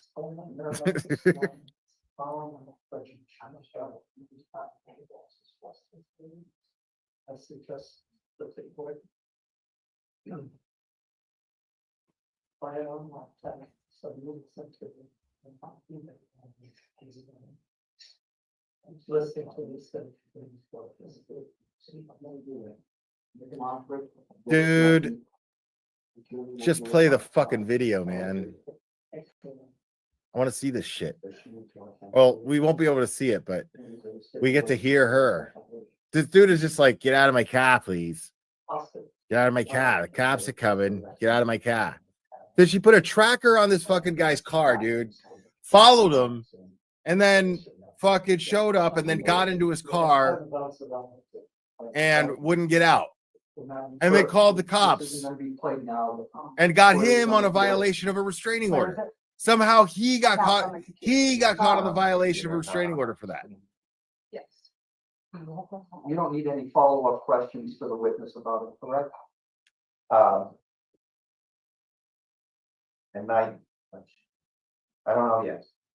Yeah, I think so. So I planned on it. How long is it going to be? It's just like 2 minutes, John. The court's gonna listen to it in chambers as part of the evidence. Okay, I'll take it. Yeah, it's gonna be an exhibit. All right, and you just have to play your time first. So the judge is going to listen to it first. He's going to watch the video. All right. So right now, the judge is going to go watch the Frankie fake victim video, which I'll pull up as a matter of fact while we got time.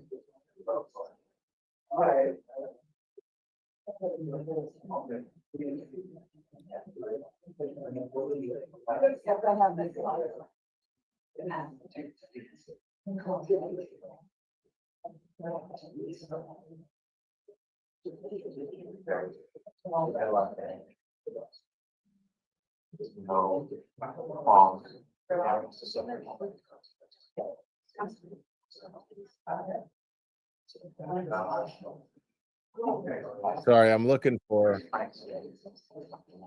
Well, you gotta play it close during the recess, then only a couple minutes.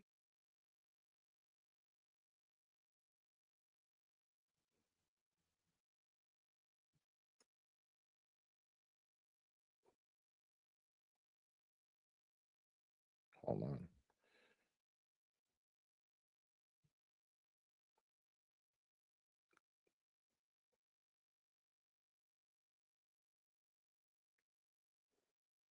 All right.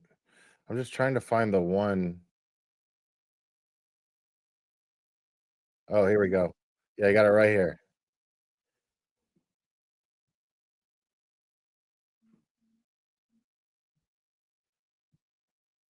Ex-boyfriend. This is the video. Frankie. This is the video that the judge is going to watch in chambers right now. In July of 2023. And she also accused him of hitting her. She's accused 5 different men of every man she's ever dated. She ends with them hitting her, according to her. And she gets an order on him. And he was arrested in May for hitting her allegedly. And then she has an order on him, but they still talk all the time because he's an idiot. And so she ends up putting a tracker on his car and finds him in a parking lot in Walpole and gets into his with the kids. She's got 4 kids in the minivan, gets into his car and then refuses to get out of the car. And so he starts filming for his own safety. And this is what happens. All right, I gotta go. Come on, get out of my car, please. Get out of my car. Get out of my car.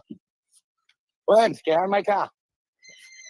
The kids are sitting in there, probably sweating. So get out of my car, please. Dude.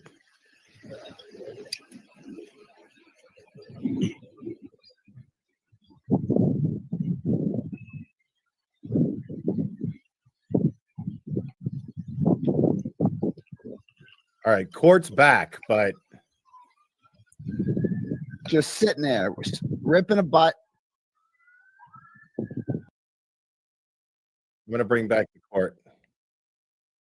You're right. So that's a yes? Okay. Mr. Keegan was trying to get his oil changed, and he was driving down Main Street in Walpole, and he pulls into the CVS parking lot in Walpole, and then you pulled up next to his car, and you got in his vehicle, right? Well, can we agree that you got in his vehicle? Yes. And can we agree that you called the police? Okay. Someone else called the police. I didn't call the police. I don't know. And just sort of alluding to prior questions that I asked you, you had a restraining order on him, right? And that means that you went to a court and said, I'm afraid of this guy keep him away from me. Objection. Objection sustained. Yeah, why You is were that in- you- sustained? you I mean, that's represented to a court that you were in fear of imminent bodily harm. correct? sure. It's established there was a restraining order. The court understands the standard. What's the next? Okay, yeah, because it's not a And jury, it's a judge. He You gets it. asked specifically That's to fair. keep him away from me, right? Objection overruled. And you got an order that said, probably similar to this one, that he needed to stay probably 100 yards from you, right? And yet, when you saw him, you went to him and you got in his car a couple of feet away from him, right? That person.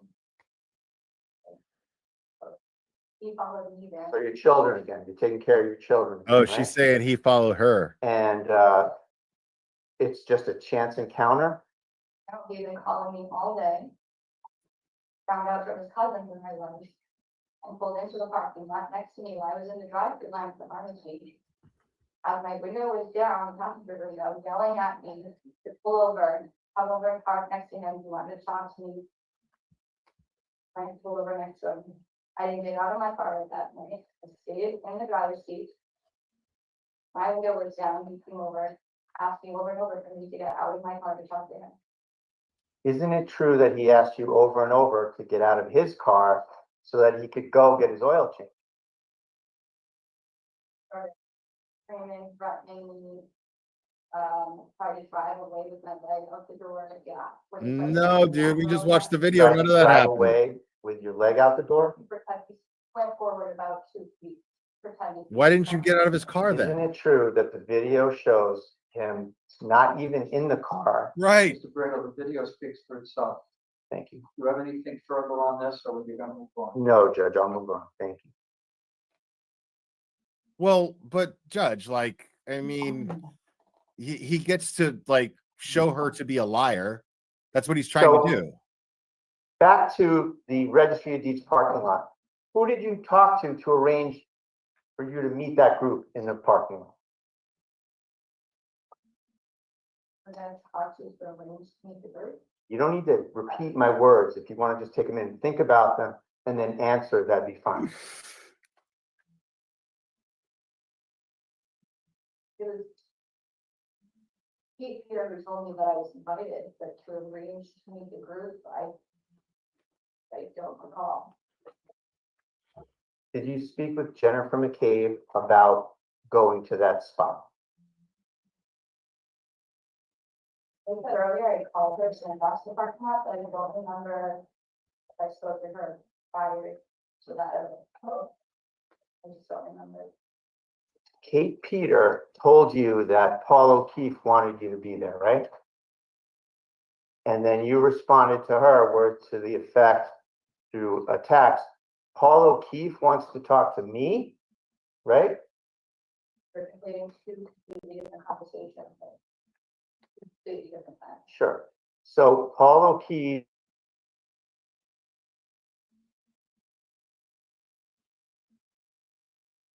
What just happened?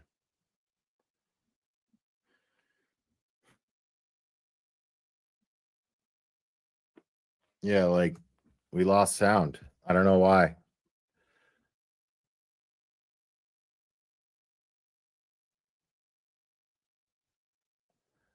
Yeah, like that's not on my end. I mean, the Zoom is still up. May I approach the witness? There we go. We're back. He said the one she showed you earlier, it's very, that's fine. Please photograph. Start with the first one here. Who's in that photograph?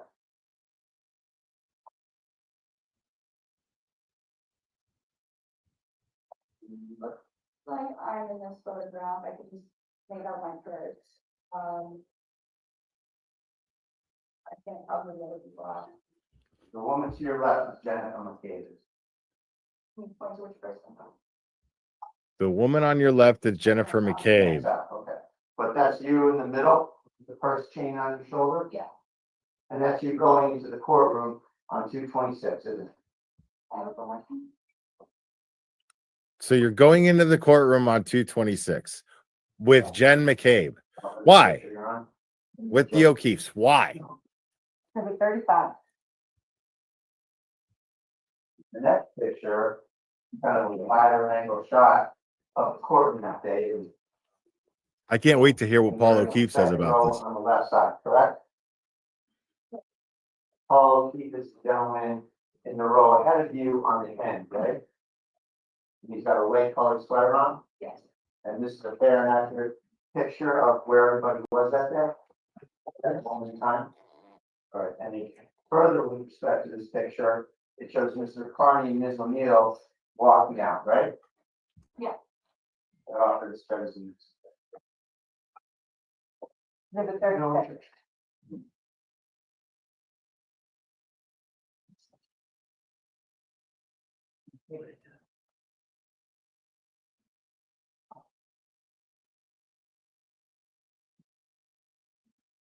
And you said that it was a couple of minutes between when you walked in the courtroom and when Miss O'Neill and Mr. Carney left, right?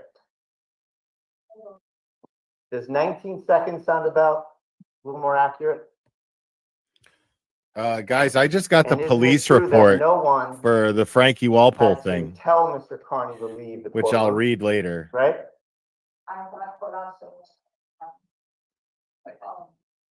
And your testimony is that he looked back at you coming into the room and mouthed the F word when he saw you. Is that right? Judge, I'd like to play a video at this particular moment. Yes. Okay. And if we could just go up to 4:45, please. There's a little warm up period here, I think, Your Honor, so I'll just gotta hold on.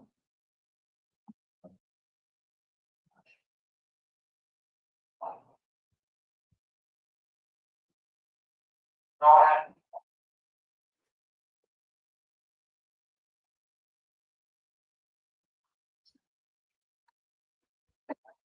Yeah, I got the police report. I'm going to read the police report when this is done.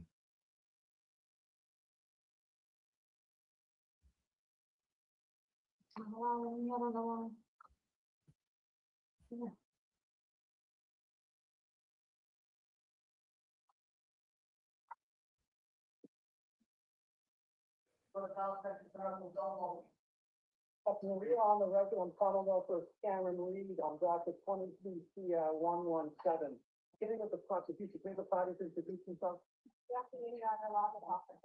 Good afternoon, Mr. McLaughlin. What is going on right now? Why are we hearing? Elizabeth Little. Good afternoon. Did you see Mr. Carney stand up there? Oh, okay. Mr. Carney stood up, looked towards the window, and then turned around and went to leave, right?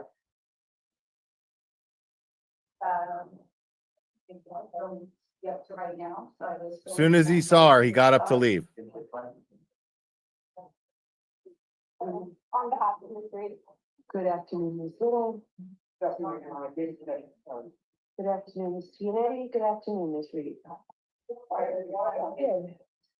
Oh, all right, so here comes Mr. Rowley. Are you expecting him, Ms. McLaughlin? All right, I'm sorry, I would not have started. Thank you.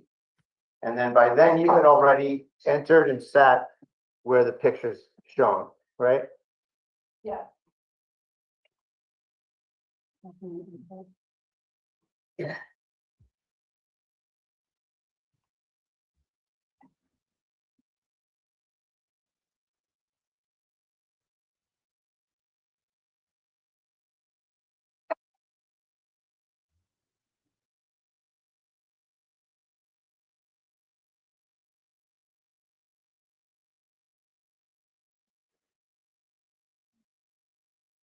So Mr. Carney left with Ms. O'Neill, and you stayed in there to watch the hearing, right? Right. And what was your purpose in going there then?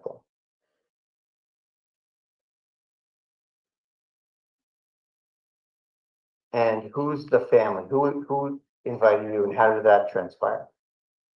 All of you, wanted me to attend the hearing Because they wanted to show their support and. solidarity. Twitter's out of control right now, dude. And it had nothing to do with the fact that you had a restraining order and you could cause the eviction of Mr. Carney. And are they still supporting you now that you don't have a restraining order, or is that still in place? Well, you haven't been to any hearings, have you? I went to the protest, it's fine. You haven't been to any court hearings, have you? It's not inside because they don't have the public in. So that was just the one hearing that you wanted to attend, and you had, Mr. Carney had just gotten out of jail, and you had a restraining order at the time, right?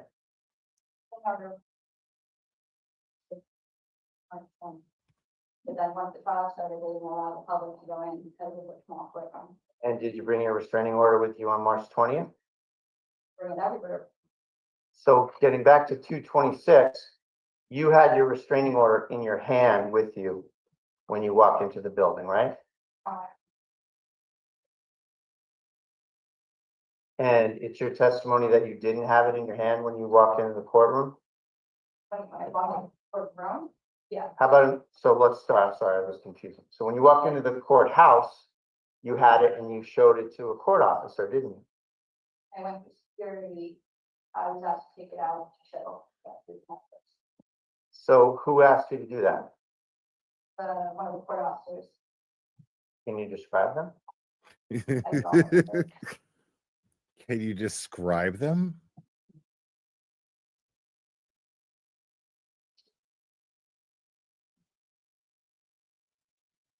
When did you first learn that Mr. Carney was in the courthouse or the courtroom?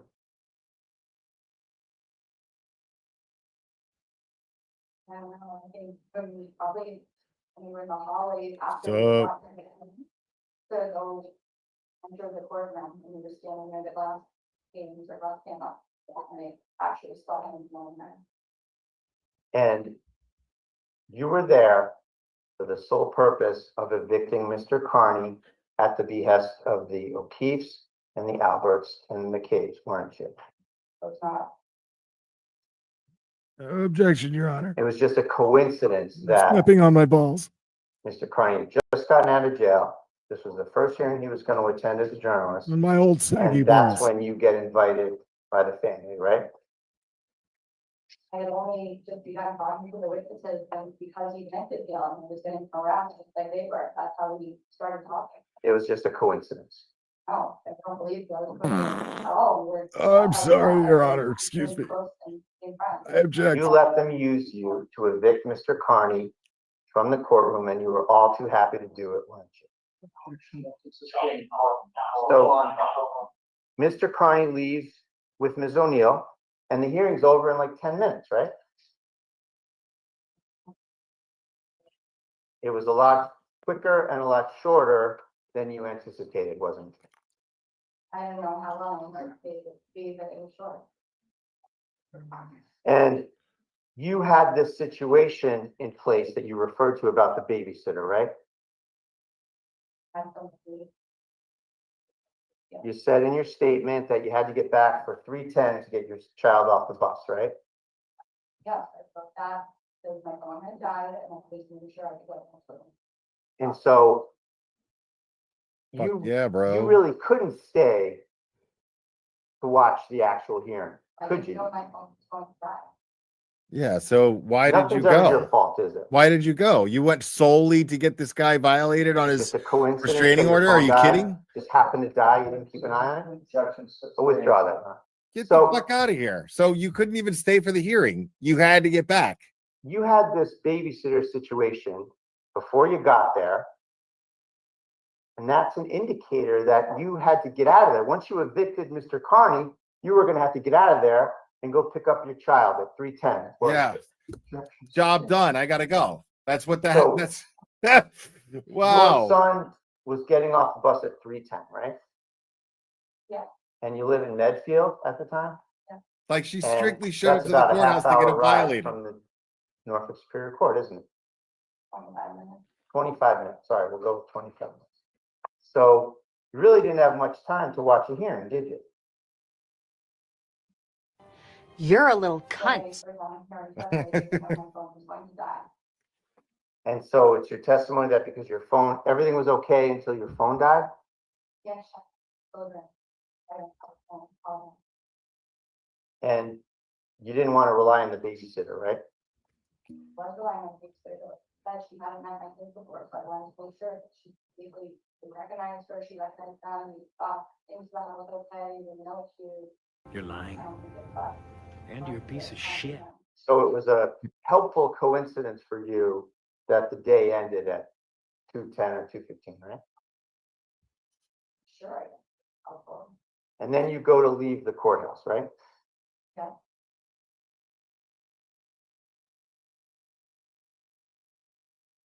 Dude, she totally set him up. Judge, I'd like to show a picture of the departure from the courthouse, if I may. The departure. The departure.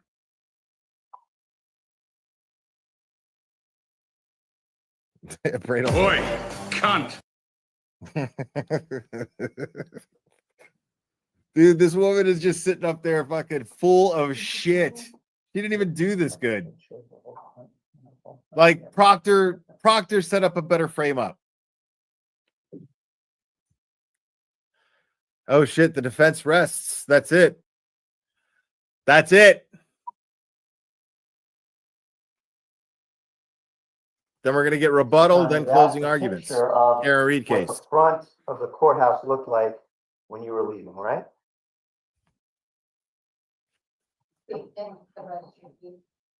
Yeah. That's what someone walking out would look at when the hearing was over and everyone was leaving, correct? I don't know when that was taken, but that would be the view if we really could. Okay, thank you, Corey. Well, it was a Defense hasn't rested busy yet. scene full of many, many people, wasn't it? So Sue O'Connell, come on, man.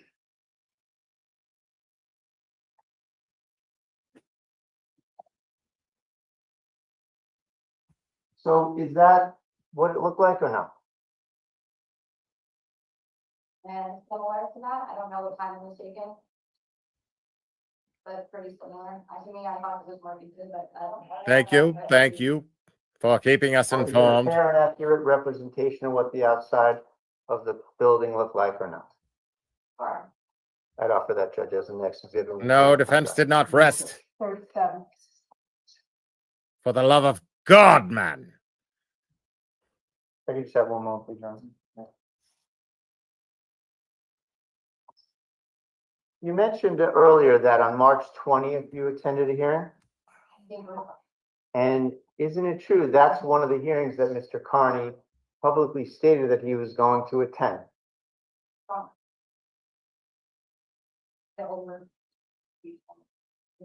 You don't know.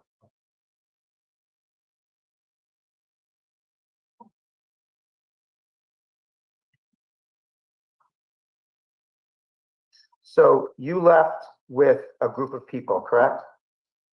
On March 20th. On 2/26. And who were those people? You want me to list them all?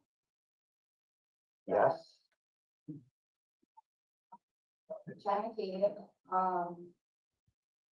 Chris Albert, Matt McKee, Jenna Kate's sisters, All McAlbert so far. Megan, Colin Albert, Colin, Gabe, sorry. I'm sorry for them all. How about Paulo Keith? John Cody, was in the group that left us. You left down the stairs and you went down the handicap ramp to the right, correct? Correct. You got down to the bottom of the handicap ramp and then you started walking towards Dedham Center, right? And you say that you saw Mr. Carney cross the street at the registry, right? When I was crossing the crosswalk. I'm not asking that. I'm saying that Mr. Carney was, you say he was across the street at the registry area, right? When I first walked out, I first saw him standing on the steps of the street. And so it's fair to say that you were walking away from him, weren't you? No, I was walking down the sidewalk to get to the crossing lot, and he was walking perpendicular following him. Mr. Carney was in front of the registry and you were walking towards Dedham Center when you first made it right off the handicap ramp, weren't you? Yes, across the crosswalk. So the laws of physics tell us that you're walking away from him, aren't you? Well, not when he's walking with us, following us. I'm asking you again. You're walking towards town. He's up at the registry of deeds. Yes, Right. I would be walking away. Love it. Next question. Then you make a left and you're walking towards the back of the registry of deeds parking lot, correct? Yeah, And you're still walking away from him, aren't you? still trying to, as he's still moving. Trying to, is anyone stopping you? So he's stopping when he's moving, but he's still walking, following us. And you saw this, right? He's following you. Different locations throughout. I didn't see him actually walking as I was staring at him when I was walking. I was trying to go ahead. Mr. Carney was in front of the registry building. And you were walking away from him to the back of the building to the cars, right? Trying to, yeah. Trying to, okay. And you were increasing the distance between you and Mr. Carney as you walked away, weren't you? Yeah, I'm trying to. And I you couldn't kept get walking away. And walking and walking until you made it to your cars, right? So it's fair to say that you were walking away from where he was and you were increasing the distance between you and Mr. Carney every step, right? No, not till I got to the end of the wall and he no longer followed us. Then I was able to increase the distance. So Mr. Carney remained, to your knowledge, in the front of the registry building, right? Now I literally just looked off. What your testimony is that Mr. Carney followed you to the back of the parking lot? Now I said, stopped at the wall. Wall was on my left. As I was shooting keys, he stopped at the wall. So, He did not follow you to the back parking lot, did he? no, not to the back. And every step you were taking was taking you further away from him, right? Once I got past the wall, correct. Now, can we, Judge, I have a video of the departure from the courthouse of the clinic. Stitch incoming.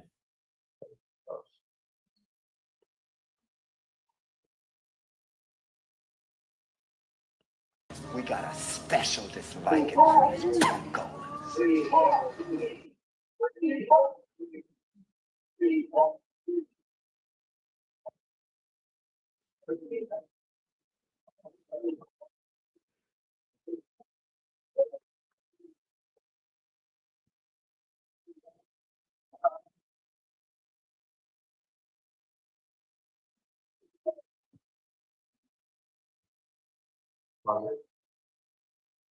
That's you with the white purse, right?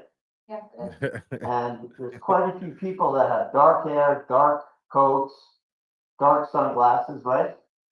yeah. Twat! So funny.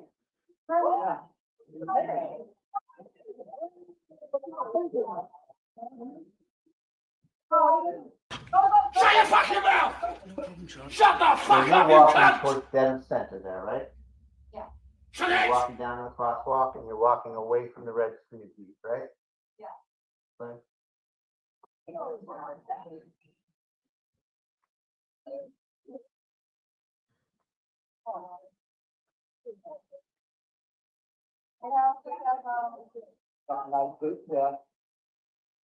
Judge it off for that as the next exhibit.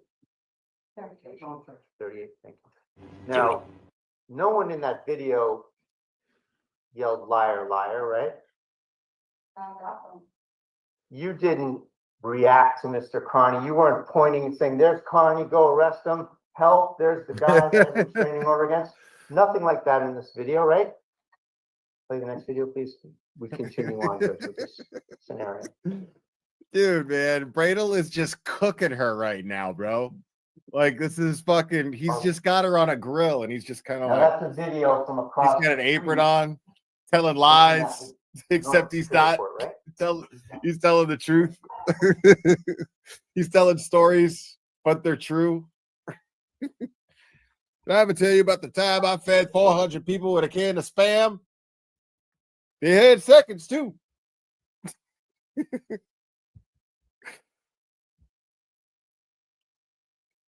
He's just fucking playing video after video. Like, bro, like, why are we here?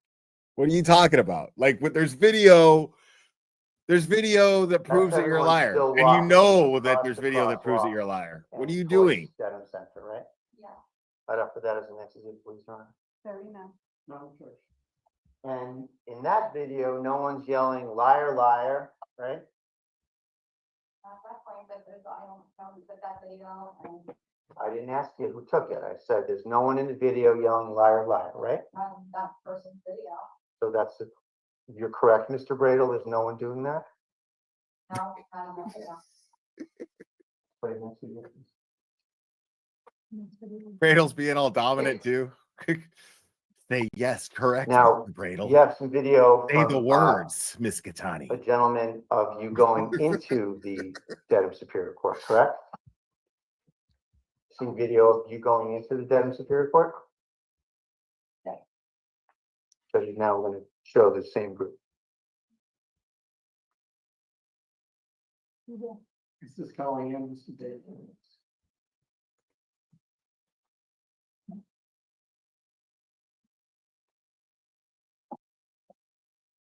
That's you kind of scurrying on the right there with your purse, right? You're in a big hurry there. Why are you in such a hurry? The Ben told us to get in between them, so they could around this and protect us just in case Mr. Carney did show up. Who told you that? I don't call. And is that Paul O'Keefe in a scully cap and a light sweater? Yeah. So you're walking in with Paul O'Keefe, right? Yeah. And Paul O'Keefe invited you in, right? That's what I was told.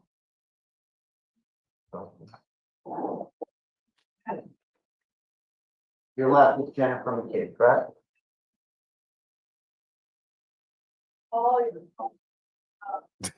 Gotta get the kids off the bus. I love this shit, dude. This is I've been waiting so long for this.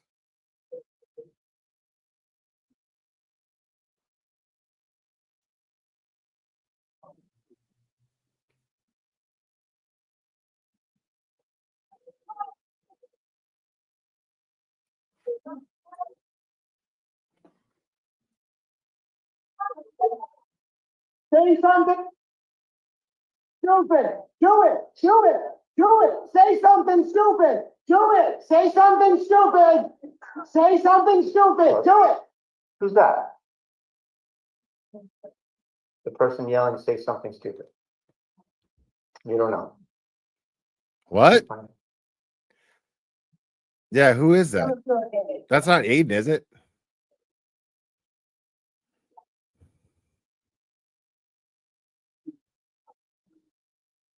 It's something stupid.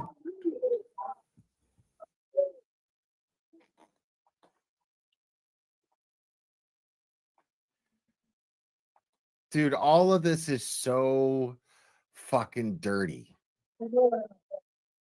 Like, so ridiculous.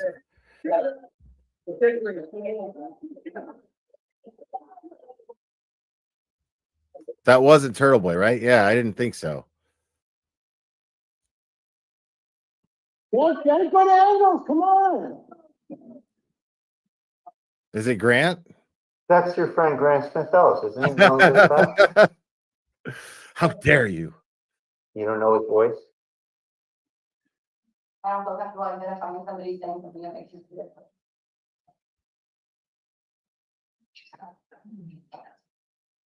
So that's assault. He actually sent out a tweet about walking in with you, didn't he? Objection. Grant loves him some Lindsay Gittati. Don't you, Grant?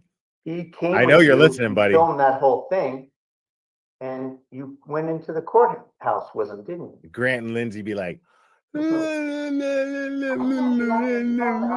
just met him that day in the parking lot, so he wasn't my friend. All right, so let's get back to that. How did you I'm come the to town know that's that you gonna were going keep to you meet these dry. people in the parking lot?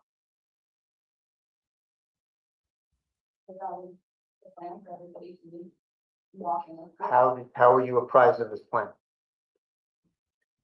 Either, I don't know, probably, I don't know who else they talked to. What did Kate Peter tell you about this plan? Just that- Objection.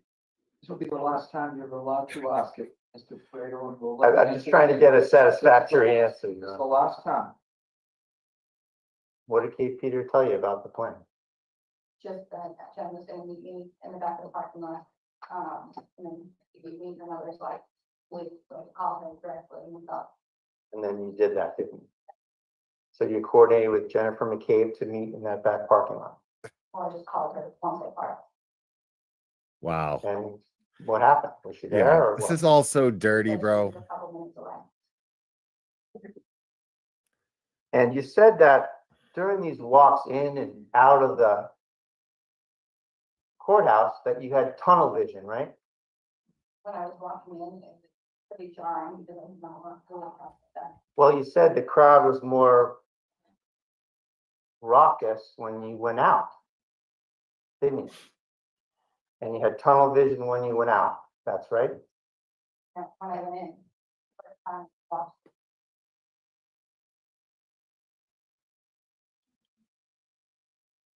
Ain't all right, love. That being ended. Okay.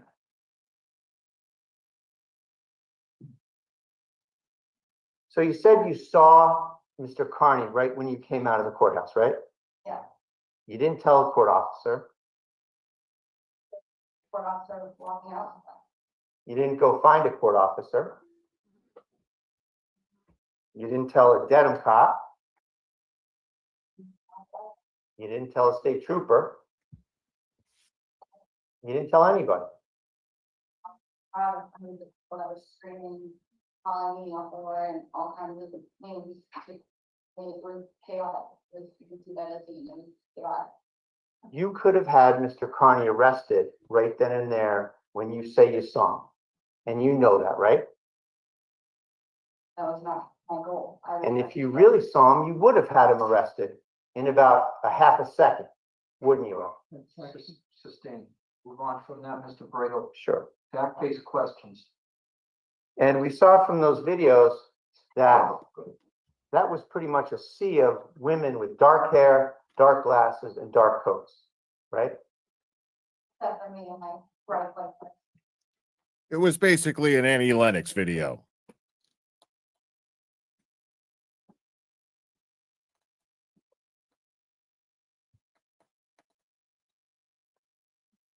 I don't even know if there's an Annie Lennox video with a bunch of women in dark hats, dark glasses, and coats. I just imagine there would be. I don't know if that exists or not. Each have one more, please, Ron.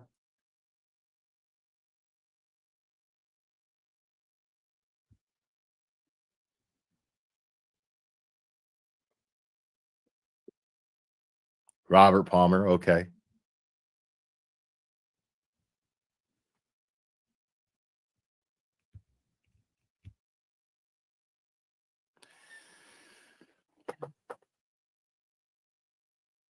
This is just the most ridiculous shit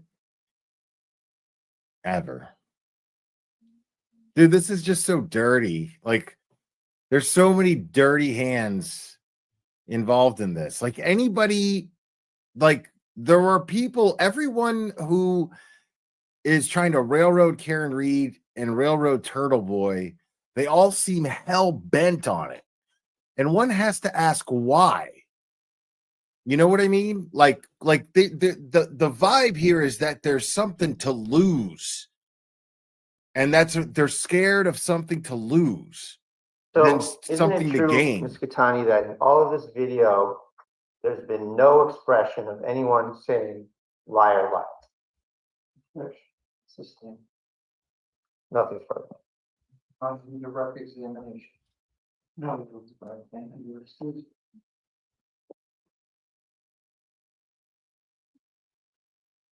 All right, so that's it All of for her. Colin McCabe, Colin McCabe.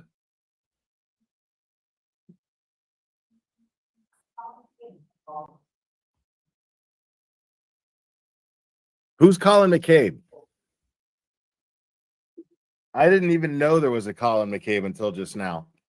sir, would you raise your right hand? Do you swear that now and now in hearing to tell the truth, the whole truth, and nothing but the truth, so help you God? Thank you. Introduce yourself to the board, please. My name is Colin McGee. And, Mr. McKay, Chloe? Yes, I am. Married? I'm married, yes. So I'm working in construction. And, directing your attention, sir, to,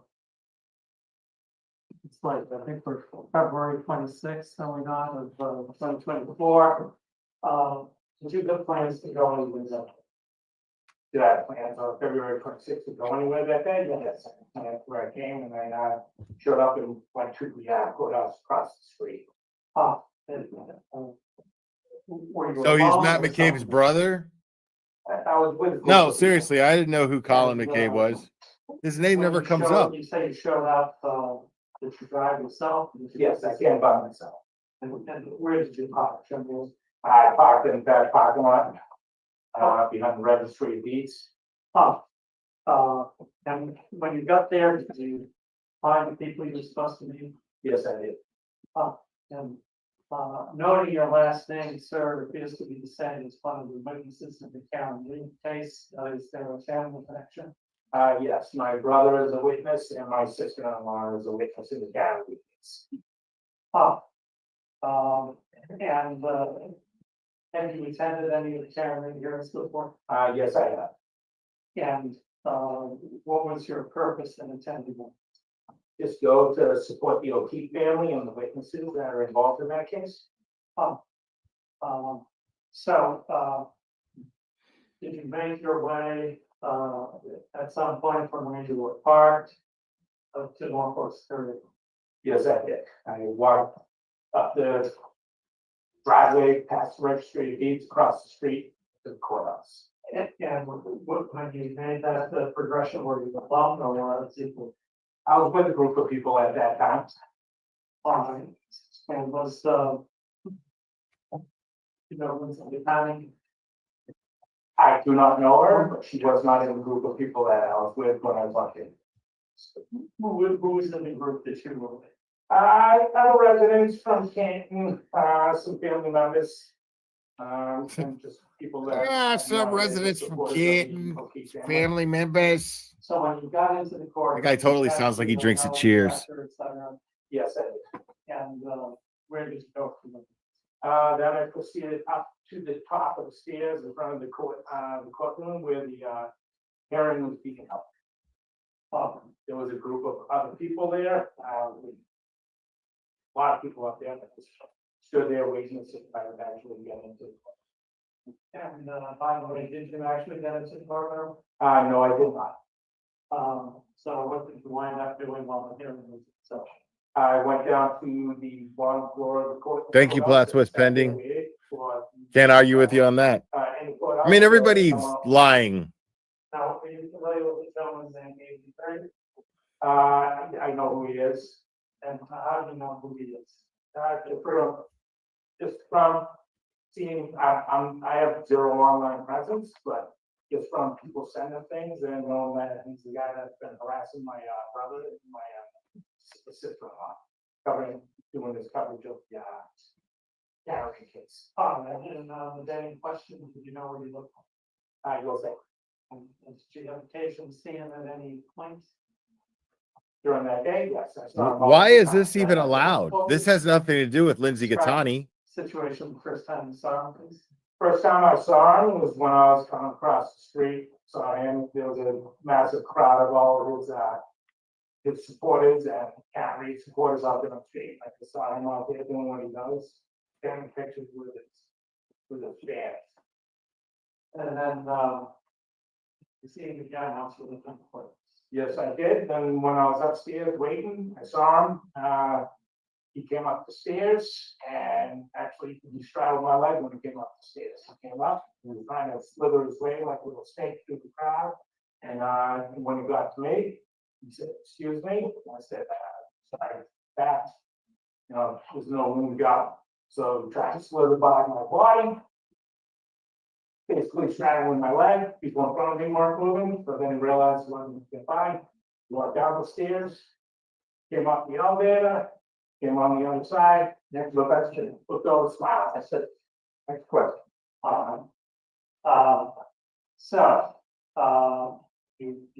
You waited until, the hearing was over, Then I proceeded to leave with everybody that was leaving courts. where were you in the line? I was the last person. I was the last one in the line. The very last, Yes. now, as you're leaving, did you decide to do it? Yes, I took my camera out and started filming just because it was a crazy mob of people. Next And- question. All right.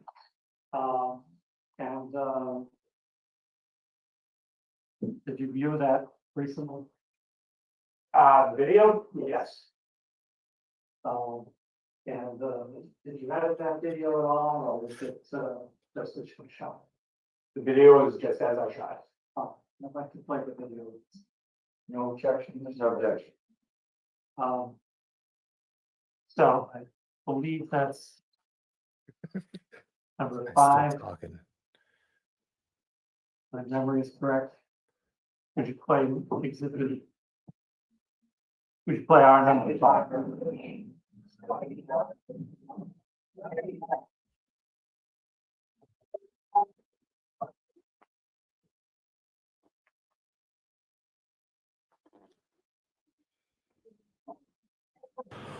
What could be more egregious?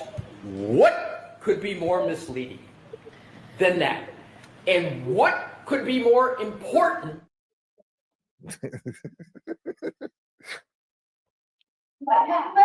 People, don't look at a barrel here.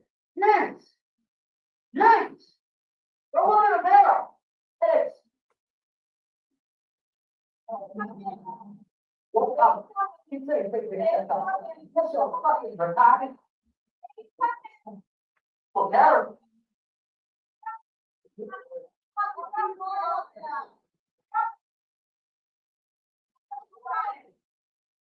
Hey, can't wait till I was in the house.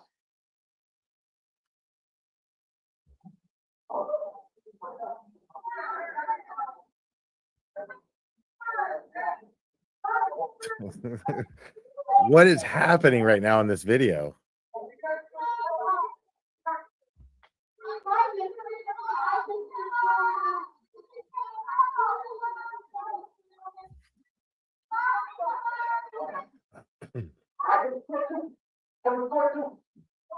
Dude, if there's misinformation about the defense resting, man,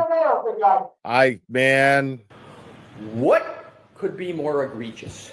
What could be more misleading than that? And what could be more important? exactly, Bob. Exactly. We need true information on whether or not the defense rested.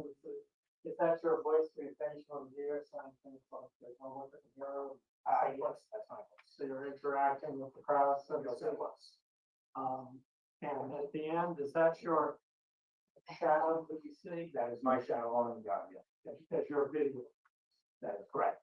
Now, did you have any discussion with, Megan McCain about, both of these videos? No, I just pulled out my camera and started videoing just because with safety, who knows? I don't trust anybody. I'm sure what will take place. There's no question before the gentleman answered the question. And, what was your purpose in protecting the crowd? Protecting- Just to document what was happening, just in case something. True, Jessica Were Fritz. you focused on Mr. Kearney? Facts. No, it was not. Then did you see Mr. Kearney as you were walking along? Did you notice it? She did not. When I was walking along, no, I thought I might have saw him out of the corner of my eye at some point, but That bitch, bad, good. Am I judge, but There's some time when you reviewed the video and you did notice. yes. And I'd just like to go through a few of those points with you. And could you advance the video to about 0.05? And just for your audience information, there's a couple of frames for every designation. All right. Have you been under? There, yes. And, Now, quick, does this video have an exit number yet? Not yet, it hasn't been offered. I'm happy. what could be more egregious? Exhibit 40.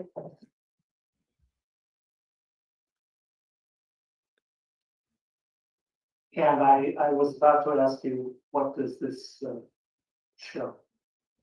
So that's Todd right there, that shot across the street from that, assuming that's the registry of deeds building. And zoom in a little bit on it. Okay, smart ass. yes, Let's see what this mystery's all about. the attorney, Up at the top of the objection, Your Honor, there's no way anybody can identify anybody with that video. I object. Next question. And is this a zoom shot with that?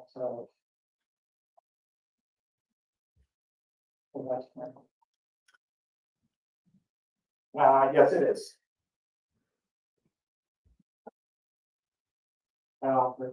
Any objection, Mr. Britt, to the Zoom show? Zoom, yes, I do, Judge, it's not what the human eye would see. Understand. I object. All right, objection overruled. 41. Next exhibit. And could you advance the video to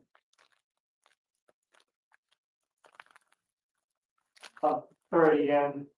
It's probably the fifth or sixth frame and 30 in. That's an help to you with this process.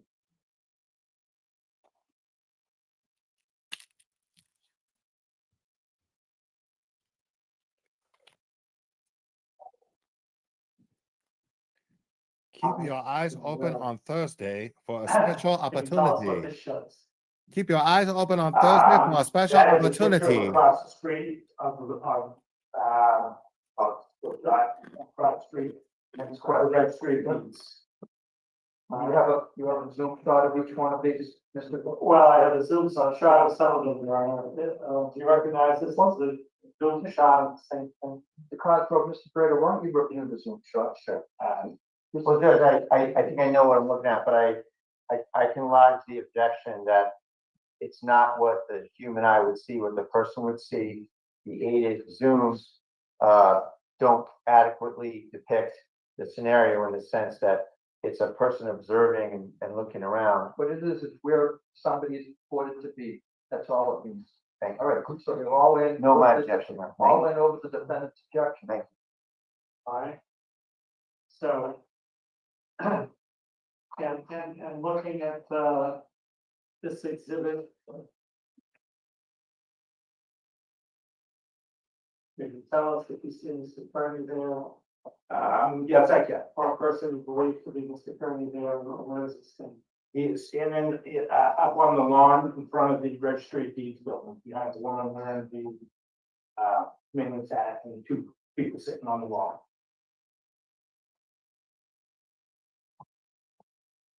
42. And can we advance now to 135 on this one, please?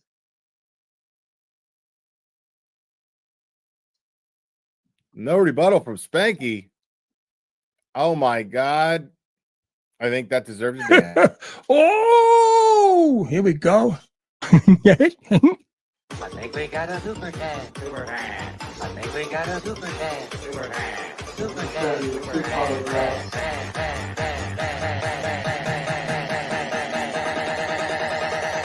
think we got a super First of cat. all, How dare first of all, the record, the second photograph, this is acknowledgement. Thank you, Patrick Benny. Yes. Yep. Did you see someone standing with their hoses and cameras? Yes, I see Mr. Carney up on the wall, holding his camera foot mat to grab the people that out of the water. Objection, Your Honor, that's a total mischaracterization. Mr. Carney, if that's Mr. Carney supposedly, is facing the other way, filming with his back towards the video person. No, but that's his testimony and it can be rebutted and crossed Sure. to whatever degree. The court can I draw some understand people conclusion. offering opinions about what everybody can see. I understand that it's all in, we can come this way with the jury. Thank you. All right? Thank you. Let me show you one final photo. And I'm sorry, Mr. Prophet, I believe that's 140.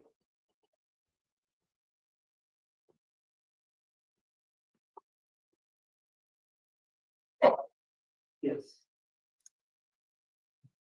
Directing your attention to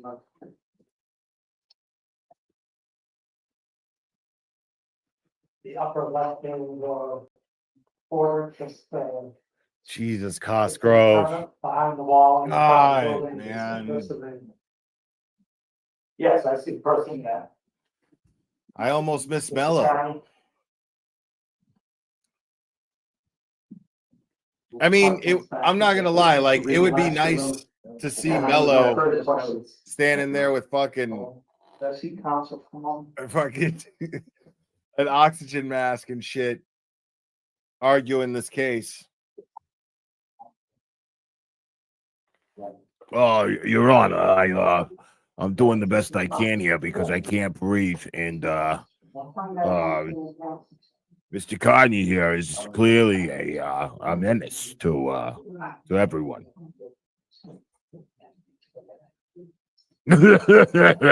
Excuse me, Your Honor. Excuse me. Mr. Kearney.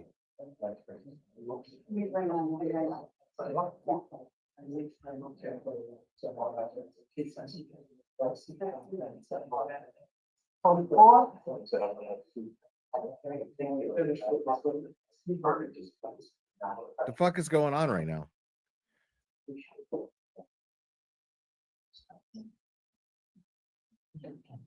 Dude, glacial speed indeed.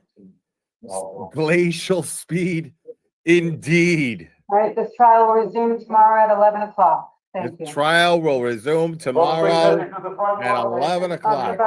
Commonwealth versus Officer Barbosa. Aiden Carney. Thank you. Commonwealth versus Aiden Carney. All rise. Stop at exhibit 44, everyone.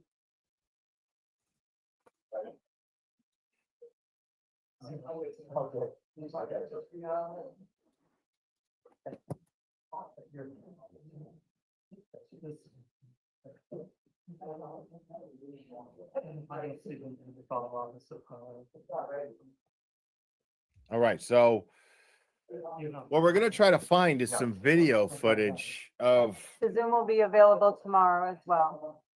Sweet. The Zoom will be available tomorrow as well. So tomorrow, 11 a.m., people, I will be here again, my friends. Liz88 gifted one membership. Thank you, Liz88. Oh my God.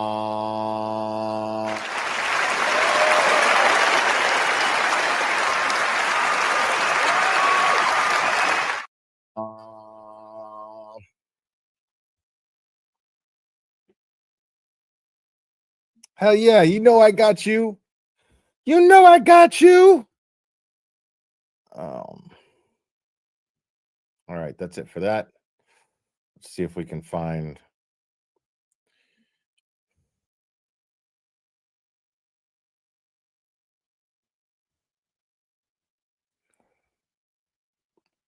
I don't think there's gonna be maybe let's see if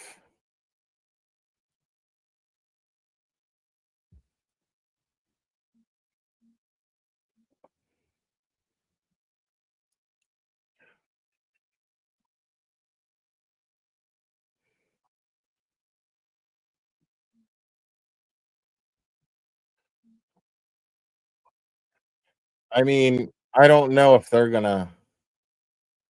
The only people I know that are outside the courthouse right now that are streaming outside are resistant to silence.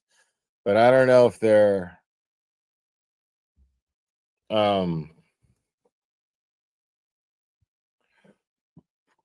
but yeah, apparently, yeah, the Karen Reed trial is over. There's gonna be no jury tomorrow, as I understand it.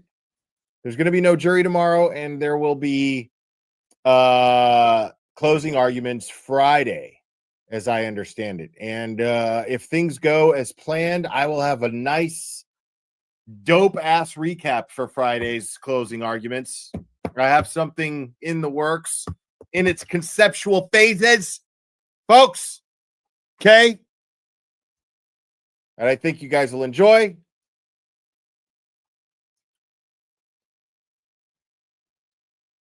So, oh my God, man. Dude, did Bradle like hand fake victim her ass in that courtroom or what? That shit was beautiful. Like she looked so oafish. She was just stupid. She looked idiotic.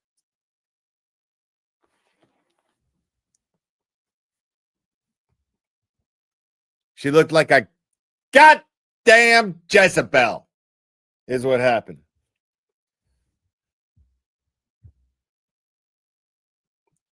Because you know what I want to do, bro? I kind of want to. Let me see what I got here.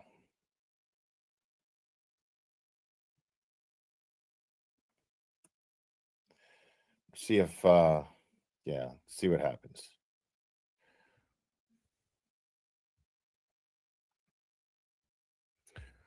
Oh my God. Hellfish Haven. Thank you so much. Member for 17 months. Oh, thank you for the reminder. Oh my goodness. All right. So I'm going to go and I'm going to read this police report, but I got to keep checking because hold on. Oh my gosh, man. Thank you for the reminder. Well done, man. See, this is why I love you guys. So this is the fake victims. This is the police report for that day. Oh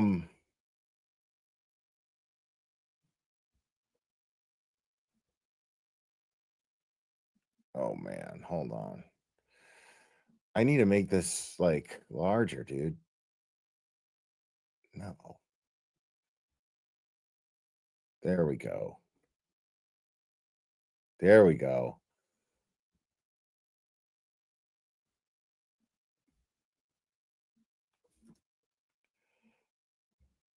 There we go.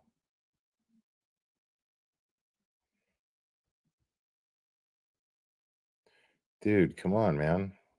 Oh, here we go. Okay, so the victim's identity as follows: Lindsay Gattani, address, blah, blah, blah, blah, blah, blah, blah. The victim's true identity is known to the Commonwealth. To protect the victim's identity for the remainder of this report, the victim will be referred to herein as victim, fake victim.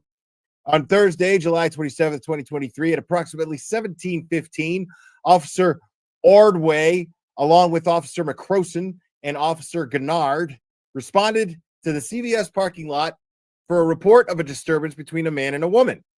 Upon arrival, myself and Officer Gennard observed the victim, the fake victim, getting out of the white Cadillac with a man standing next to the vehicle.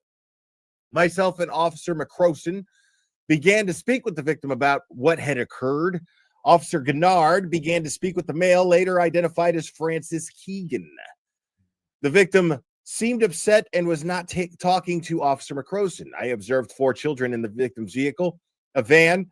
Officer McCroson then engaged in conversation with the victim. I turned my attention to Francis, who had been speaking with Officer Gennard. I asked Francis what had occurred. He explained to me that he had children together, that they had children together, had been separated for a few months, and that he was trying to get his oil changed. He said something along the lines that he was driving down Main Street, pulled into the CVS parking lot, and the victim, fake victim, pulled up next to his car and got into his vehicle. He said she was talking to him about the child support and some sort of issue with it. He also indicated that some of the children in her car were his. I asked if there were any threats or physical violence by either party, in which he denied. I then returned to speak with the victim, fake victim, to see if she had told Officer McCroson anything. She had informed us that she went through the CVS drive-through and saw Francis's vehicle drive through the lot. She stated that she knew he had wanted to talk, but because he called her and asked her where she was. She then pulled over to Francis's vehicle and then engaged in their encounter. The victim then showed me text messages from Francis to her. She also showed phone calls from him. She did admit to answering some of these, but said he reaches out often and that they speak regularly. She then also informed us that there is an active restraining order in place between the two. I then radioed into dispatch to see if there was an active restraining order. Dispatch confirmed there was. While this was occurring, Officer Gennard informed me that Francis stated he had a recording of the whole encounter with the victim, to which he informed her would show her getting in his car and him trying to avoid the situation. Officer Gennard asked if we could see the video, to which he allowed us to. We were unable to hear any audio on the video, but it did show the victim sitting inside Francis's car and him standing outside the car. When I asked Francis about it, if they had spoken at all, he said he might have texted her about the kids. He also admitted to knowing that there was an active restraining order in place. I then returned to speak with the victim and asked her, fake victim, and asked her about the encounter with Francis again. I asked her how she knew that Francis was going to talk to her, in which she said he told her over the phone. I asked her if she got in his car and would not get out. She said she was in the car because Francis asked her to get in. I asked her several times if she was in Francis's car when he was outside the vehicle, not wanting her in the car. She again stated that she was in the car only because Francis invited her. When I asked her if she saw Francis's car and followed him into the lot, she responded that she was in the drive-through line at CVS. She knew that he wanted to talk from the phone conversation. She also said to me that when they were parked next to each other, Francis opened her back door of her vehicle to say hi to her kids. It did not appear to this officer that the fake victim, was forced into this encounter, but actively engaged and played a role in the encounter. Based on the aforementioned facts, Francis was arrested for abuse prevention order violation. Bullshit. Like, even the cop acknowledges that she's full of shit in this thing. Even the cop acknowledges this, and yet homeboy still went to jail. Homeboy was in jail when TurtleBoy was in jail, bro. Like, what kind of shit is that?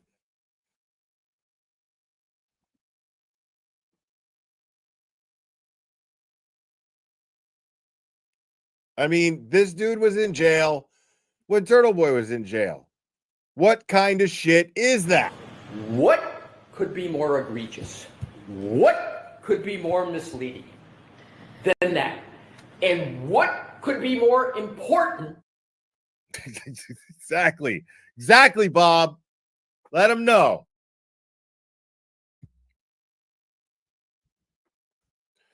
What could be more misleading? That's so much fun, dude. Hold on, man.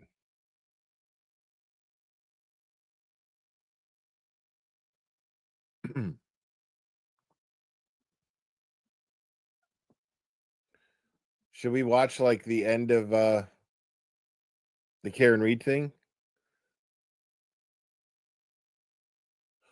What could be more misleading?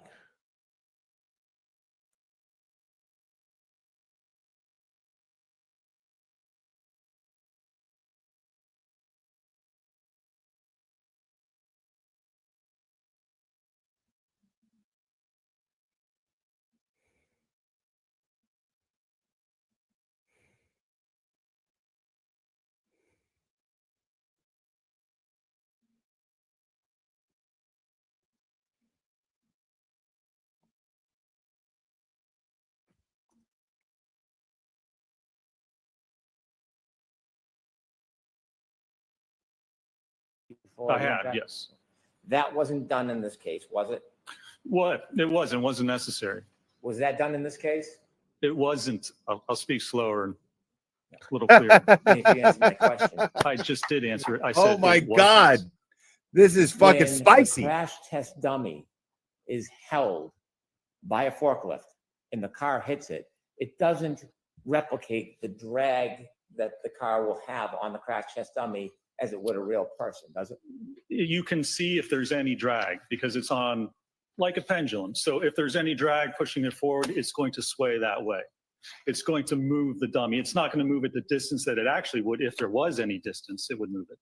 But you can actually see the motion, and you can see in the testing, the 24-mile-an-hour testing, there was no motion, which is not unexpected for that type of a test. There is a difference between a crash on center of mass and a fender vault, isn't there? There is, yes. A fender vault is a different type of collision than a center of mass collision, isn't that true? That's correct. It is impossible to replicate all of the different scenarios with a crash test dummy on a fender vault collision, isn't it? I mean, it depends on what you're trying to replicate, and it depends looking at the injuries or how someone was positioned. So if you know how they were positioned, you can try and replicate that, yes. Could I have 59 of Dr. Renschel's PowerPoint, please?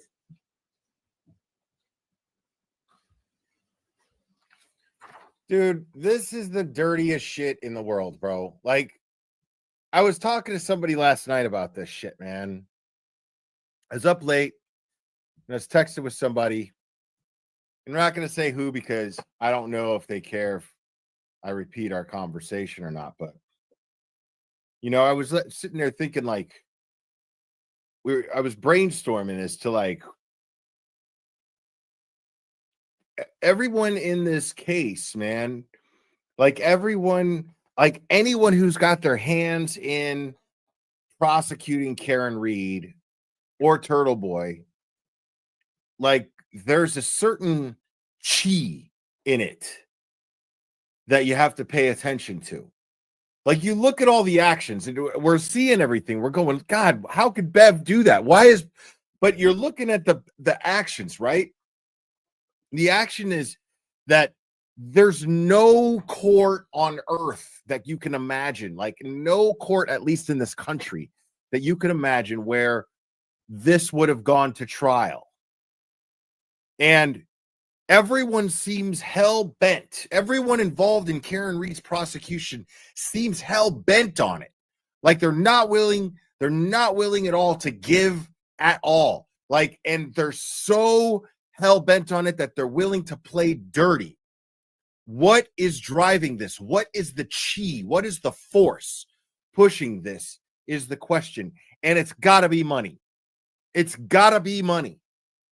That is what makes the most sense. Occam's razor, because all of these actions are coming from a place of something to lose. Fear. Like there's a panic here. They have to move forward. Brennan is so desperate to win this case that he tries to cheat. And he tries to manipulate this jury and hope that it goes over the defense's head. And Bev doesn't say nothing about it. And she lets it go unless the defense brings it to her attention. And then what happens? Bev still doesn't do anything about it. In fact, what Bev usually does is she gets defensive with a vibe and with an air of self-preservation. It's bizarre. I've never seen this before.